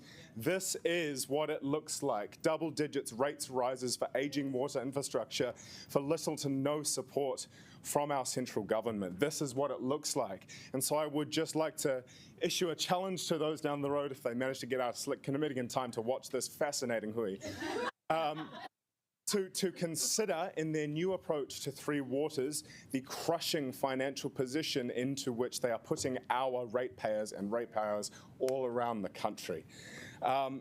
Therefore, so I will vote for this amended substantive with great reluctance, but I do so in order to give our citizens the certainty that I and we are going to do everything within our power to protect the mana of our wai and the integrity of this city's infrastructure. Finally, I'd just like to close with a brief little clarification and an apology with the leave of the chair to Councillor Young for speaking imprecisely in my reply to her amendment. I used the phrase grand total with regard to some of those CCTV figures, and I inadvertently implied that those were all-time figures, whereas in reality they are only the most recent weekend figures. So I'd like to apologise for speaking imprecisely, and I must say it was most irresponsible for me to do. So that's all from me. Nā reira, tēnā koutou, tēnā koutou, tēnā koutou katoa. Ora. Councillor Pannett. Thank you. Well, I came here not to keep rates low, but to protect our precious environment, because everything starts with the environment, not with humanity. And so I'd just like to thank Mayor Whānau and the staff for putting in and colleagues for putting in some really great initiatives here, which very, very happy to support. And I think, you know, we can say that it is a really green-looking budget in many ways. So I appreciate that. I'm just going to start with I've got some concerns. I'll end on a positive note. the Green Building Fund and Accessibility one are being repurposed as a resilience fund. Look, that will be a good purpose, but it does leave us, through the chair, with buildings which we're not going to attend to, and also it's a cut for spending on disabled people.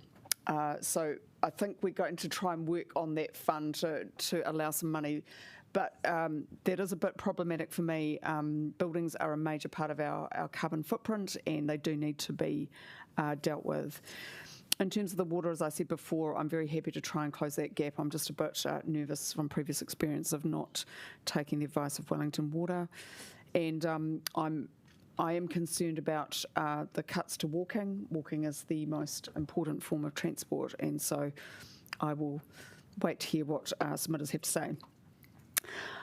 It wouldn't be my speech without reference to the Reading Cinema. I have taken the advice of our staff, thank you for that, and so there is a notice of revocation around that decision. But I'm deeply concerned that this is, there is a budget line for this project. There is no reference to it. There is no information except what is in the Clark report, and frankly, that money could have been used for something else which was really critical. And while I understand its purpose, I do not agree at this time that this was a good use, and I am not here to support the interests of the rich and powerful. On a more positive note, I'd really like to thank the Mayor, Councillor Wenera, Councillor Young, Chris Matthews, and of course the amazing Mount Cook community for the work on Papawai Stream. We're finally going to get some work done because this is original stream and maybe from different perspectives as high value. So thank you so much for your support on that. I'm really grateful.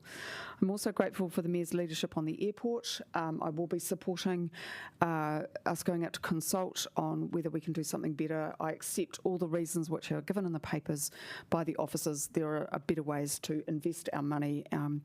But nevertheless, if there's a huge outcry, happy to look at it, but I really do think it's a very risky investment. We've got no power in it, and I think it would be good to change. And of course, a big thanks to Deputy Mayor Foon for her work on the organics. It's great that it's been a really, really long path. I wish in some ways 3 minutes, Councillor. People, I'm nearly finished. People just go and buy their own organic bin. It would be cheaper, but doesn't sort of work that way. And but this is going to be a real step change. And just the last thing, I will try again. I'm disappointed that I didn't get money for an affordable housing fund. I think it will make a difference. So we'll have some further conversations. Kia ora. I now need to move, and I need a seconder, Deputy Mayor Foon, that we extend the meeting beyond 6 hours in accordance with standing order, blah, blah, blah, blah, blah. So could we please vote on that?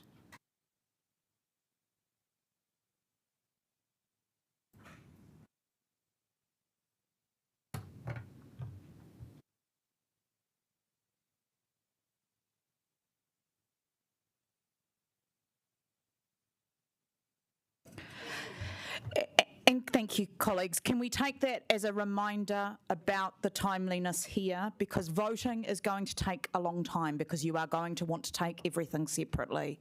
So please keep your comments, if they are absolutely necessary, as brief as possible.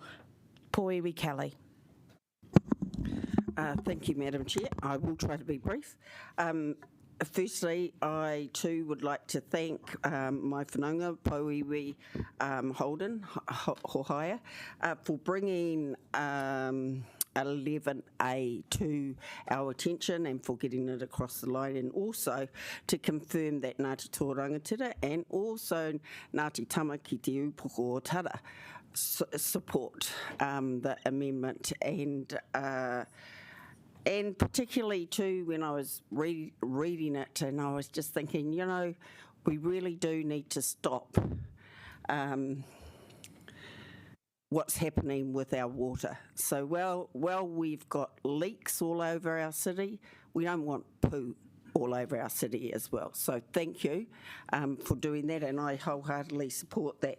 I also support the amendment and thank our Mayor for her judgment call to make the amendment to, is it M?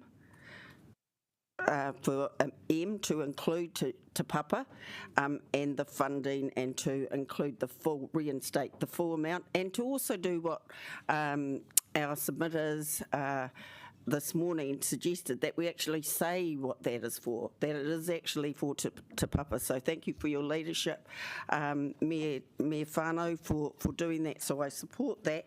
And but unfortunately, I don't support 13C.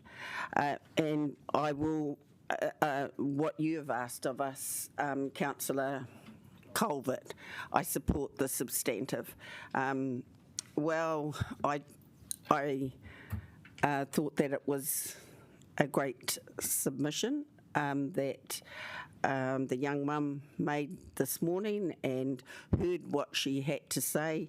I was convinced until I realised that the pool is a cold pool, and it's out in beautiful scenery, but because of that beautiful scenery, it doesn't get any sun.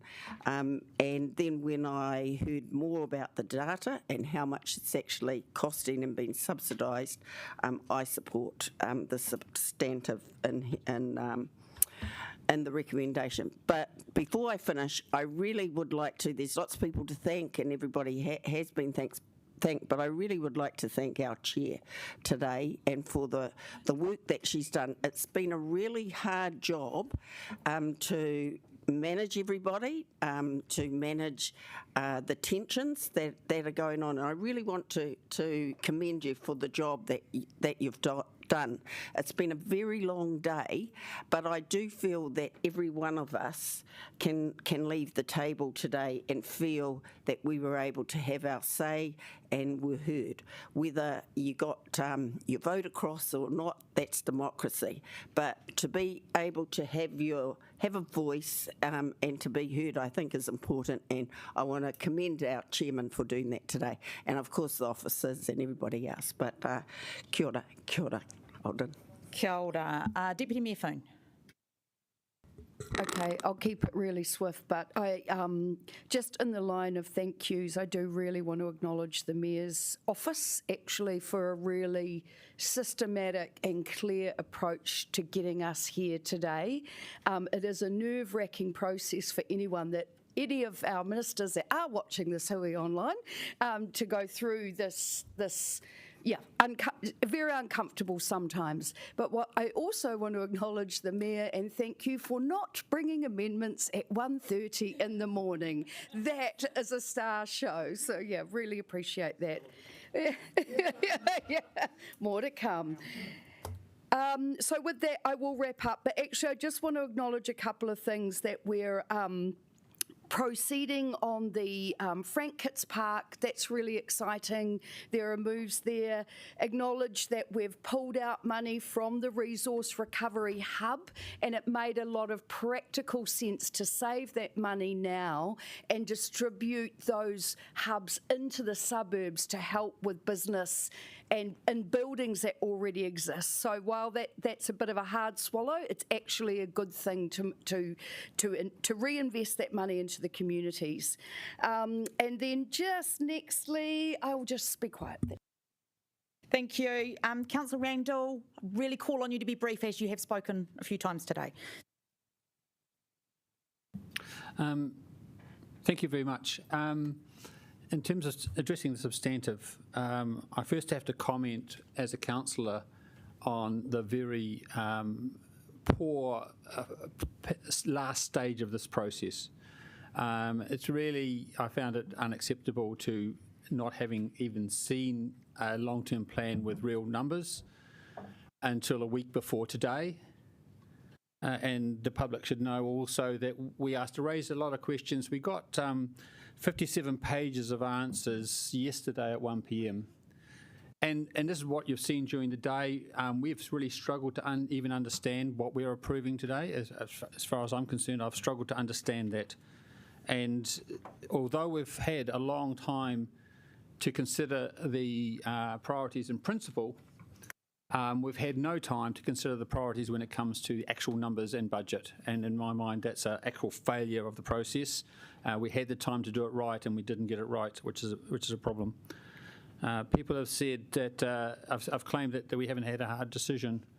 I stand by that, and you can look through, with a couple of notable exceptions, that every motion to increase revenue has passed, and every motion to decrease cost has failed.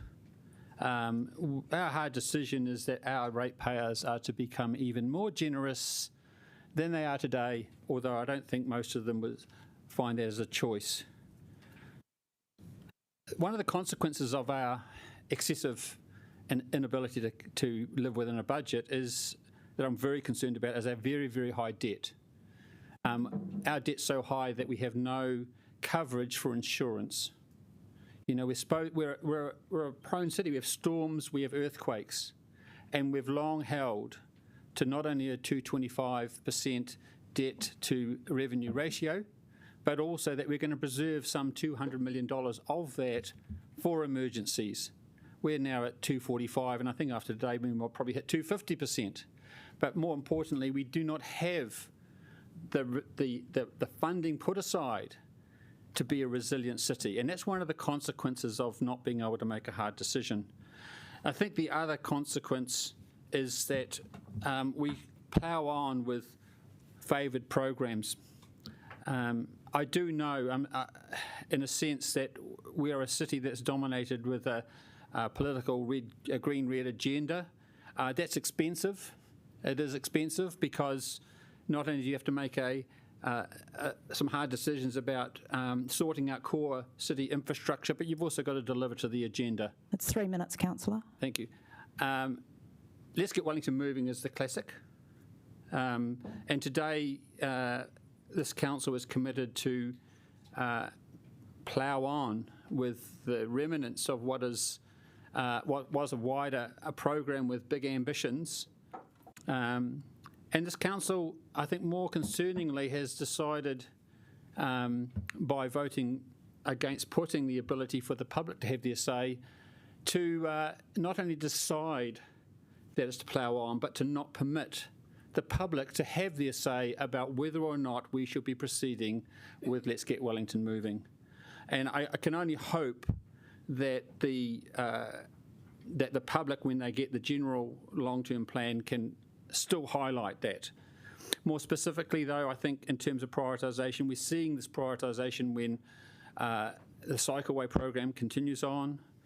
Wadestown is the next suburb on the cycleway chopping block. But at the same time, we're cutting our graffiti budget, you know, which takes care of the city. This is not a city-focused long-term plan, and I'm very disappointed in that. I will be voting for some specifics, but against others. But that's my points. Thank you. Councillor McNulty. I wrote a pretty grumpy speech this morning, but funnily enough, my spirits have lifted during the day, so I don't quite feel that all of it's appropriate. But I actually do want to start with an apology, and I want to start with an apology to the swim clubs of Wellington.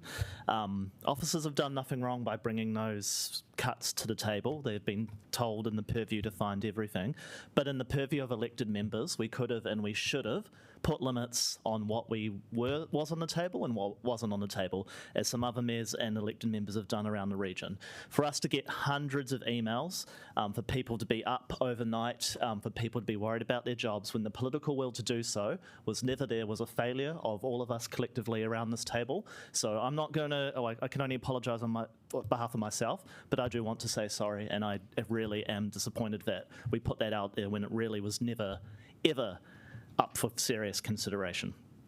I'm a little bit gutted because I'm here debating parking on this LTP and not like the long-term big things that matter in the city. But I've been put there because an unfortunately undercooked proposal, which targeted three of 5 shopping centres, and 3 of which happened to be in my ward, got put onto ratepayers with only a week to know, and then the detail only came with less than 24 hours to this meeting. And it's been my life for the last week, has been navigating this. So that's the framing that I come into this meeting. It's I feel that I'm so in the weeds about one issue that I've lost perspective on what we're doing on the long term and on the bigger picture.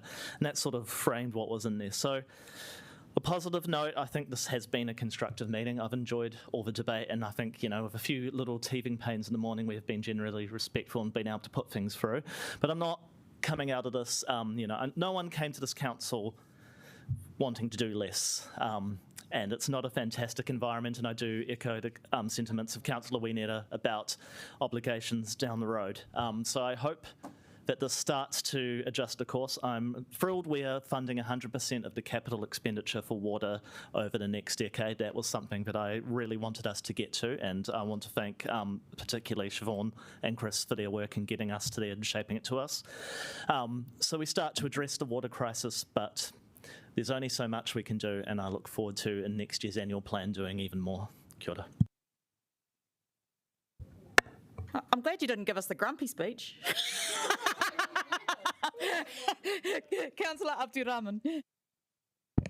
Grumpy one is coming for you. No, it's not. A request. No, it's not. I think one of the challenges that I found at council as a new councillor is that we are good at getting a lot of data and analysis. And when I look at through those things, where is the human face into it? When we do things, when we're gonna put there, we're gonna put parking, we're gonna sell airport, we're gonna put cycling. I think those are the great things, especially the last one. And the first two is something that I struggle, and I try to look at it from the human face and from the human perspective. And sometimes communities, they fight back and they get what they want, which is really great. A good example, Ofiro Bay residents started early this year, and when the discussion about moving Happy Valley, the tip shop to Happy Valley Road was started. And through ups and downs, about 2 weeks ago, there was a meeting that organized by council from the evidence that I have. And about 60 of them turned up, and they passed a motion rejecting what council proposed. I'm very grateful for Michael from the mayor's office and Chris Matthew from officers and Mayor Fano working together, now moving an amendment, putting an end to that proposal. That's my understanding, and it's on H, I think 14H, where it says waste removal for the initiative to create new resource recovery hub from the current resource recovery business case and review the need for a new resource recovery hub in the next long-term plan. There was another community feedback that we got about Charara Park in Newtown. The community has been fighting for a very long time, and last year we make a decision to put it as part of the long-term plan. For whatever reason, it didn't make it to this long-term plan. Again, I had a discussion with Michael, and thanks to the mayor again, they put an amendment moving it into year 2. So all I want to say to the community is thank you for fighting back. From Newtown, Rona, Newtown Resident Association, the community really appreciate you. I acknowledge you today for your hard work. From Ofiro Bay Resident Association, Eugene Doyle and Alison and Sue, and from the community, Adam Howard and Gerard O'Connor. Thank you for your hard work, and some of that is paid today. I would like to continue to the next phase of this long-term plan. We're making some of the hard decisions today. I think the community can say yes to it or no. If the community can organize and come back, we got an opportunity to stop like the parking meter, which I think is a madness to put it in Newtown, Berhampur, and Island Bay, and Brooklyn, and Kilbirnie, Rongotai, and Miramar. And I think those communities will follow during the consultation and fight back, and I hope this council listen to. The other big part for me is selling a strategic asset, which is airport. I personally think that is a political decision, and there is no economic benefit out of it. If you look at it, before COVID, we used to get about 13% of a return yearly.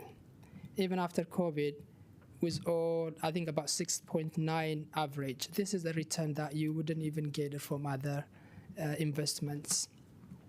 So I think that is going to be a big fight coming consultation, and I'm ready for it to organize the community. I hope you all listen to that. Thank you. Councillor Panovich. Thank you. I took my happy pill this morning, so I'm still in one piece, which is good. But I thought I'd just do a few items here, because I do want to sell the airport shares, because I want to invest in a perpetual investment fund offshore to create lots of other money. I'd like to start definitely by thanking the Mayor for her leadership in this. Oh, thank you, Rebecca, too.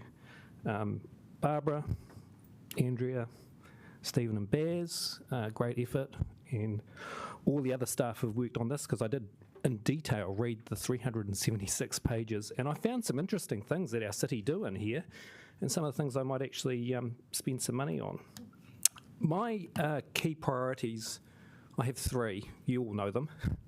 Two of them are already in here. The third one is value for rates, and it's a hard concept to grasp, but in essence what it means is that when you're paying a bill, you value the money that you've spent. Now, it's really difficult, because I was hoping for a rates increase of around about 10%. I was thinking that would be a number I'm comfortable paying for the services I receive from the city. Unfortunately, we're a bit higher than that. But in the long term, we'll be there. But I think some of the things that Councillor Brown brings up, which we can potentially do, may help on that situation. But we're not dealing with the P&L here. We're not dealing with accounting. We're dealing with economics. And economics is about choices. So we've made choices on the things that we want to put into this. We have 68 activities funded within this item. That's not a standard budget at all. And I deal with a lot of different budgets. But the key three things that we are here to consult on, because remember, we haven't finished yet. This document hasn't even been out to the public. The three key things that we are putting out for consultation is the three waters, which we all value, and I'm not a plumber, but I'm keen to see some more pipes fixed. Waste collection, which I completely agree with, because I think it's going forward, part of our environmental strategy. It is majorly important. And the third one is our perpetual investment fund, which is essentially asset recycling. An airport is an airport. It could be here, it could be Sydney, it could be Auckland. All we own is just shares in a little site right at the end of our city, which does have a single issue around location. I do remember going in there when it was first sort of a little small shed, and it's progressed quite well, but I think for us it's not a key asset. Key drivers in our P&L, there are three: depreciation, interest and insurance. Those are our main key items. And the issue we have here, being a seismic city, is that each of those items is exacerbated for us. That is a key issue for us. So we have to ensure that we spend money more so than any other city, because we need to have a vibrant city that going forward we can all be proud of. The other item, which I've come back to, the value of what you pay for. We've seen that today. People value their pools. You wouldn't expect it, but they do. They want to keep them open. They also value the fact that they do have free parking in many places around Wellington, and we've seen that too. So that is, in essence, part of the value of rates. They've said that this is something we really want, we really value. So, in closing, I look forward to the feedback, because I think there will be a lot, and I look forward to putting this out to the public. Thank you. Thank you, Councillor Panovich. Councillor, I was about to close off the speaking order. Very, very brief. But before you do, I just want to thank you, John, for your role as Deputy Chair and all the work that you've put into this. Councillor Free. I'll be very brief. Thank you. The two things I wanted to highlight, actually probably three. I'm really happy to put a bit more money into our streams, because in fact they had come up as quite a concern for our community in other consultations that we've done. And I don't, just because we're putting a lot of money into drinking drinking water, I think it's also worthwhile us not losing focus on our sewerage and our natural fresh water. So parking, I'm not going to be voting for, I will vote against 16A, thank you Councillor McNulty, and I will vote for 16B. I don't actually believe it is the right decision to charge for it in the suburbs. I think we could have a whole lot of adverse consequences. We are trying to encourage people to do things locally, and I can see a situation where people will be very demotivated to go down to their local centre if they actually have to pay $5 for a park. They just won't buy that coffee. And then we'll have a whole lot of other consequences around the loss of vibrancy in our suburbs. So if you do approve it, I'm very happy that it'll be properly consulted on. And the airport, I'm in the same camp as Councillor Panovich.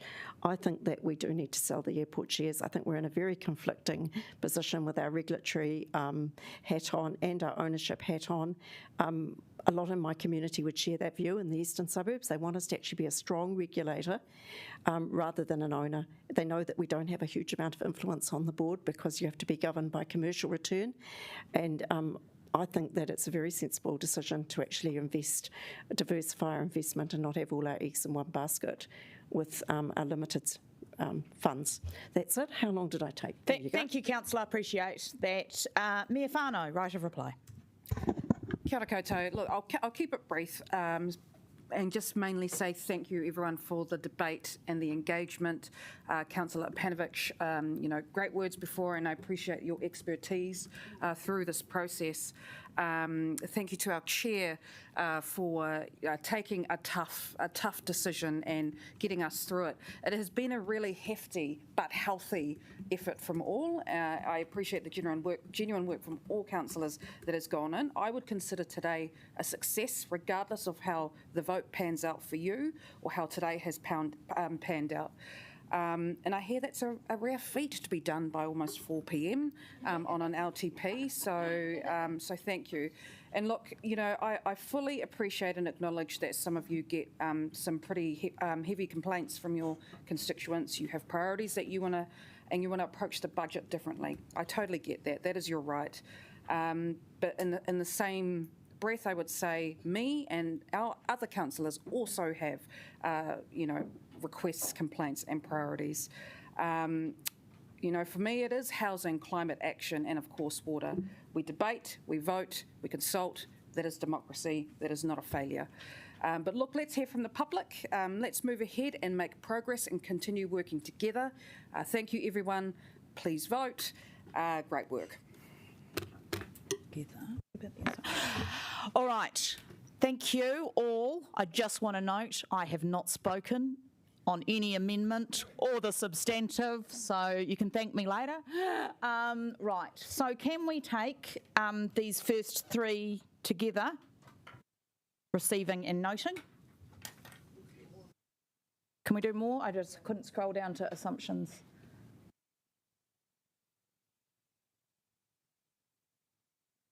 Can we go down to 7?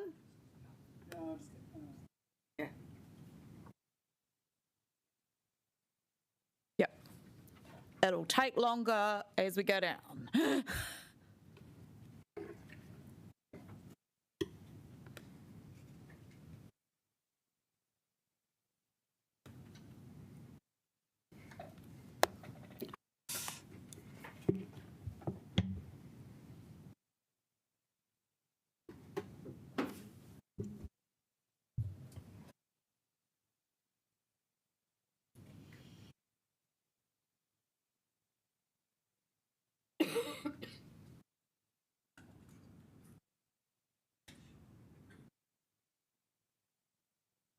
That is carried. All right, so we did, was that including 7? It was, wasn't it? So now we will move on to 8. Do A and B together? 8, A and B? I think we probably want a division on every decision from now on. Sorry.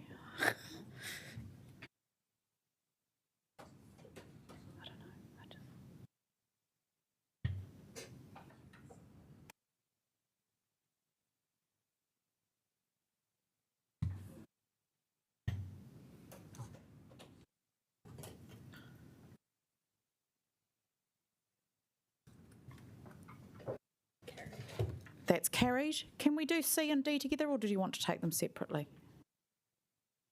C and D together.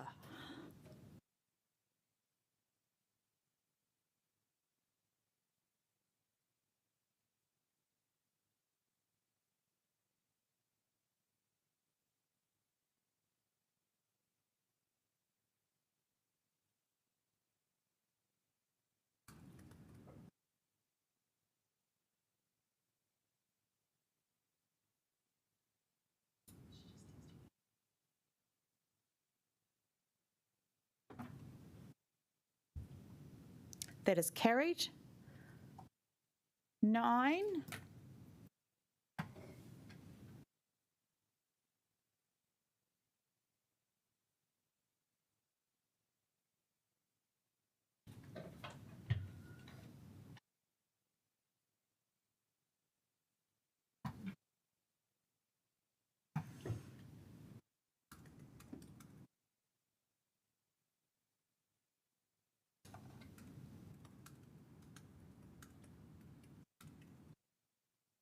I just want to get, if we can we get those? Can we see the full 10? Yes.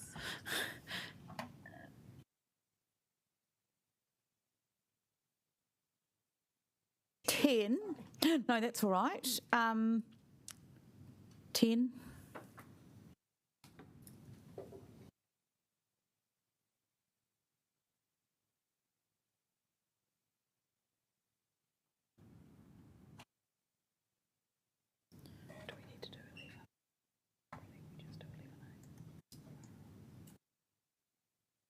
Okay, 11A. Oh, sorry.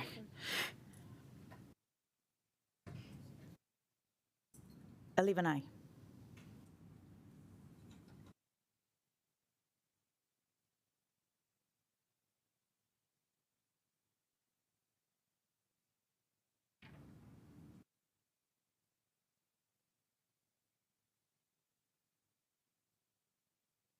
Fiona?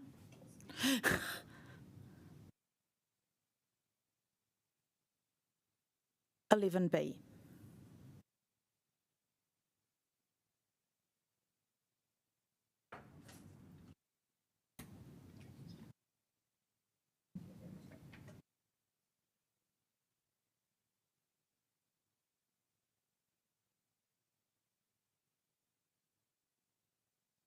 Newton? Sorry, I didn't think you did. Oh, and 11 separately. Sorry. Just 11. Yeah, sorry, it's just the top bit. Sorry. Just 11, not the A and B. Sorry, I did check, but we just, sometimes these things, it's a...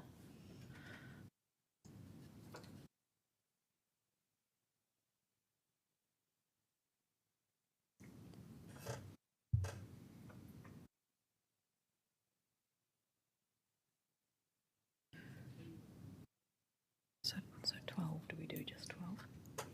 Okay, so just 12, the noting bit, and we'll do the, sorry, it's awkward.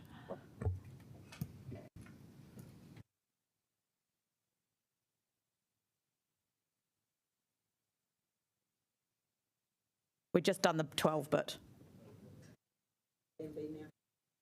Can you do A and B together? Anybody doesn't want to do A and B together? No, okay. We'll do that next. That's 12, sorry. No, that's just the clause because you didn't, sorry, I need a bit more. Tony?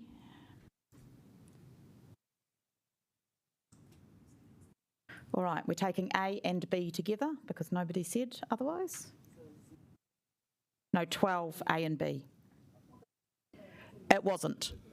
It was just 12.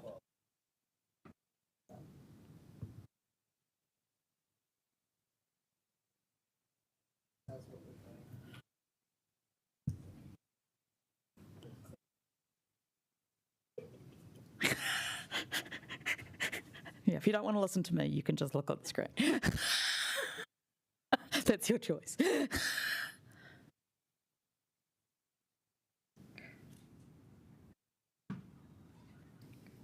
Right.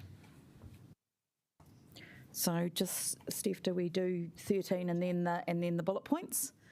Okay, so we do just 13 and then we do the numbers, the letters.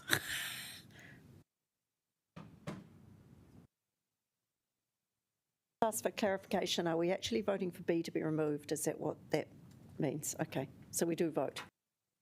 We're not voting on it, it's already struck out.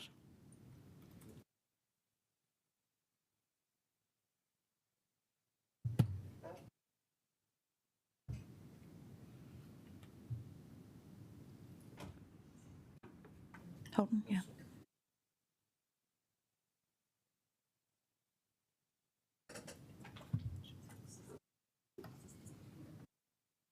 Okay, we are now voting on 13A Kilburnie Park.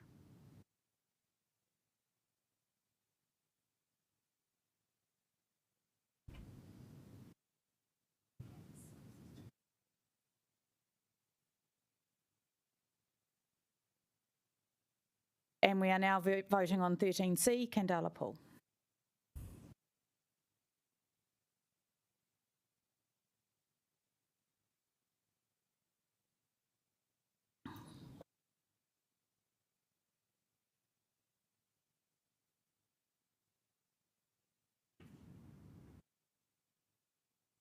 That is carried. 13D, the transport.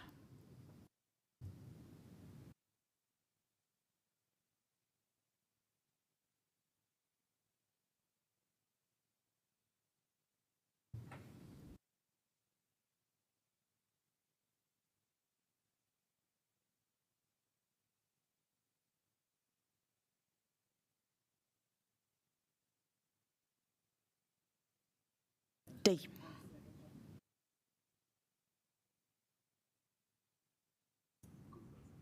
That is carried. 13E, the rephasing of the Golden Mile.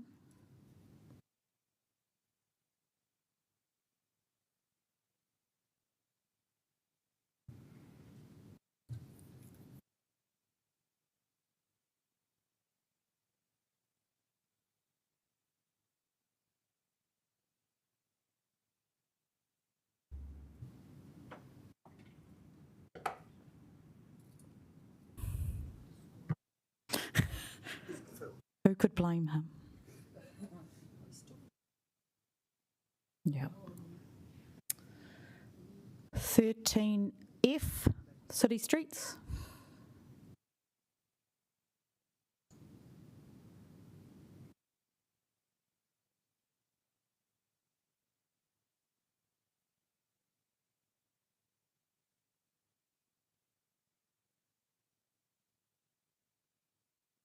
Liz.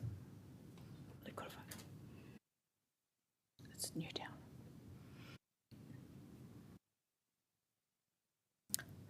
13G, that's Frank Kitts Park.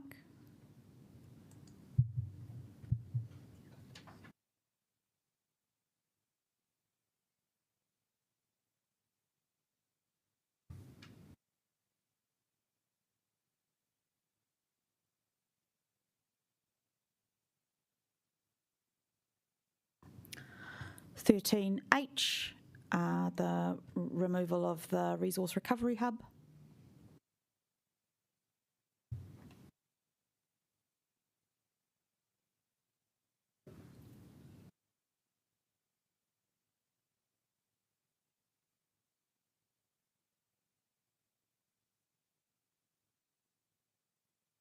(13I), Carrara Park toilets.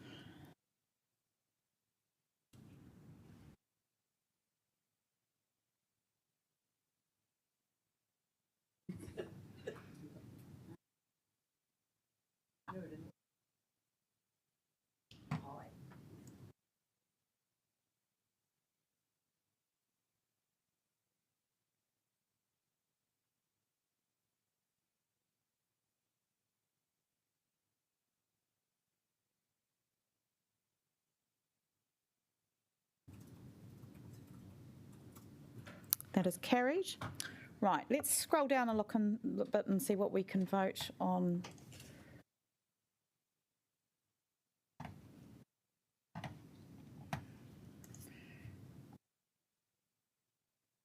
So we can do all of 14 as one? It's noting.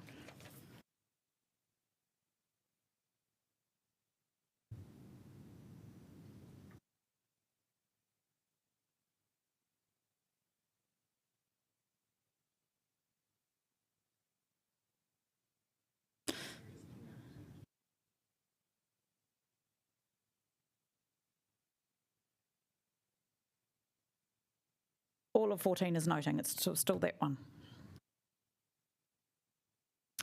Right. 15. Do you want to take these separately? Right, okay. So do we need to do 15 separately before we get on to the letters? Okay. Just 15, just the heading, and then we'll do the letters.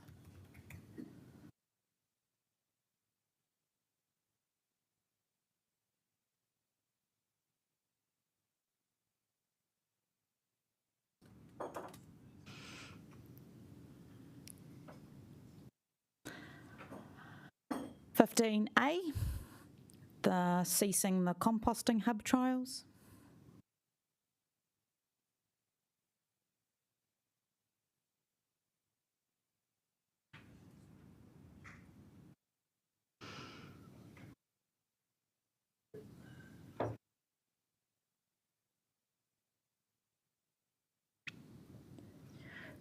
B, decreasing the heritage advisory services.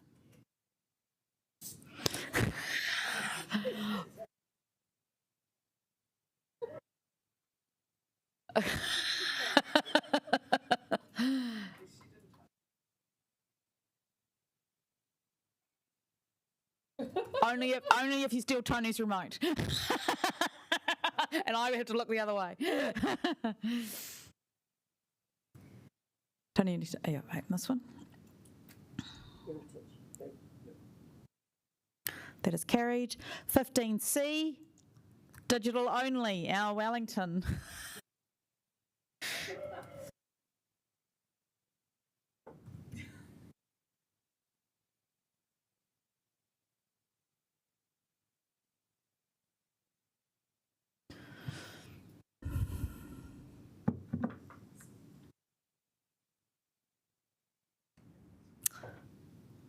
Interesting. All right. 15D, reduce graffiti budget.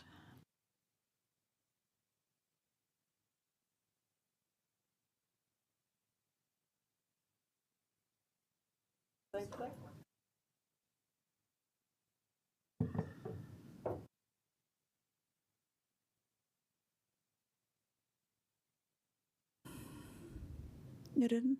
Yep.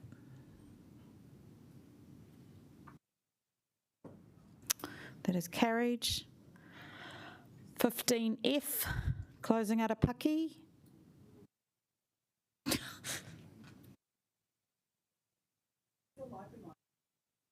No, it's struck out. We're not voting on the library hours. We're voting on arapaki. No. It's not library hours. It's arapaki.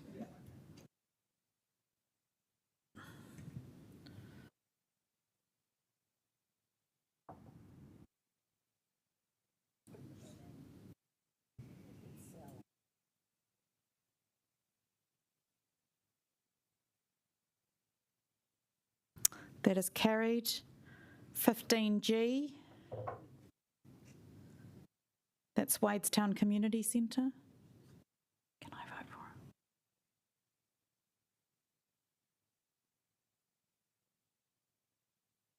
it?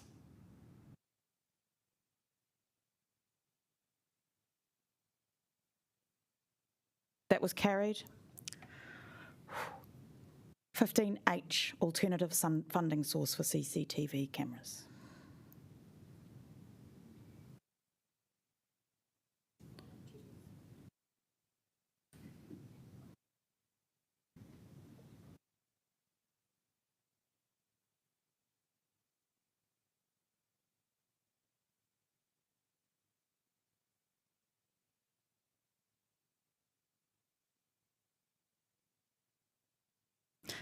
That is carried.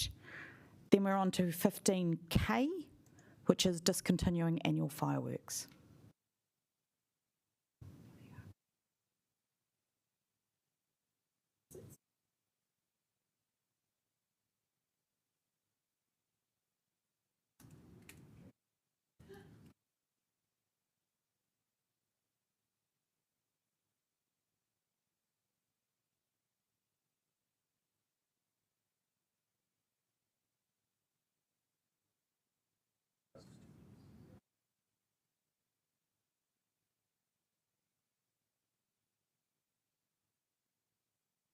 Sweet. 15L, property leasing, lease opportunities. I'm trying to get someone to remind me. Oh, this is about the move. Oh, yeah. On the what one? There has not been a tied vote. Yes, this is the costs in relation to moving. Council accommodation. 15L, that's what we're voting on.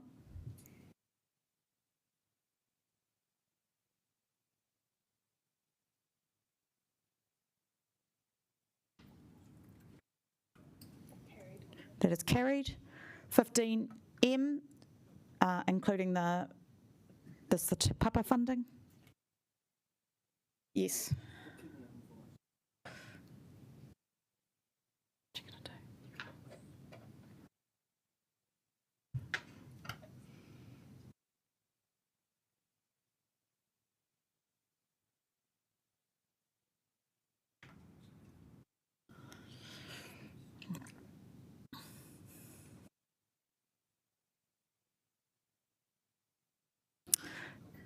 That is carried. 15N, this is the funding for the Papawai stream work.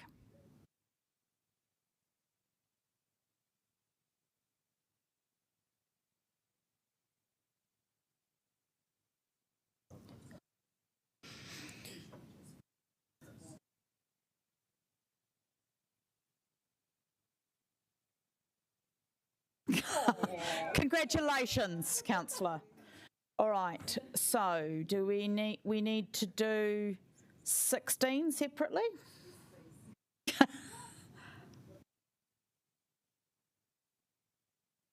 That's just the top line 16, not the letters.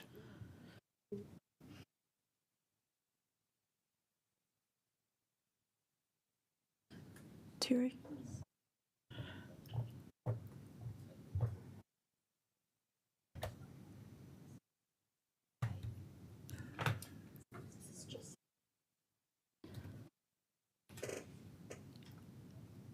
And 16A.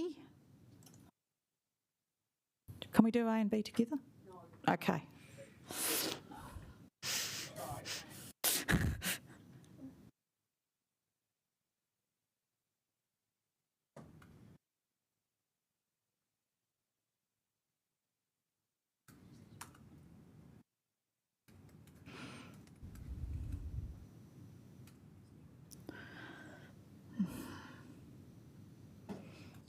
That is carried.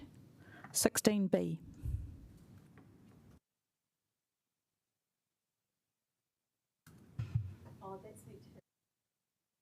Addition in there as well.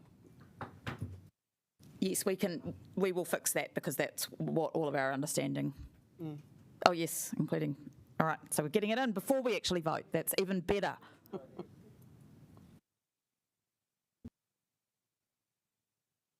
Thank you. Thanks, Councillor Free, for noticing that.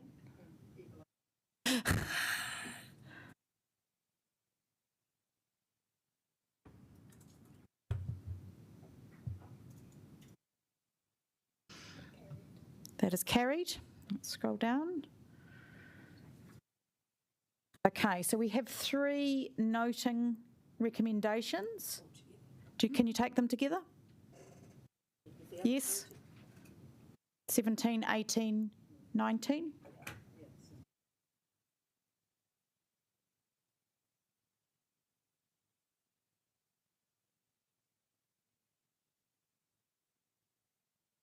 We're nearly there.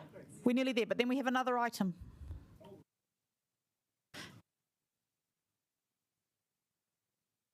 No.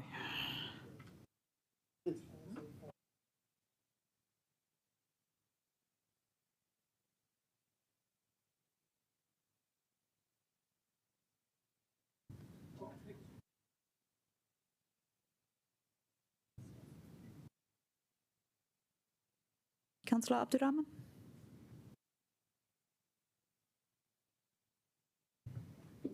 That is carried. All right, so we need to do 20 and then 20A. So 20, just 20. It should be the following change. I know, but agree. Ben? Liz? You? Nicola? No. Just 20, not 20A.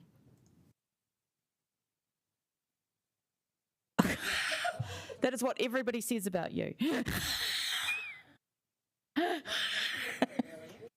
Okay, that is carried. 20A.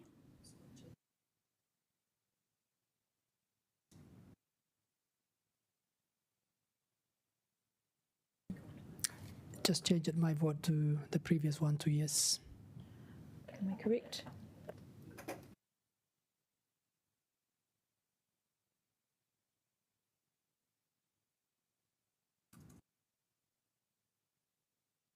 And have you voted in this one, Councillor? 20A? Yeah, great. Oh. Tim's hardcore. Right. Oh, Tim, you're funny. All right, 21.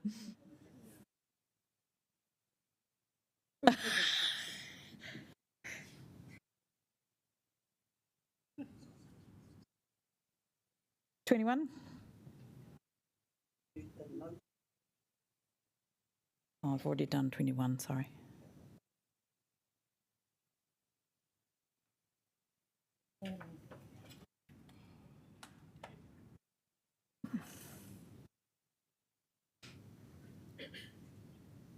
That is carried. No, I think we might have to do them separately. Let's do 22.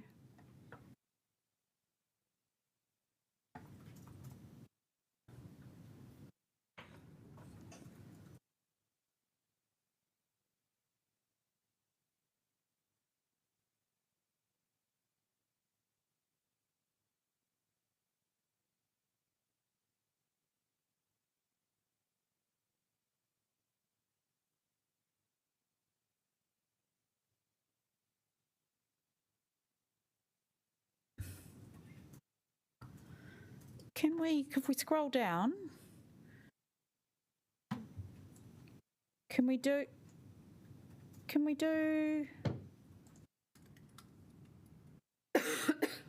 23 and 24 together? No? 23? All in one? All of 23? Yeah. Okay. So 23 A and B, 23 the top line A and B.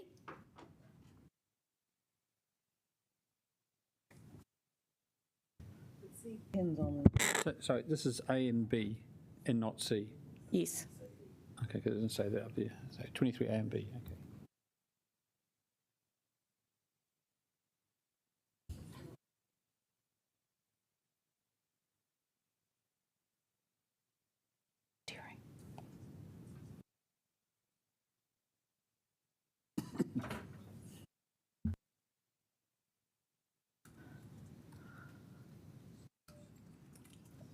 That carried. We're going to do 23C.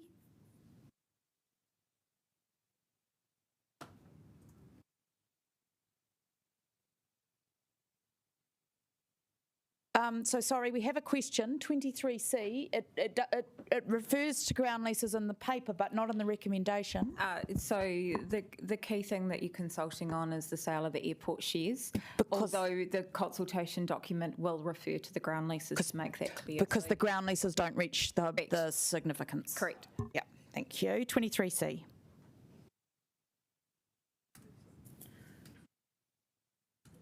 And no, the parking fees, it's not, it's different. It's included in the main consultation document. It doesn't make it one of the top 3 headline issues.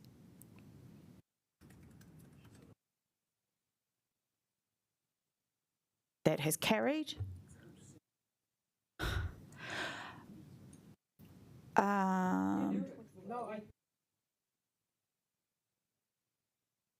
Yes, your one was no. Well, it was no, wasn't it?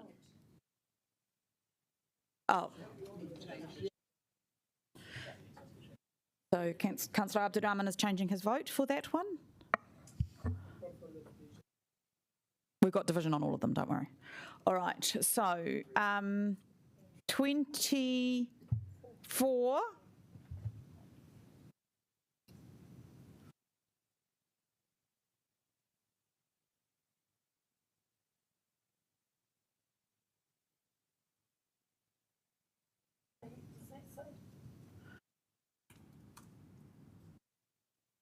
Ones we've just voted. Just.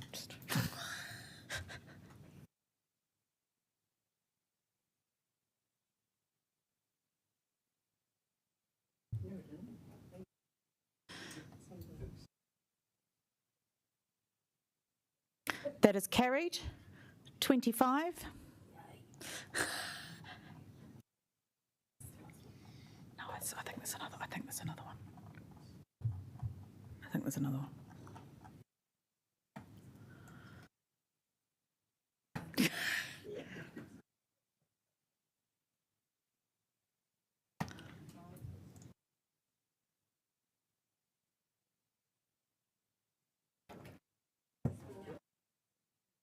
$26.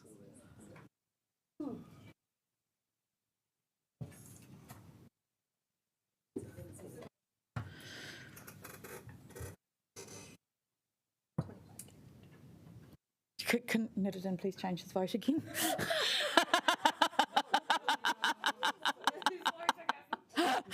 Are you colourblind, my friend? 26.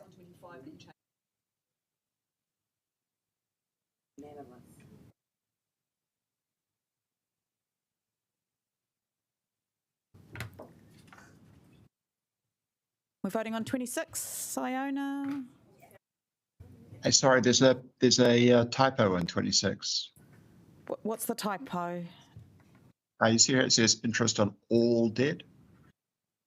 On. But the original, we changed the all to interest on a portion of council's debt. Okay. That was the one that got voted on previously. Before we close this vote? On a portion of council's debt. So it just needs to be consistent with the wording that we voted on earlier. Yeah, sorry, I haven't got that in front of me. No, thank you. Tim, I'm just amazed that you picked that up at whatever time of the day. It should be interest on a portion of council's debt. Consideration by.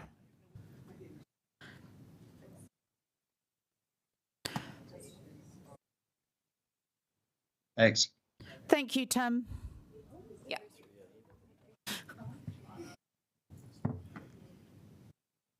That is carried. I suggest we take a 5-minute wharepaku break and before we do our final items.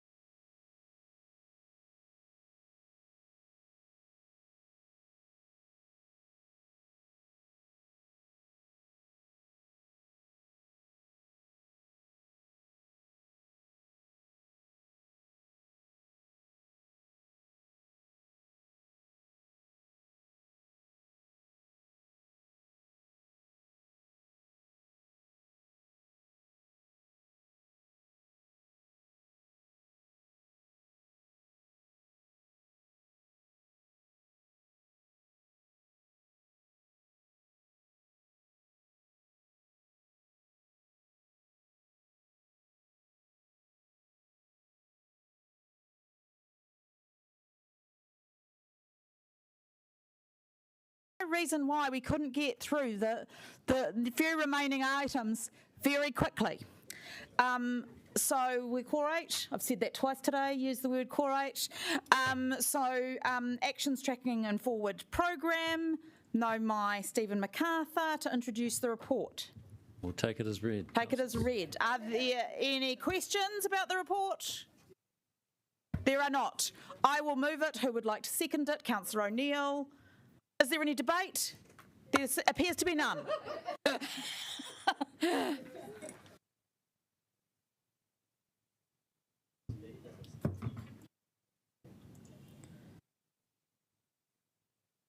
Yes, it's always together now.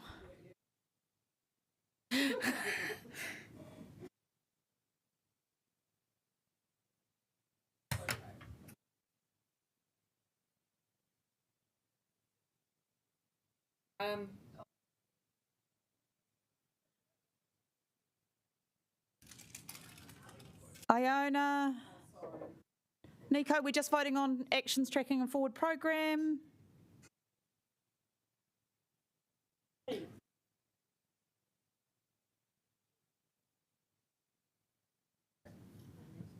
Okay, and the Mayor was a yes vote to that. Right, the next motion is to move into public excluded for the reasons of protecting the privacy of natural persons. I will move that we move into PX, seconded Councillor Free, thank you.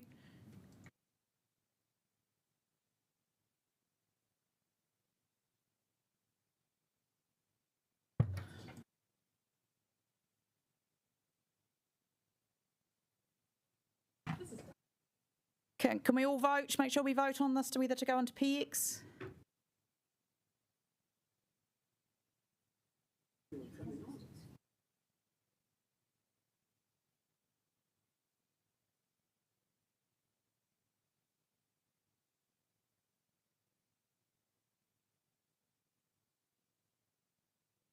Tim's gone. Tim's gone. Yeah. Yes. Yes. And the Mayor is voting yes.